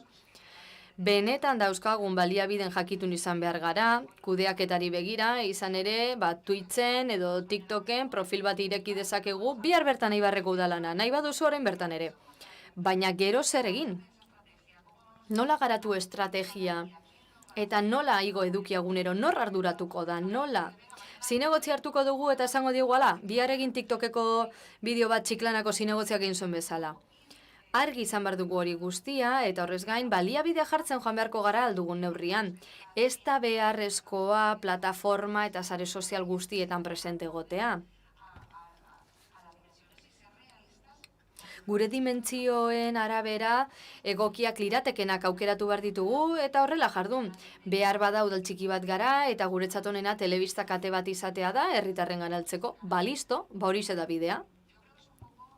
Baina nik uste dut, plangintza hori egiteko jakin beharko dugula zein puntuetan gauden eta zer nahi dugun. Eta baikorrak izan gauza asko egin daitezkelako, baina kontuz, gero egunen bat iritsiko da, ordu biterdiak etxera joateko ordua, eta ez dugu zer argitaratu. Eta azken momentuan ea zer argitaratzen dugun Facebooken. Bueno, batzuetan badaude formulak, horretarako, azterlanak egin ditzakegu baliabideak zertan gastatzen ari diren ikusteko. Komunikaziora bideratutako baliabideen artean ikus dezakegu prestakuntzan, barne prestakuntzan nahi zuzen ere inbertitu dezakegun edo kanpoko norbait, agentziaren bat edo kontratatu behar dugun. Plataformak, tresnak, oro arrestira garestiak. Argazki kamera bat, gaur egun badugu telefono mugikorra. Beraz, baliabide teknologikoak normalen ez dira arazoa izaten. Izan ere, edonork etxean bertan, Ibai Janosek esate baterako, hasi zenean ziur mikro normal bat zeukala. Beraz, nik ez dut uste arazo hori denik baizik eta langileria bera. Beraz, benetan garrantzia eman behar zaio orduak sartu prestakuntzan, borondatea ere egon behar da, eta ez bakarrik politikarien partetik, baizik eta funtzionarioen partetik ere. Beste kontu bat da, teknikariek, kazetariek edo dena delakoek, nik benetan ez ditut oso gustoko barne kazetariak, erakunde barrukoak, niretzat komunikazio arloko profesionalek egin behar dute, kazetaritza komunikazioen adar bat da, eta herritarrei kontatzen dizkiete gauzak. Baina, egia da, kazetari batzuk gure bura birmoldatu dugula eta komunikazio arloan dihar dugula. Ez dakit komunikazio arloko teknikari hoiek, profesional hoiek, erakunde barrukoak izan behar diren, hau da, konfiantzazko karguak izan behar diren, edo funtzionarioak izan behar diren. Kasu batzuetan ikuste dut ezinbestekoa dela egitura bat izatea, udalak ez direnean horren handiak, egitura hori mantendu beharko da, komunikazio instituzionala ondo egiteko, baita kanpoko komunikazioa kudeatzeko ere, baina nik uste dut profesionalak ez direla asko birziklatzen, eta batzuetan komunikazio arloko langile gisa bukatzen dute, baina oso funtzionario gitxi daude, bere burua birziklatzen, motibatzen, gaurko bezalako jardunaldietara joaten, ez da ohikoena. Beraz, Amalia gaur goizan esan du, komunikazioa azkar doa. Egon behar gara guztiaren jakitun. Enpresak eta guztia beti goaz gizartearen atzetik eta luzu hori da permititu ezin dugun zerbait. Beraz, pentsatu beharko dugu, nor arduratuko den honetaz behar bada, sektoreko teknikari adituak aurkitu beharko ditugu, hor egon daitezkeenak,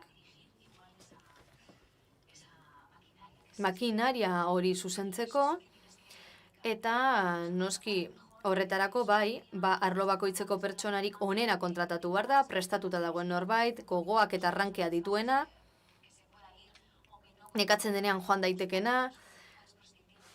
Kontua da, beti ez dugula horrelako norbait aurkitzen, baina lotu ere ez gaitu egin behar kontua, ja ez da gure gurason sasoikoa, lana lortu da bizitza guztirako zen. Ez, orain ez da ezer gertatzen, oin lanbide asko ditugu, gauza asko egiten ditugu, izan ere leku batean geratzen bagara askatu egingo gara. Beraz, nik uste dut lanpostuetako txandakatze hori leku guztietan ikusten dela.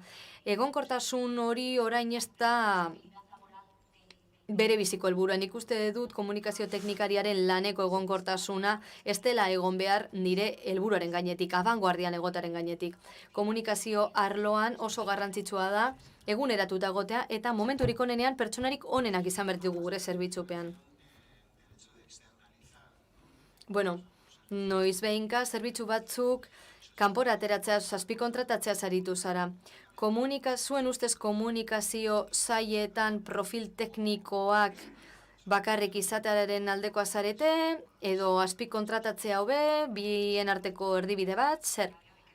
Nik bai uste dut administrazio publikoetan komunikazioa funtzionarioek egin behar dutela, eta ez nator basuk esandakoarekin nagore, informatikako langilekin, kontratazioekin edo zerbitzu informatikokoekin aplika dezakegulako. Hau da, norbait berziklatzen ez badu bere burua, hor konpon. Baina nik uste dut komunikazioan ez dela hori. Informatika arlokoaz ere gauza bera uste duzu, ez da bai? Barkamen askatzen diet informatikoei, baina egia da gaur egun mugikortasuna ere badugula. Ni karrerako funtzionarioa naiz, kalpeko udalan ego naiz, orain agentzia batean, eta bihar ez dakin noiz egongo naizen. Zorionekoak gara proiektu desberdinetan ari garelako. Benetan, sortea dugu, eta gainera oso ohikoa da hori. Azpikontratatu ez, goeraren arabera. Ni momenturen batean, esate baterako egon naiteke administrazio batean lanean, esate baterako enplegu zerbitzu publikoan, ni 8 pertsonarekin egon nintzen lanean, eta guztiak ziren sail desberdinetakoak, birziklatuak, gero kalpeko udalean, karrerako funtzionario batzuk ginen, baina ez genekien gauzak egiten. Beraz, laguntza eskatu behar izan genuen ikasteko. Zerbitzuak azpikontratatu ditzakegu? Bai, baina zerbitzu guztiak ez. Guztio dakigu kontratuen legea zein egoeratan dagoen, badaukagu probintziako hiriburu oso ezagun bat, eta, bertan sare sozialak eramateko kontratu bukatzen zitzaien, eta ezen inor aurkeztu lehiaketara. Eta udalean ez genukan inor postu horretarako. Zerbitzu eskaintzari utziko genion? Enpresen eskutzi, momenturen batean jan daiteken da beste bat ardezaken pertsonekin bete? Baina, klaro, ez da udaletan esate baterako, imaginatu gobernu talde bat tek legegintzaldia bukatzen duenen da beste bat sartzen denean, marmotaren eguna da berriro dena saldu behar. Beraz, egoeraren araberakoa da, baina egitura finko bat egon behar da nire ustez, jarraitutasuna emateko aldez aurretik egin den komunikazio lanari. Gainera hori ikusten duzu lanpostu batean hasten zarenean. Nik sare sozialen inguruan badakit nahikoa, baina ni iruzurraren aurkako zerbitzu batean egon naiz hor lanean ezer jakin gabe. Beraz, birziklatu beharra dago, tarte badago horretarako, eta hori ikasita duen jendeak ere, erakutsi dezake. Komunikazio motaren arabera, ez da? Larrialdietarako esate baterako izan dezakezu pertsona bat, funtzionarioa dena, baina kontutan izan txandak eta ordutegiak.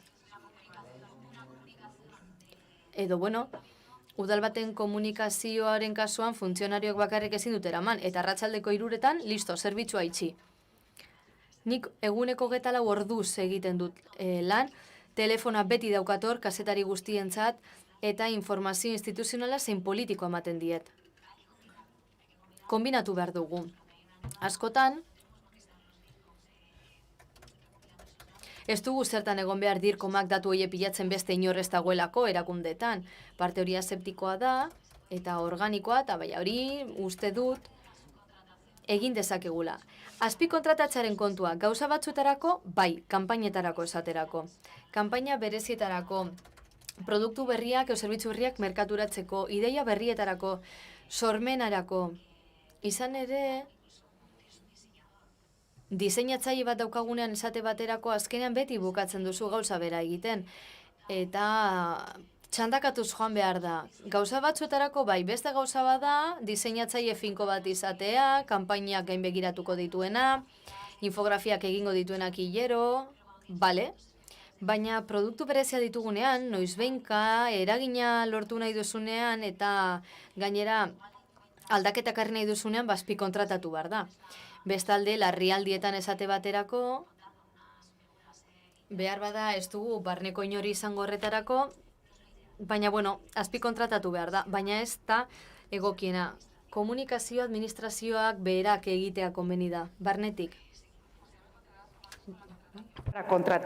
Kontatuko didazu nola kontratatzen duzun sortzaileena eta ez aurrekonturik txikiena duena. Sentitzen dut, baina nik hori egin behar izan dut, batzuetan kanpaina batzuk onartu behar izan ditut. Azkenean aurrekonturik txikiena ematen duena aukeratu behar duzulako.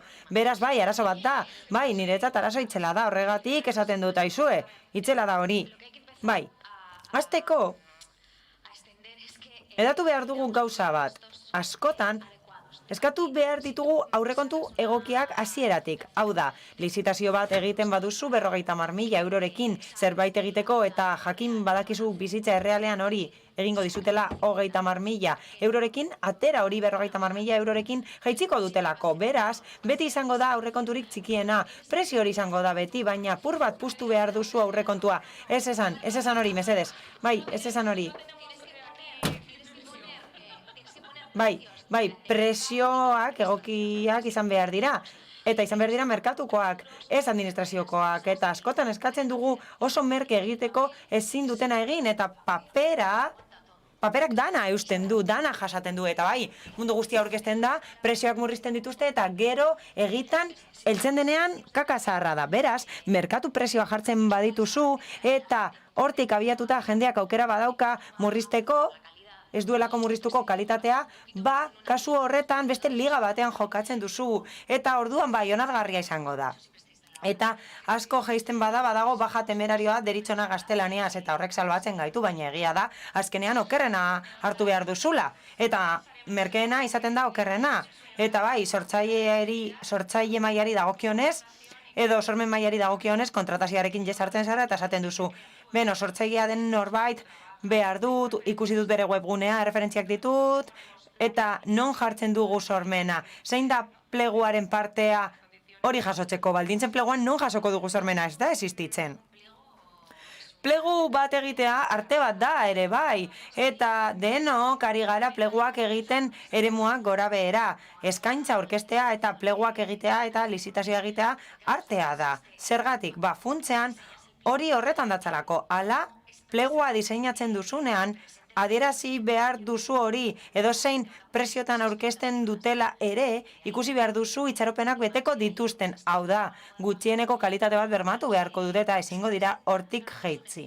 Eta gero aurkezten direnak ez dira adituak. Gehienak ez dira adituak eskaintza publikoak egiten. Beraz, ez dute ulertzen berdin diola. Berdin dio zu onena izateak, agian baduzu ideia hobea, produktuak salduko dituzu eta proiektu hobeak egingo dituzu.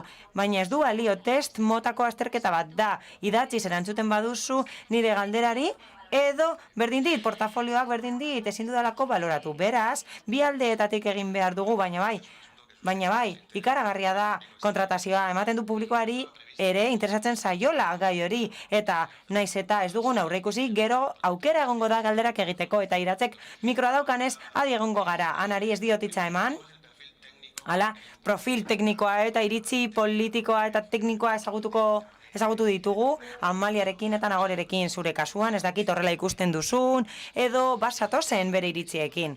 Bai, nik uste dut garrantzitsua dela egitura bat edukitzea, hala, txikia izan arren eta oso txikia izan arren egitura bat behar da, finkoa izango dena administrazioaren barruan, eta bai, ados nago esandakoarekin, ados nago haiekin, egia da esandakoa. Batzuetan, kanpainak egiten direnean eta beste freskotasun bat ematearren edo beste burbuia batean sartzen garelako eta bere hirian sartzen garelako, gure egiteko modura doitzen garelako, dena izaten da oso berdina eta batzuetan, kanpoko ikuspegi batek beste toke bat, beste ukitu bat eta freskotasuna ematen dizkizu. Gustatuko litzaidake ohar bat egitea. Ni ogasun zinegotzia naiz, beste hainbat gauzez gain eta nik kudeatzen dut dirua. Beraz, bai, ni zinegotzia naiz, ogasun zinegotzia naiz, eta hemen komunikazio teknikaria dago, bera da teknikaria eta berak badaki zer nolako borroka daukagun aurrekontua egiteko. Eta bai, gora joko dugu askotan esaten dugu, gero aurrekontua aurkezten dugu eta esaten diguzue hainbeste gastatuko duzue komunikazio kanpaina batean, eta bai, borroka itzela izaten dugu oposizioarekin, askotan esaten digute ez egiteko. Hobe da ez egitea, prezio oso basuan ateratzen bada ez zait bat ere gustatzen. Batzuetan, premiagatik jendea aurkezten da, gaizki bizitzen da eta lanak egiten dituzte naiz eta ez duten merezi. Ezingo baduzu ordaindu profesionalek egiten dutena eta merezi dutena ez egin. Hala, askotan kazetariei eskatzen zaie doan aurkezteko, edukia doan idazteko. Ba ez, bere lanbidea da. Hori da bere lana eta bere lanbidea. Ez dut hori esan nahi, baina bai, guk uste duguna jartzen dugu, prezioa egokia da, eta balioztatzen ditugu bere profesionaltasuna eta egokitasuna. Batzuetan nork egitea gustatuko litzaigukeen aztertzen dugu, gero zaila da, hala? Komunikazio partidetara jotzen dute oposiziotik. Oposizioari asko gustatzen zaio horren inguruan eztabaidatzea askotan, haientzat hauteskunde komunikazioa da, erakunde mailako komunikazioa edo komunikazio politikoa, eta ez, hori komunikazioa besterik ez da, ez dauka beste konnotazio horik. Eta askotan, ematen du luparekin daudela eta asko aztertzen dutela zenbat gastatzen dugun eta titularra hori da, igotzen da, eta igoko da komunikazio horrekontua, aizue egin beharrekoa da, eta askotan azaltzen da, baina batzuetan ez da ulertu nahi, edo ez da ulertzen besterik gabe. Behin gaian sartutan ikuste dut, onena dela kasu errealak eta adibide praktikoak ematea eta ezagutzea zeintzuk diren komunikazio hori zaintzen dutenak, zerbitzu publikoko komunikazioa, erakunde mailako komunikazioa, hala, ez gara modestoak izango nahi, baina jarri behar dugu Eibarko adibidea.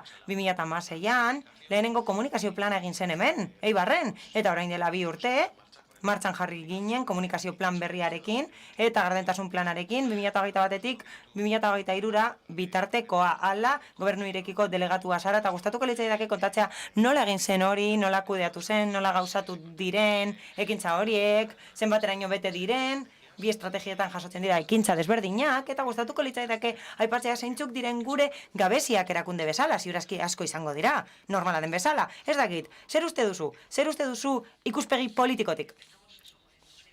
2016an, hasi ginen komunikazio estrategia batekin eta bestalde gardentasun estrategia bati ekin genion. Orain beste plan batean uztartu dira, komunikazio eta gardentasun plan bat da eta hori agintaldian dago sartuta, agintaldi planean, eta zeharka eragiten dio plan horrek udal sail guztietan. Hau da, udaltzail guztiei eragiten die eta aurrera egin dugu denbora honetan. Zergatik sentsibilizatu dugulako antolakuntza. Hau da, esan diegu komunikazioa denon lana dela.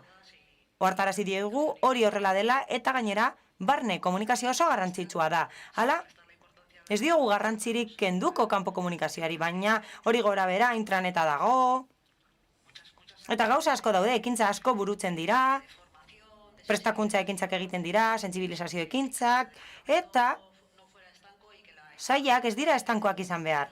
Hala, bermatu nahi genuen informazio fluxua arina izatea, gero ateratzeko, informazio hori ateratzeko eta herritarrei helarazteko. Hala, nik uste dut, inkestak egiten ditugula barne mailan eta urteetan zehar, inkestak egin izan ditugu. Askotan, etxekoak dira kritikoenak gurekin, antolakuntzarekin kritikoenak teknikariak dira, baina balioztatu da komunikazio hori hobetu egin dela, barne komunikazio hori alegia. Eta horrek eragina izan du, motibatuta gaudelako, langileak motibatuta daudelako, eta gehiago ezagutzen dutelako horrela, zer egiten duten beste sail batzuetatik ezagutza eta informazioa partekatzen direlako. Aurreratu dugu asko komunikazioan, kanpo komunikazioan, eta nik uste dut, Eibarko udalak beti egin duela esfortzu bat hurbila izateko, herritarrengandik hurbil egoteko. Esfortzu hori beti egon da hor, baina zerbaitetan asko betu dugu. Nik uste dut, berritu dugula webgunea eta horrek asko lagundu duela. Nik uste dut Rafa Kamatxok aipatu duela lehen, aurrekontuen kontua, Eusko Jaurlaritzaren aurrekontuak aipatu dira hemen. Nik uste dut, Eibarko udalak, Eusko Jaurlaritzak baino lehenago egin zuela. Hori esartzen lehenengoak izan ginen.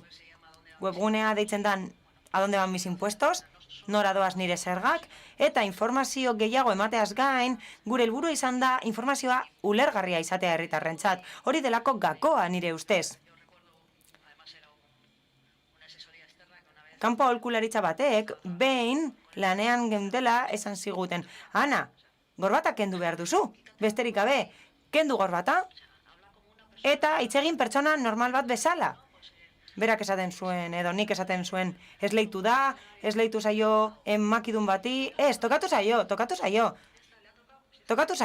tokatu erabili daiteke aditzu bezala eta ez eman, emakida bezala edo konzesion gaztelaniaz. Esango genuken bezala beraz, helburua da ez gehiago ematea baizik eta informazio hobea ematea. Informazioak orain kalitate hobea dauka. Eta hori da egiten duguna. Gure helburua da ahalik eta gardenenak izatea. Hori da nahi duguna. Hala?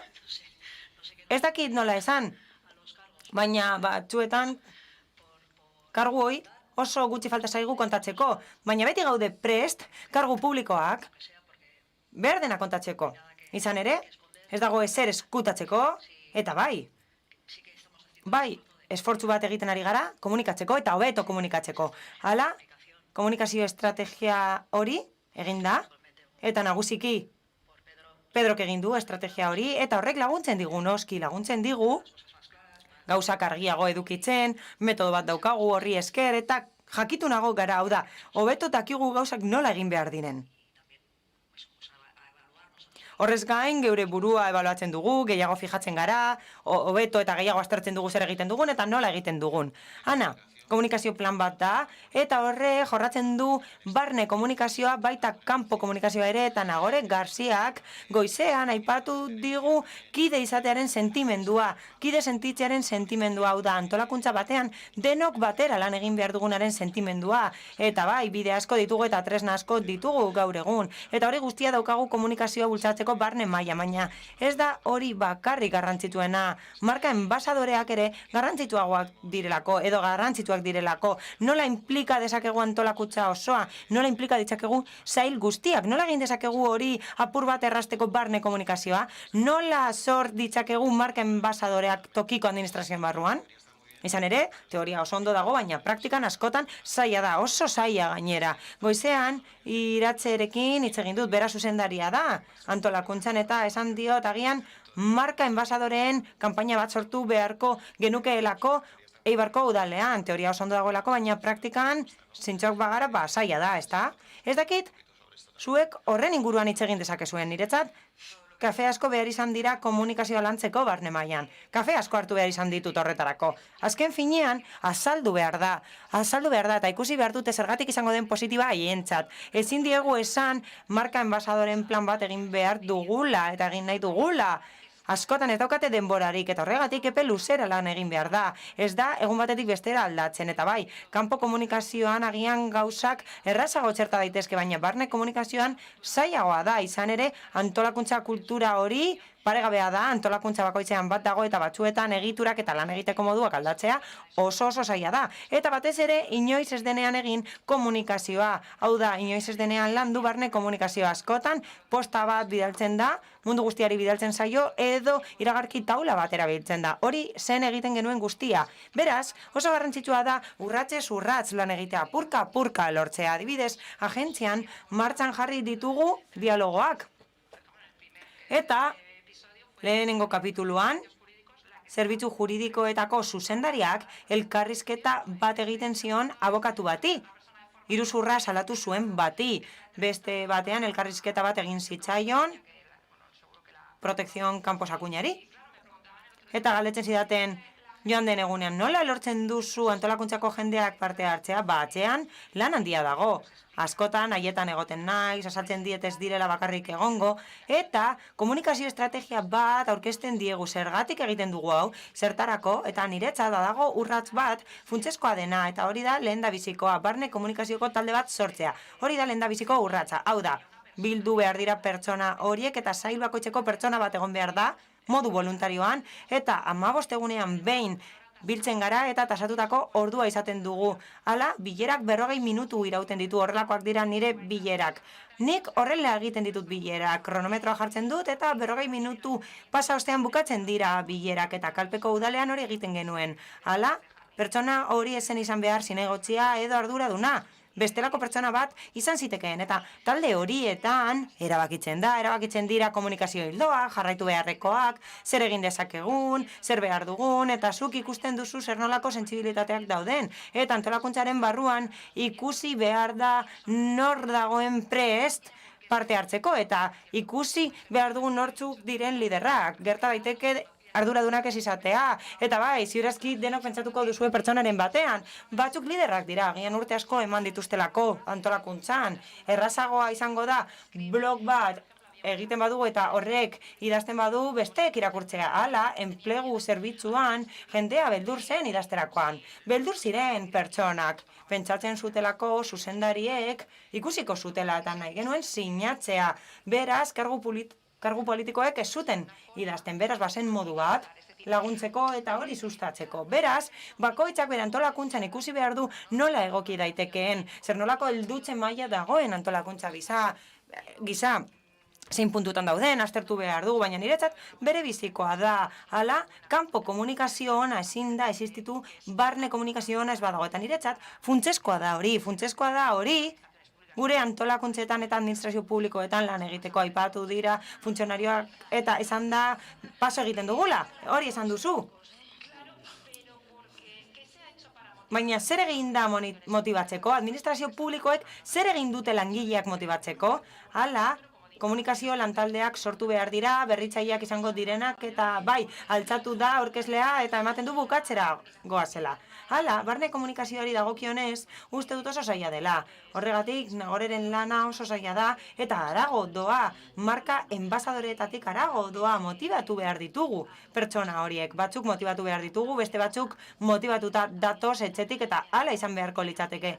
Ni ez nau inork motibatzen, oso garrantzitsua da etxean pizza egitea eta motibatuta etortzea etxetik, baina hori esan da barne komunikazioa mundu bat da eta oso komplikatua da, eta ezin da kanpo komunikazio ona egon baldin eta barneko ez bada ona, hori oinarrizkoa da. Hala, marka enbasadorei dagokienez, nik irekia sarri nuen eta 2012an aurrekontuak ezarri genuen, baina ikusiko dugu data zein den, ikusiko dugu nori izan zen lehena, eta kostatu zitzaidana izan zen hori egitea, baina nola lortu nuen, bai, kafeak hartu nituen batzuk, baina nik ez dut gehiegi hartzen, zait gehiegi gustatzen, kafea, batzuetan denbora galtzen dut, kafea hartzean, hori da nire sentsazioa, baina bai, denbora inbertitu behar genuen, noski, erakusteko eta egiaztatzeko zerbait kontatzen zutenean, hobeto ulertzen zela, gehiago balioztatzen zela, eta eurek ere ikusten zutela hobeto sentitzen zirela. Beraz, jardunbide egokiak praktikatu genituen eta azkenean automotivazioa lortzen genuen. Hau da, haiek motibatzen ziren bere kabuz eta hori oso garrantzitsua da. Ikusten zutelako komunikazioa bazela modu bat bere lana erabilgarria izan zedin eta besteek aitortzeko. Hoian hemen dago, eszenatokian dago eta horrek esan nahi du bukatzera goazela.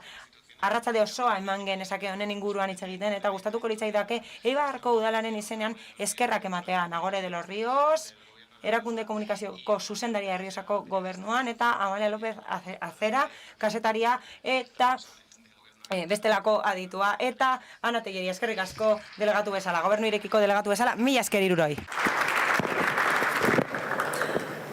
Bueno, eskerrik asko Lauroi. Muchas gracias a los cuatro, hemos aprendido mucho, pero tenemos que dar paso a la segunda mesa redonda, transparencia municipal, buenas prácticas y evaluación de entidades. Udal gardentasunaren inguruan arituko gara, behar bada ikuspegi praktikoago batetik, bigarren mai inguru honetan. Horretarako bi eredu arrakastatsu izango ditugu, Irungo udalarena eta Getxoko udalarena. Jarraian gurekin izango ditugu hizlariak eta aurkeztu egingo ditut bien bitartean.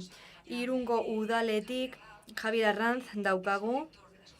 Bera da hain zuzen ere informazio eta herritarren parte hartze arloko zuzendaria Getxoko udalean. Irungo udalean barkatu eta Pedro Goikolea daukagu Getxoko udaletik gobernu irekiko zuzendaria. Ana Gloria Gomez ere izango dugu gurekin, bera Dintra plataformati dator, hau da Gardentasuneko eta gobernu irekiko plataforma sozialetik, moderatzaile lanetan berriz, Iratxe Pikaza izango dugu, Eibarko udaleko langileria eta antolaketarloko zuzendaria. Jarraian, gure teknikariek mikrofonoak jarriko dizkiete, eseriko dira eta bigarren mai inguruari ekingo diogu. Esan bezala, udal gardentasunari buruz, transparencia municipal, buenas prácticas y evaluación de entidades. Esan bezala, ikuspegi praktikoago batetik landuko dugu eta bi eredu errakastatsu oinarri hartuta oso ondo funtzionatu baitute. Adibidoiek ditugu Irungo udala eta Getxokoa. Ados, Iratxe. Prest, Iratxe?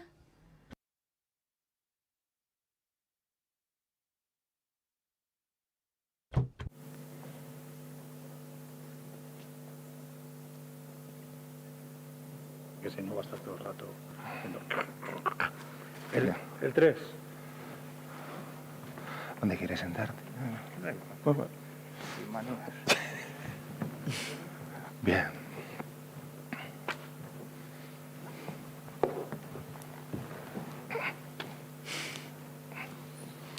Sí, está bien, está bien, está bien. ¿Está bien? Sí, está bien.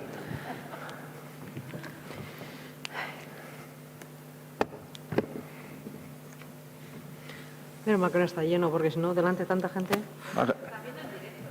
Bueno, pero si estamos casi en casa. Ya, después de la... Yo he tenido la mala idea de decir en mi casa que iba a ser... Nik etxean esan dut zuzenean zela ideia txarra, eta orain bai nik usten ari dira. No sé qué. Dice, Aita, ¿dónde sales? No, pues yo no digo porque dice que es algo muy blanquita, con lo cual nada, nada. Con mucho foco. Deslumbra. Me lo pongo por aquí. Bueno, pues la mesa redonda, como ven, va cogiendo ya... Ikus dezakezuenez, mai inguruari laizzer emango diogu hasiera. Hementxe daukagu Pedro Goikolea, Getxoko udaleko gobernu irekiko arduraduna, Ana Gloria Gomez ere hemen, daukagu Dintra plataformatik. Guztiok dakizuen bezala, gardentasuneko eta gobernu irekiko plataforma soziala da, eta azkenik gurekin daukagu Javier Arranz, Irungo udaletik. Moderatzaile lanetan, orain bai, Iratxe Pikaza langileria eta antolaketarloko zuzendaria Eibarko udalean. En esta mesa redonda hablaremos de la transparencia municipal, baina inguru honetan udal gardentasuna izango dugu izpide. Pedrok eta nik batera egin genuen proiektu hau Eibarko udalean, beraz niretzat pertsonala da nolabait. Ni pertsonala izango balitz bezala hartut eta hause esan diot lehen Getxoko ordezkariari. Getxon eta Irunen nola hasi zineten proiektu honekin, gardentasun proiektu honekin? Erraza izan zen, zaila, bide luzea izan zen, 2011an hasi ginen, egia da ordurako lan asko egina zegoela, batez ere komunikazio, prestakuntza eta herritarrentzako arreta arloan. 25 urte egingo ditu zerbitzu horrek urtarrinean, eta, informazio publiko arloan lan eginakoa ginen, baina berez etzen gardentasun arloko ekimen bat. 2011an legegintzaldi hasieran alkateak dekaloko bat argitaratu zuen, etika publikoaren alde, eta dekalogo horretan hainbat gauza ageri ziren.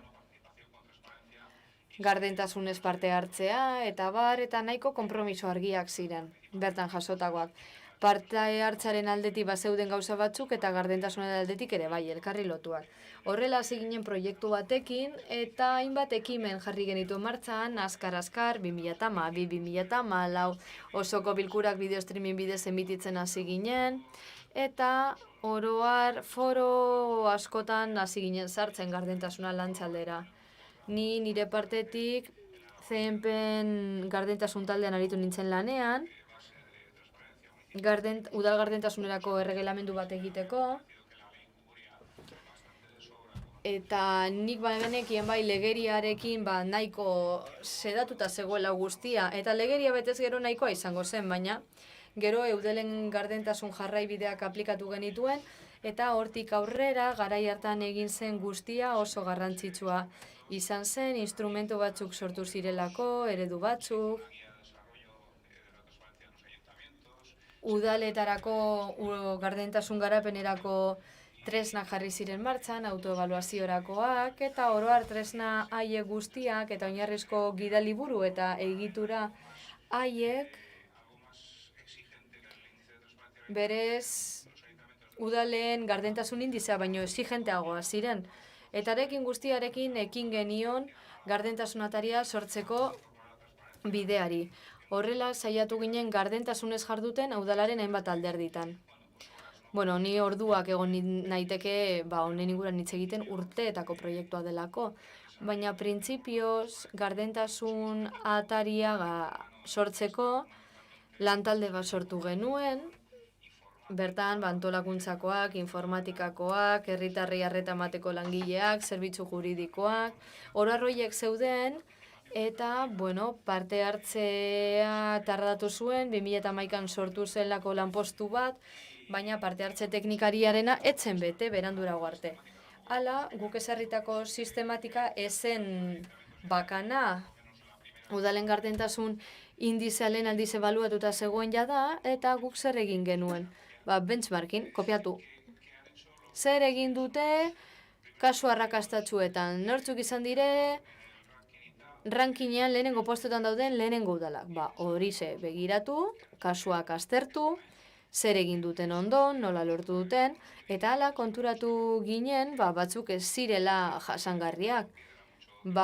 Esfortzu handia zegoen, balorazio maila altua lortzeko, baina bagenituen beste ekimen batzuk, eredu gisa, beste udal batzuk, beste eredu jasangarri batzuekin, eta beraz zer egin genuen. Garaiko eta ereduko 80 adierazleak hartu, gure realitatearekin alderatu, eta horren arabera prozesuari ekin, honenek egindakoa kontutan hartuta. Eta tira hortik aurrera, ataria martxan jarri genuen, 2013an edo, 2013, 2014an, eta horrela ginen. Getxo, cuéntame alguna. Eta Getxon, kontatu zerbait negatiboa, asko daude, Lehenik eta behin, eskerrik asko gu ona gonbidatzeagatik, gure esperientzia kontatzera, eta bueno, bestalde, esan behar du jardunaldi hauetarantz etorri gainenean, posik etorri gara ikasteko, aspaldi ez dugula elkar ikusten, ez garela batxartzen, eta nik momentu honetan pizka bat deprimituta nagoela. Entzun dugun guztiaren ostean. 7 rockstar izan ditugu hemen, berritasunez betetako hitzaldiak, eta gero diogu, ni obsoleto geratu naiz. Oso gauza politak ikusi ditugu gaur goizean, kopiatzeko modukoak. Gure kasuan, antzekoa izan zen, baina lehenago hasi ginen. Sorpresa bat izan zen, 2008an, itaren ranking baten agertu ginelako, eta ez genekien zer zen, ez hori eta ez gardentasuna, ez genekien hori existitzen zenik ere. Eta ranking horretatik aurrera, ikusi genuen gardentasuna izeneko zerbait zegoela. Ikertzen hasi ginen, eta oroar, hasieran zera egin genuen. Itaren zerrenda hori jarraitu ez geneukalako inongo oinarririk, ez genekien kontu hau zer zen. Beraz, itaren puntu horiek jarraitu, saiatu ginen alik eta puntu gehien betetzen. Horretarako inplikatu egin nahi genuen jentean. Izan ere, kasu honetan, bere garaiko alkatea, Imanol Landa, komunikazio arloko burua ere bazen, beraz, alkatetzari pultxo garrantzitsua izan genuen, udal barruan honen inguruan konbentzitzeko. Eta hori egitea oso zaila da, gardentasuna udal barruan sustatzea, eta gainera zer zen jakin gabe egitea zaila zen. Nik esan nahi dut, udaletan, gurean behintzat, taifen erreinu txikiak daudela, nirea da.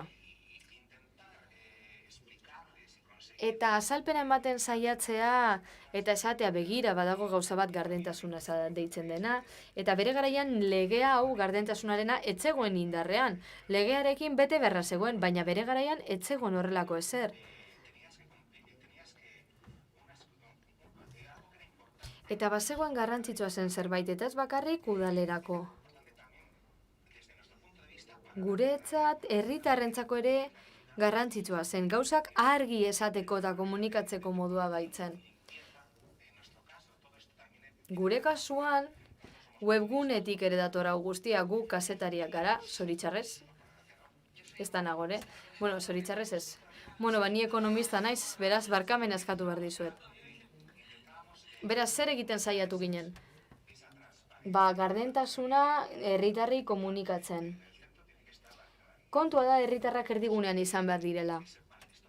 Ez dugu inor baino azkarragoa izan behar edo beste inor baino bea. Alde batetik, bide horretan zehar puntuak betetzen joan izana pozgarria izan zen.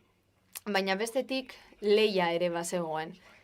Lehenengo hitan 59 ginen eta postua hobetu nahi genuen. Eta ez hori bakarrik. Beste ez dakin hor baino hobea izan nahi dugu. Hori zezen kontua. Eta lehen Donostiko lagunak esan bezala eta gainera betirako geratuko naiz bere ideiarekin. Ikerketa gehi kopiatu, hori da formula.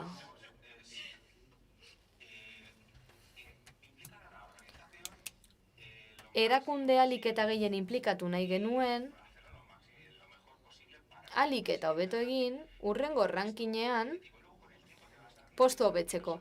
Lehia baino etzen, baina gero denborarekin konturatzen zara puntuak betetzea baino zertxo bait gehiago dela hau da. Bidearen hasiera zen hori, baina gero sakondugu bertan. Guk 50.000 biztanletik bera dauzkagu, beraz gu dintran sartzen gara. Eta hor lehenengo 10 herrien edo hirien artean gaude da. Guk ere bai zu baino gehiago izan nahi genuen. Ana Gloria, zuretzako galdera, nola ikusten dituzu euskal erakundeak? Lehiakorrak bai, zer gehiago? Lehiakorrak izateaz gainetan nik gainera uste lehia osasungarria dela. Izan ere, rankinan lehenengo postuetan egotea du helburu, baina gure benetako helburua ez da hori. Baizik eta lehiakortasun horren ondorioz herritarrek informazio gehiago izatea eta argiagoa. Gu gardentasuna ebaluatzen hasi ginen itaren ostean, jada ezagutzen duzuen metodologia, eta gure helburua etzen ebaluatzea bakarrik. Baizik eta ebaluazio horretan erakundeak eta herritarrak gehiago inplikatzea. Argi eta garbi ikusi genuen euskal erakundeak estatuko gainerako erakundeak baino aurreratuago doazela. Nik uste kulturaren parte dela erakundearen parte, azken finean, ez da ideia eta gardentasun kontua bakarrik. Herritarren eskaerei erantzutea ere da kontua, eta gaur goizan Albertok esan du, herritarrak direla administrazioaren jabe. Ez dakinik hori beste testuinguru baten esango nukeen. Hemen esan daiteke. Eta hori antolakuntzaren kulturaren parte da, eta aurreratuago zaudete hori bai. Nazioarteko gardentasuna hitz egiten kotan, 2008an askok ez egiten zer zen hori. Askok oraindik ez dakite. Beraz, hemen, zuen kasuen lehenengo gardentasun atariak 2008-2011an jarri zen dituzten abian. Eta Espainiako beste toki batzuetan badaude hainbat erakunde, Andaluzian egin genuen proiektu piloto bat, eta bertan oraindik batzuetan ez dago gardentasun ataririk. Bestalde, badaude beste ekimen batzuk, ataria zaratago, eta esate baterako 2017an Irunen egon nintzen, eta bertan bildu nintzen, gobernu irekiko ekimenez arduratzen zen saiarekin. Oso ideia politak zeuden, visualizazioan, nola betetzen ari ziren guztia, bertan lana eginda zegoen. Beraz, behar bada erramintak ez ziren horren modernak, baina egiten zuten, eta kalean gainera. Beraz, gobernu irekia badago eta gainera herritarrengandik hurbilago dago. Hain zuzen ere, nik uste dut hori hasten zaigula gaur egun. Gobernu irekia horren teknologikoa izan behar bada ez. Eta bueno, horrekin erantzun da geratzen da galdera. Irungo ordezkariak esan digu, Eudelen gardentasun gidaliburu egin zenutela eta benetan bikaina zen. Gure kasuan, Gipuzkoa irekia ataria ireki zuen aldundiak eta atari horretan udale gardentasun ataria daukate. Beraz zuen gidaliburua erabili genuen, udal txikietara egokitu, eta guk talde gidari batean egon ginen, 4-5 udal egon ginen bertan, eta saiatu ginen gidaliburu hori udal txikietara eramaten. Gegei begiteko, edo alzuten egiteko, azken finean, Ibarren egin dugun bezala. Eta benetan horregatik eskerrak eman behar dizkizut egindako lanagatik. Talde bat izan ginen, baina hainbat udal egon ginen bertan, eta bi alderdi izan zituen politikoa eta teknikoa. Beraz, kode etiko bat ere prestatu zen, aldi berean, hainbat udaletan aktibatu zena, gure antartean. Eta, Eudelen ekimene sortu zen, baina udal gehiago egon ziren, aholkularitza zerbitzu batekin batera lan egiten urteetan zehar, eta tresna horiek guztiak sortzeko eta kode etiko bat sortzeko ere, ez da? Gero autoevaluazio bat egin zen. Kargu publikoetarako edo langile publikoetarako? Ez, kargu publikoetarako bakarrik. Gure kasuan, erakunde guztien aplikaziteken, baina gure kasuan, 25 kargu publikoetarako baino etzen aukeratu.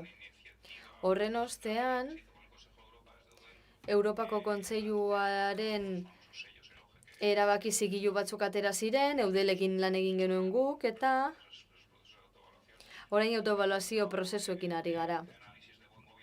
Gobernu honaren lehenengo analizian gardentasuna ebaluatu zen, baina gauza askoz gehiago ere bai. Herritarrentzako zerbitzuak, parte hartzea, kudeaketa ekonomikoa, eta oro har esan daiteke lehenengo radiografia modukoa izan zen udalena. 10 bat udal egon ginen lankidetzan, eta gero jarraitu egin dugu loge zigiluaren ekimenarekin, eta orain badaude hainbat udal lortu dugunak, eta Javier, kontatu pizka bat, azken finean, esan dizuegu, 15 egun barru emaitza jakingo ditugula, eta uste dugu lortuko dugula zigilua, baina emango diguten.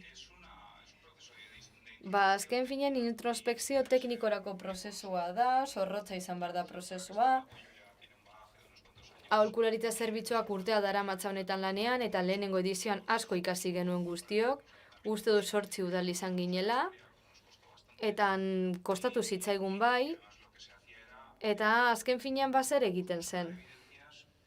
Probak bilatu. Ikuspegi teknikotik. Hau da, gobernu taldeari bozeramaileen batzarrean ebaluazioaren emaitzak aurkezten zitzaizkion, baina bertan izandako teknikarien planteamendua eta uste dut, informatikako, arlo juridikoko eta organizazioko teknikariak egon ginela, eta guk esan genuen, begira, nota egon nahi baduzue, hau egitea ez badaizu gustatuko, baina egin behar da. Eta azkenean ebaluazioa errespetatu zen, eta gero kontraste interpare bat egin zen, horrela, udal guztiek ikusi zuten bata besteari ze ebaluazio egin zitzaion Europako irizpiden arabera, eta kontu zaila zen, hainbat termino zeuden, iten batzuk ulertezina ziren. Eta kasu batzuetan balorazio altuena lortze zenuen, eta beste batzuetan bikaina izan behar zinen gardentasunean irizpide batzu gainditzeko. Beraz, oreka aldetik arraroa zen, orain askoz orekatuago dago. Baina gu duela 2 urte, 2. ediziora, ebaluaziora aurkeztu ginen, eta behintzat iruditu zitzaidan koherenteagoa zela. Loge zigiloak Euskadin baino ez ditugu estatu mailan. Beraz, esportatu barreko eredua ote gara. Niri bitxia iruditzen zait. Pentsatu genuen bide horri ekitea. Uste dut aurkezpen bat ere egin genuela pandemia, baino pixka balenago Bilbon, ezta? Zigiluaren kontu aurkeztu zuten. Eta bere garaian planteatu genuen, baina oso teknikoa iruditu zitzaigun, ez teknikoa, komplikatua. Komplikatu egia. Eta ikusi beharko dugu non sartzen ari garen, baita ere gu udal gisa momentu hartan, ez geunden momentu egokian, horretan hasteko, eta zuek esan bezala, puntuak irakurri eta pentsatu genuen oso zaila zela. Bestalde, badago esan duzun zerbait garrantzitsua dena. Azken finean, ea udalari gustatuko zitzaion nota, intran edo lehenengo 30 artean egotea ondo dago, baina 4 puntuazioa lortzea polita alda, esfortzoak merezi aldu gero hori ateratzeko. Tresna bat ere bada, zure ahulguneak ikusteko, guk horrela ikusten dugu. Nik ikuspegi politikotik ari naiz momentu honetan, nik uste dut edozein zerrendaren kasuan, intra edo ita, hori guztia oso positiboa da erakundearentzat ahulguneak eta indarguneak ikusten ditugulako. Baina ni beti diot, ikuspegi politikotik beti diot, ni ez naiz aurkeztuko zerbaitetara, gero beldurrez arituko banaiz. Eta lehen esan dugu, ezta, gero beldurrez gabiltza oposizioak zer esango ote duen, beti horrela gabiltza. Eta kontua da, ez dugula ikuspegi horretatik lan egin behar, beste bide batzu jorratu behar ditugu. Nik uste dut funtzionarioen izaera kasposo hori gainetik kendu behar dugula, funtzionarioak ez izan arren, kazetariak izan arren. 19. mendeko funtzionario kasposo itzuera hori kendu behar dugu.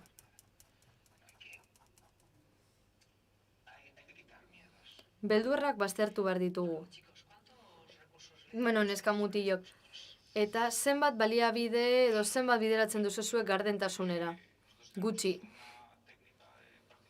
Gu badugu parte hartze eta gardentasun teknikari bat, eta gero arloko zuzendari handi bat naiz, eta lan egite dut horretan aldudanean. Hasieran askoz jende gehiago zegoen horretan lanean, hori egia da. Ostean, arloaren arabera, arloaren ardurapean uste genuen kontua. Esate baterako talde gidari bat sortzen nuen, hor aritzen zen lanean, baina gero bilerak egiten genituen, bilera tematikoak, arloaren arabera.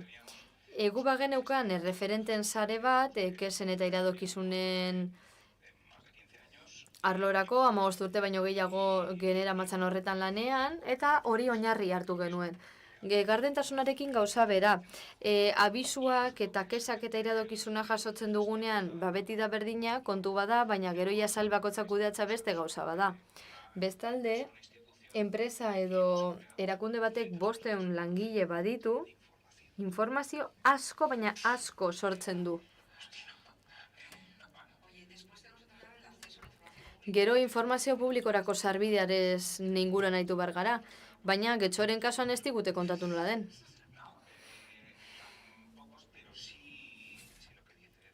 Bai, berak esandakoa. Gu komunikazio arlotik egin genuen guztia, webgunean 2 pertsona ginen eta gure arduraduna, gobernu irekiarekin hasi ginenean eta gardentasunarekin. Gero saiatu ginen arlo desberdinak involukratzen, konturatu zitezen garrantzitsua zela, baina berez giza baliabideak gutxi. Teknikariak gutxi, borondate asko, lan asko, esfortzu handia, eta gauzak ondo egiteko gogoa, voluntarismoa, horrekin atera genuen. Baliabideen kasuan, 1000 aldiz gehiago baliabide eskatuko genituzken. Lehen esan da esate baterako, lehen ziberherrialdia izeneko osagarria zegoela. Bertan, komunikazio arloak, gardentasun arloak sortzen ziren udaletan, eta beti Madril edo Bartzelonan ikusten genuen. Eta gero agertzen zen, Zaragozako taldea, 30-40 pertsonako plantillak agertzen ziren, eta gero gure kasuan laukatu. Eta Bartzelonako argazkia eskaiera oso hartzen zuten langile horiek. Argazkirako behar badezka dezakegu getxorare beste 30 etortzea. Kaletik, baina instituzioetatik bertatik, etzaio garrantzi handirik ematen gobernu irekiari. Oraina pizka bat gehiago argi dagoenez. Baina etzaio inoiz garrantzia gehiagirik eman. Hori komunikazio kontua da, esaten da. Oso garrantzitsua iruditzen zaidan zerbait esan nahi dut. Gure kasuan behintzat, gardentasunaren bideari ekin genion, udal komunikazio sistema oso aurreratuta zegoenean, oroar oberena izaten delako, informazio sistema bat muntatzekotan, gardentasunean ere pentsatzea. Eta, kontua da, edozein gardentasunataritan oberen bizirauten duena da, automatikoki kudeaketa prozesuetatik datorren informazioa. Horixe da honena, idealena. Gauza batzuek ez dute zentzurik. Baina sistematizagarria dira, esate baterako, idazkaritzan, argitaratzen den hitzarmen bakoitzeko, edo sinatzen den bakoitzeko argitaratu behar da, hori itzaigu hasten.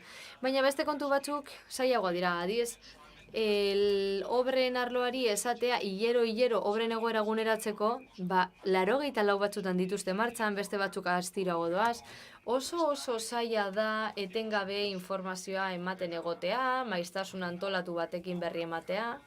Esate baterako obra handien kasuan behar bada 3 hiletan ez da zer esan behar, eta beste baten kasuan hilabete bakarri pasa eta 1000 gauza desateko. Oso konplexua da, eta kontua da, gauza asko egiten ditugula. Gure lanak askotariko arloak lantzen ditu, kudeaketarako, eta oso konplexua da guztia hori dela. Eta beraz, sistematizatuta dagoen guztia kontratazio hori errezena da. Hor espediente batzuk daude, kontratuak, txikiak zeinez, horiek ateratzen dira, txurrera berdinetik, eta horren berri ematea oso erraza da, borondate politiko kontua da, eta aurrera. Argi badaukago aurrera, baina badaude beste gauza batzuk askoz komplikatuagoak direnak. Gure kasuan, pasaden urtean 350.000 dokumentu sortu genituen elektronikoki sinatuta zeudenak. Eta esan izan dugunean, udal txikiekin aritu garela, kontratu txikiak argitaratzeko orduan, gu guztiak argitaratu ditugu. Jendeak esaten digu, 3.000 eurotik orakoak, ez, gu guztiak. Guretzat erraza da, baina behar bada beste batzuentzat ez. Duela gutxi, udal batek galdetu zean, guztiak argitaratzen dituzte, bai, estankoan 5 eurogatik ordaindutakoare, bai. Baina, klaro, horretarako sistema potentea izan behar. Bai, egia da, pozgarria dela hori entzutea, nik uste delako arazo komuna ditugula. Eta hain zuzen ere hori da kontua, prozesu bat sistematizatzen dugunean eta az dezakegunean hoberen hori da. Kontratazioa, beste gauza batzuk. Arazoa noiz dator? Oztopoak aurkitzen ditugunean, erresistentziak. Eta oroar, atzetik ibili behar duzunean zerbait argitaratzeko. Edo argitaratu behar duzunean eta PDF eskaneatu bat bidaltzen dizutenean, orrialdek batekoa. 80 megako pisuarekin, eta orduan pentsatzen duzua, berau zer da? Postu ere egin hau zuek esandakoa entzuteak, horren atzean lana dagoelako. Lana egin dela erakusten du zuek esandakoak. Jendeak lan egin duela sistema eta metodo baten arabera eta betetzen ari dela prozesua. Azkenean ez naiz horren deprimituta bueltatuko. Eta etorkizunaren inguruan nola ikusiko dugu etorkizuna? Ni kopia daitezken gauzasko ikusi dut. Gehi zerena. Eta araudi berria etorriko zaigu, ganera, gardentasunaren euskal legea, erregelamendu berri bat behar bada, zer datorkigu orain? Gure kasuan, gu 2012an Atari bat sortu eta 2014an hobetu genuen, eta orain webgune berri bat sortzekotan gaude, garai berrietara egokitzeko, eta bar. Horrek azken finean eragina izango du gobernu irekian, hainbat eta hainbat proiektu ditugu.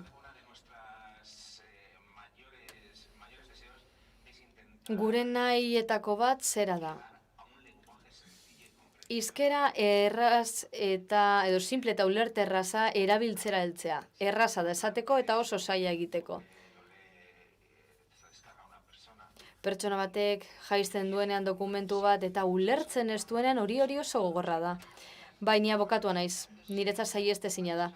Xabierrek esan bezala idazten dut eta bide batez, nik Ibapekin lan egin nuen eta esan nuen, ostras, bai honela egiten dugu. Baina egia da txip hori, neolenguaje hori daukagula eta guk ulertzen dugu, baina gero herritarrek ez. Eta horregatik diot, Xabierri esker konturatu naizela egunero egiten dugula.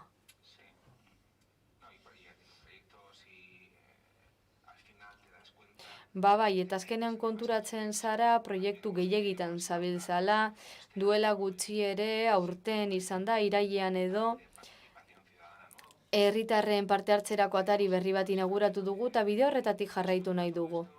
Guzti hau ikusi ostean uste du garrantzitsua dela baita ere, zuek esan beharrekoa entzutea. Izan ere, hemendik ez ara deprimituta ateratzen baizik eta pozik, ilusio, zea zerbait egiteko gai garen, ea TikTok kanal batea egiten dugun, gauza interesgarriak egiteko gogoz ateratzen gara, lan egiteko gogoz, zerbait interesgarria egiteko gogoz, errutinan erori ordez. Ez dut getxo megabertso izan nahi, baina beti buruan izan beharko dugu erakundearentzat lagungarria den eta zoriontasunez lan egiten eramango gaituen zerbait egin behar dugula. 1000 proiektu ditugu, buruko minak ere bai. Buen cosas por ahí. Araudiari dagokionez zer dago berri? Zer dator Madriletik gauza asko daude. Eta udalerriaren tamainaren arabera, baliabideak etorriko dira ziurazki, ezagutuko zenuten lerroekin lotutako guztia, automatizazioa sustatzen ari da gardentasun proiektuekin. Hala, horrela ez da beharko inbeste lan. Hala, araudi batzuek erreformatzen dute eta azkenean horiek direla eta automatizatzen ditugu informazio prozesuak eta inork ez ditu lertzen. Eta bideratuta daude eremu juridikora. Beraz, fokuratu beharrean proiektu interesgarrietara eta ikusi beharrean zeintzuk diren nazio mailako edo nazioartean dauden planak, nik uste dut zentratu behar garela eskarietan, hau da, herritarren eskarietan. Egia da, administrazioek bete beharra duzuela, bai, gardentasun araudiak bete behar dituzue, berrerabilpena egin behar duzue eta herritarrek ulertzen ez dituzten gauza batzuk kudeatu behar dituzue, interoperableak diren datuak, adibidez oso zailak dira ulertzeko herritarrentzat. Nik uste dut horretan zentratu behar garela. Eta Gaztela-Mantxako jardunbideak bezalako jardunbideak oso garrantzitsuak dira. Adibidez, herritarrei galdetu nolakoa izan beharko litzateke gardentasun ataria, nora bideratu beharko ginateke, eta esandakoari dagokionez, zuenak bezalako udalak defendatu nahi ditut, gardentasunaren liderrak zarete, eta edokazu eskalinata oso bat pertsonez beteta, ez dituzue adituak. Badago parte oso garrantzitsu bat borondatearekin lotutakoa, eta automatizazioa oso garrantzitsua da. Gardentasun atari asko ezagutzen ditut, baita gardentasun arduradun asko ere.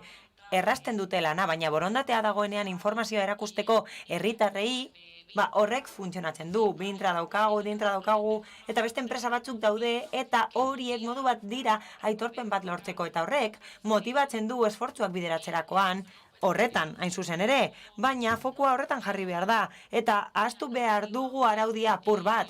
Egia da, bete behar dela, noski ez da urratu behar, hori begibistakoa da, baina zentratu behar gara herritarrek eskatzen duten horretan. Hala, gustatuko litzaidake zuekin datu batzuk partekatzea. Lehen, apuntatu egin ditut eta lehengo erantzunarekin lotuta daude datua, baina urdurik nago eta argiek apur bat nahastu naute, baina gustatuko litzaidake horiek ematea. Iritzi batetik ara oso garrantzitsua da datuak ematea. Gardentasuna aztertzea ondo dago, bai Eibarren, bai beste udalerri batzuetan, eta zentzuduna da horren inguruan mintzatzea, baina ni dintraren datuen izenean nator gaur, eta gustatuko litzaidake hori esatea. Hala, guk ebaluatu ditugu udalak eta beste erakunde batzuk. Eta gehienetan, ranking gehienetan, agertzen dira euskal erakundeak erreferente gisa. Eta datu batzuk ditut, adibidez, Generalitatea, Valentziako Generalitatea lehenengoa da, eta gero Eusko Jaurlaritza dator, eta betetze maila 90%koa da. Beraz, horrek esan nahi du mailaren gainean oso karta garrantzitsua dagoela, eta gero beste valorazioak daude, eta gardentasuna baloratu dugunean pandemian zehar bigarren postuan egon zarete. Adibidez, Euskal Herriko Unibertsitatea lehenengo 10 postuetan dago, osasun zerbitzuen inguruan gauza bera esan dezaket. Kasu horretan, erdibidean daude, bitarteko postu batean daude, baina batez bestekotik gora eta arartekoa bigarrena dago bere rankinean, eta ezin dira kasualitatea izan, eta gauza bera gertatzen da toki mailan. Aldundiei dagokienez, esan beharra dago, Gipuzkoa, Araba eta Bizkaia 15 gardenen artean daudela eta lehenengo postuetan daudela. Udalerri dagokienez, 10 gardenenak dira, besteak beste, eta 15 gardenenak dira Gasteiz, Bilbo, Donosti eta Eibar. Eta rankinen egoerari dagokionez, eta Getxo, zer gertatzen da? Getxo, 28. postuan dago, bai, hala da. Hala da, Getxo, 28 da, ez dago hain hurbil, baina lan egin dezakezue. Bai, baina gora goaz, hori da gure helburua, gora joatea. Hala, zuen indizea oso ona da, dinamikoa delako eta horrek laguntzen dizu gauzak egiten. Hala, 2017an, denok lan egiten dugunok, gardentasunean lan egiten dugu, eta zain egoten gara, baina zuenak laguntzen du, ez da initzia hain zurruna, baina bai, 28. postuan gaude, baina igoko gara, goragoaz, bai. Azken finean, helburua zein da, helburua hori da.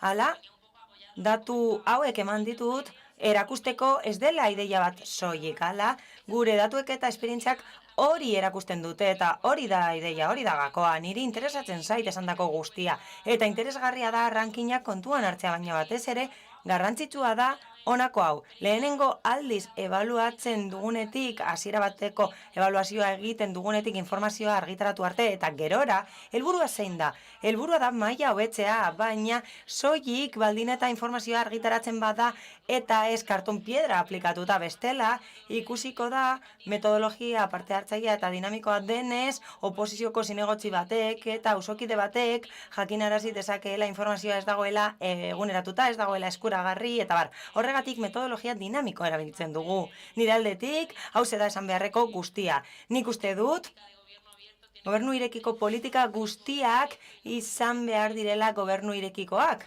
Horretan oinarritu behar dira, baina ez dira menpe egon behar. Araudiak oso garrantzitsuak dira, baina administrazioek nori zerbitzatzen dioten are garrantzitsuagoa da. Eta, Xabier, nola ikusten dugu etorkizuna Irunen? Gu egoera batean gaude. Dintran oso posizio gatza daukagu. Hala, 2018koa da gure azkenengo ebaluazioa eta momentu hartan ez geunden oso ados rankin horrekin, posizio horrekin, baina beno, Ana Gloriak zer uste du? Hobetu behar da, zar zaitezkete eta hobetu noski. Eta hori ikusi genuen, ala, 86 geneukan itan, eta asko sokerrago atera ginen dintran, baina edonola ere, tresna oso onak dira, hobetzeko tresnak dira, etengabe hobetzeko eta loje sigilloarekin gauza berak gertatzen da. Horrelako sistemak, neurtzeko sistemak dira, ebaluatzeko sistemak, kalitatea eta gardentasuna eta kudeaketa eta gobernu ona ebaluatzen dituzte. Eta tresna horiek guztiak dira onak. Hala, berriki webgune berria sortu dugu, eta horrek asko betzen du aurrekoa komunikazioari dagokionez, erabilgarriagoa delako, egokitu daitekeelako, eta bai, getxo, ikerketak garapena, bai, horretan gaude, bai, ia hor gaude, bai. Ba, horrez gain, aurrera egin nahi dugu adierazle batzuetan. Izan ere argi daukagu ez ditugula horiek betetzen, eta gainera argazkian gaizki gaude, ez daukagulako open data ekimenik oraindik ere. Beste gauza batzuk lehenesten ditugu eta fokalizatu gara beste kontu batzuetan. Adibidez, pandemiarik ezean hori izango genuke, baina lehenetzik dugu beste gauza bat, ala asko landu dugu, izapidetze elektronikoa kasu honetan, eta guretzat hori osagai bat da zuzeneko arreta ordezteko, ez geneukalako denbora nahikorik geneukan guztiak kudeatzeko. Hala, erregistro sarrerak elektronikoki 57 gainditzen dute, hau da, jendeak online izapidetzen du. 57 online egiten dira, eta hori lehenetzi dugu. Eta orain, gure ideia open data proiektu bat egitea da, definituta dagoeneko, eta gure ideia da berrikustea, nabarmen berrikustea proiektu hori.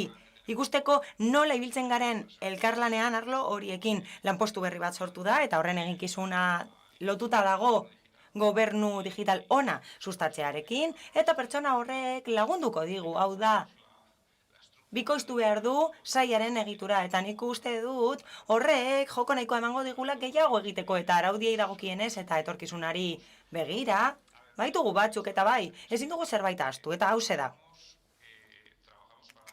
Herritarrentzat lan egiten dugu funtsean, eta irizpide batzuk erabiltzen ditugu lan egiteko, hau da, eraginkorrak izan nahi dugu.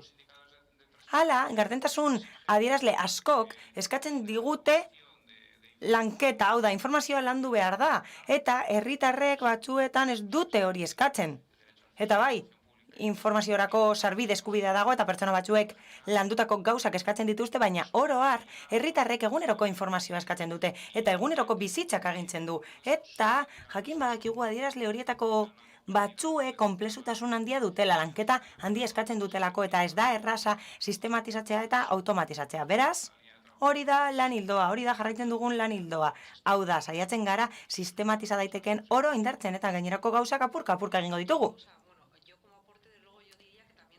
Nik esango nuke gardentasunak antolakuntza kultura aldatu duela. Hala, Javier Arranzek esan duen bezala, polivalentea naiz, langilerian lan egiten dut, eta langileria arloan lehen pentsa ezina zen opositore batek eskatzea azterketa, eta hori da interinoa. Hau da, askotan eskatzen dute azterketa hori, eta esaten dugu zelako aurpegia, ez da? Aurpegi gogorra dauka, baina orain transferentziari esker onartu behar da. Beraz, beste eskema batzuekin lan egiten da, beste prisma batzuekin lan egiten da. Aizu, dan argitaratzen dugu, eta kitxo. Arazorik ez? Horrela, oso gardenak izango gara, eta zentzu horretan, beste zail batean, aldaketa itzela egon da. Kultura antolakuntza aldatu da nabarmen. Hau da, prozesuak aldatu dira. Aizu, esan dugu, dena izango da, gardena, hasieratik dena argitaratuko dago egunean, eta kitxo. Eta etorkizuna, horra doa, nik uste dut horretara helduko garela. Hala, ikerketa eta garapeneko gauza asko daude eta argazki asko egin ditut gaur. Hala, gardentasun legea atera zenean, informazio publikoaren kontzeptua jaso zen, eta hori zen guztia, ezta? Hala, informazio publikoko eskaerak zoragarriak direta batzuetan litzen zaizkigu, zer gertatzen da horiekin? Guk sistematizatuta ditugu prozedura horiek, hau da, espediente bat daukagu, urrats batzuk daude zehaztuta eta badakizu zer gertatuko den. Hau da, orain arte ez da aplikatu 18 artikulua eta kasuren batean aplikatu beharko dugu. Horrek mugak ezartzen ditu. Hala, emakidaren mugak ezartzen ditu. Hau da, mugak jartzen ditu informazio publikoari dagokionez. Batzuetan aztertu behar da gardentasuna bermatu nahi den. Batzuek informazioa eskatzen dute eta gehiegi eskatzen dute batzuetan. Baina gure volumena ez da oso handia, baina bai, badaukagu gaitutako prozedura bat, hilabeteko epean erantzuteko gauza oso komplikatua bada, beste hilabete bat hartzen duzu erantzuteko, legeak hori esartzen duelako, jakinarazten da, eta horietakoren bat daukagu irekita momentu honetan, eta gainera, bezero batzuk ditugu, eta bezeroak nahiko borrokalariak dira. Hala, 2 egun beranduago gainditzen baduzu epea, arartekora jotzen dute. Ez zaude, gardenan, bai, bietan gaude. Nik soilik gardena erabili behar dut. Izan ere, gustatuko litzaidake jakitea zer gertatzen den getxon. Ez, guk gure kasuan, zorionez ez dugu arazorik izan. Ez gai honekin, ez beste batzuekin, kasu honetan. Hau da, beste sail batek kudeatzen du hori, kalitate sailak kudeatzen du eta volumena ez da inbesterako, hau da ez dira kasu asko. Eta ez dugu inoiz arazorik eduki zentzu horretan, gai horri dagokionez, noski baina gustatuko litzaidake zerbait esatea. Hala, uste dut Amaliak esan duela lehen, eta ekarri nahiko nuke berriro ere ona, ez dago bide hori bakarrik. Legez, existitzen dira beste aukera batzuk, beste bitarteko batzuk erabil daitezke, hau da, ez da soilik erabiliko informazioa eskuratzeko eskubidea. Bestalde, sare sozialak daude, hori oso garrantzitsua da, eta apur bat nahastuta geratu naiz. Eta kasu horretan, arazo gehiago egongo dira. Zergatik, batzuetan, guri galdetzen digutenean zer egiten dugun, eta batzuetan, entzute aktiboarekin lan egiten dugu, eta pertsonei erantzuten diegu, jendeari erantzuten diogu, galdetzen digutenean, beti erantzuten dugu, hau da, trolak ez badira, edo ez badakigu arazoren bat dagoela, eta jarrera bat dagoela eskutuan, hori ez badakigu, aukerarik ez dugunean, arlo beretik ez dakigunean, ez garen helduko kasu horietan berbideratzen dugu eskubide horretara, baina behin edo gertatu zaigu, baina araudian jasotzen bada eta legez ezartzen bada, horrek bide bat irekiko du eta horrek beldurra ematen dit, baina zergatik? Beldurra ematen dit, ez dakidalako zenbateraino eta zein punturaino bete beharko diren gauza horiek guztiak. Horiek eska ditzakete sare sozialen bidez eta ez dakit zenbateraino bete beharko diren. Zerbide modua desberdina da. Hau da, guk baditugu iradokizunak egiteko bitartekoak eta 5.000 iradokizun edo keza inguru kudeatzen dira urtean, eta horietako batzuk eguneroko gauzak dira, hiri mantentzearekin lotutakoak dira, baina beste gauza batzuek bere lekua izan dezakete honetan, hau da, komunikazio sistema informala da, beraz, erantzuna hildo beretik doa, informala da, hain zuzen ere. Hala, erregistro sarrera bat egiten denean eta pertsona batek bere informazio publikorako eskubidea gauzatzen duenean izapidetzea egiten dugu, eta interesdunak badaude, edo kaltetuak badaude prozesu horretan, epe batzuk ezartzen ditugu, informalak direnak eta formalak direnak errekurritzeko, eta baina gero, ez da bat dago. Zer da informazio publikoa? Zer da informaziorako eskubidea, espediente batean egoteagatik?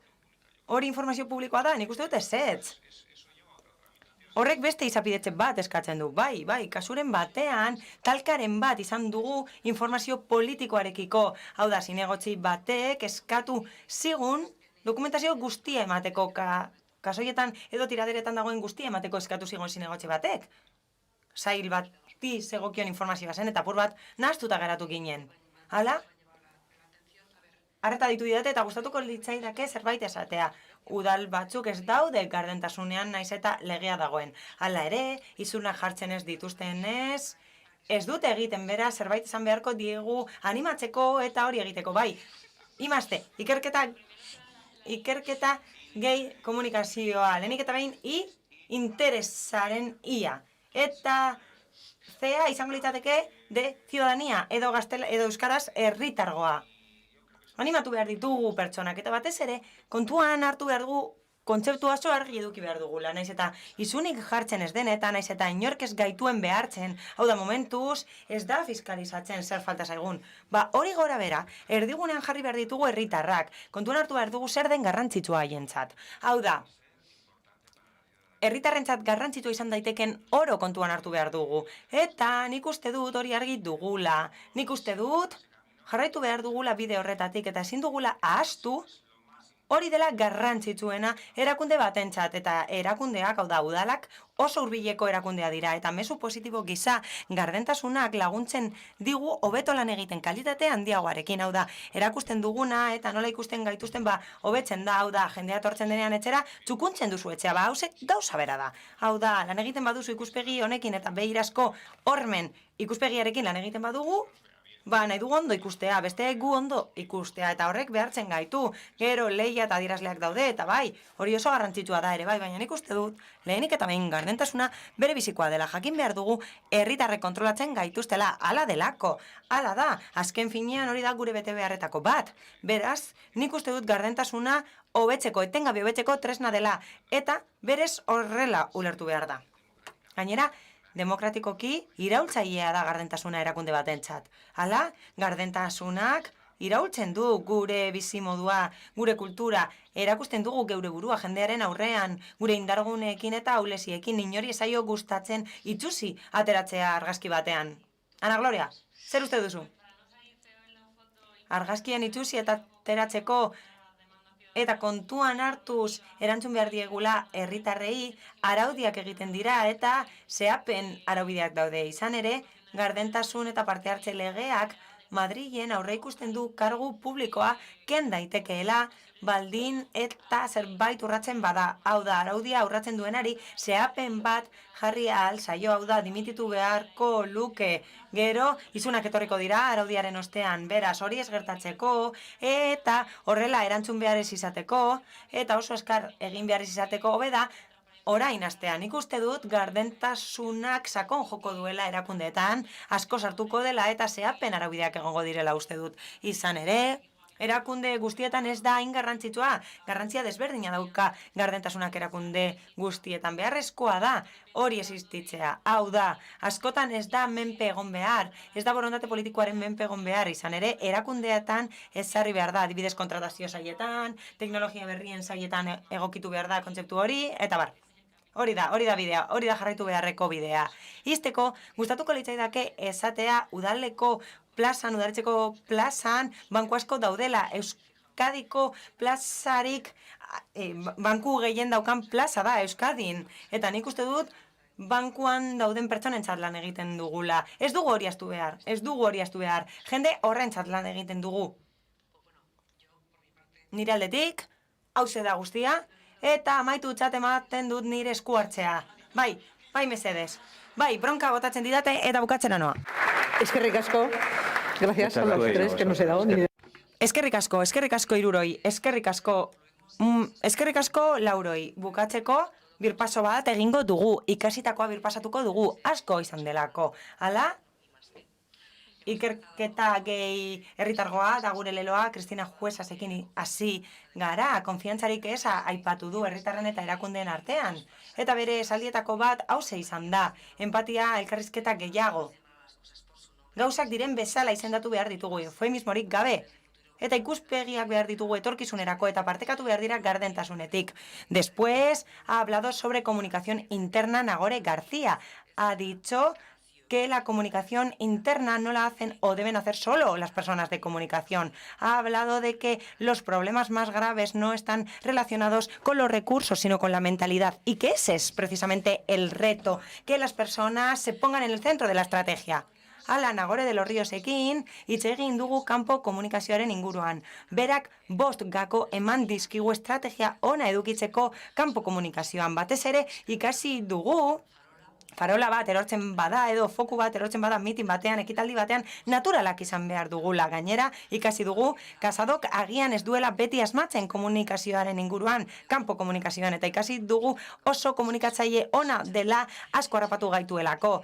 Xavier Amatria ha hablado sobre el lenguaje administrativo, para demostrar que tiene que ser funcional y claro, que tiene que redactarse y hablar de manera clara para la ciudadanía, tanto desde las instituciones como desde los cargos públicos. Así es muy importante decir las cosas claras, con precisión y con comprensión, y no rellenar las frases más de lo necesario. Gero, Amalia Lópezek oso ondo hitz egin du marketing digitalaren inguruan eta sare sozialen inguruan eta 3 ideia aipatu ditu. Lehenik eta behin esan du oso garrantzitsua dela komunikazio sailak sortzea, bigarrenik esan du beharrezkoa dela horiek konektatzea. Nolabait kudeatu behar dira sail horiek, sare sozialak profesionalek kudeatu behar dituztela esan du, eta edukiari dagokionez esan du diseinatu behar direla estrategiak eta planak komunikaziorako, baina batez ere esaldi bat utzi digu, oso ona. Egon behar zarete herritarrak dauden tokietan. Gardentasunaren inguruan edo gobernu irekiaren inguruan hitz egin digu Rafa Kamatxok, berak esaten zuen atasa bat dela, erronka bat dela, erakundeek dutena. Hala horri aurre egin beharko diote erakundeek eta magia aipatu digu Rafak. Ez da hutsala, magia egin behar da, herritarrek inplikazio hori lortzeko. Eta goiza bukatzeko Alberto Ortiz de Zaratek hitz egin du. Hala datu irekiak aztertu ditu eta berak esan du osagai hori zalantzarik gabe oso garrantzitsua dela komunikazioan eta gardentasunean administrazio publikoetan. Eta nire datuetatik gure datuetara pasatzeko eskatu du. Hala, horren ostean azpimarratu du beharrezkoa dela aldatzea lan egiteko modua eta horretarako ez dela nahikoa teknologiarekin. Eta bai, kolofoi bezala bi mahai inguru antolatu ditugu. Sakondu dugu gai desberdinetan komunikazio instituzionala eta politikoa bereizi ditugu. Eta orain, azkenengo honetan, ezagutu ditugu eredu desberdinak, arrakastatsuak izan direnak. Getxoko eredua eta Irungo eredua ezagutu dugu. Eta horrela, jardunaldiak amaitu ditugu oso aberasgarriak izan dira niretzat, espero dut zuentzat ere bai aberasgarriak izatea, eta espero dugu hurrengo urtean jarraitzea. Mila esker!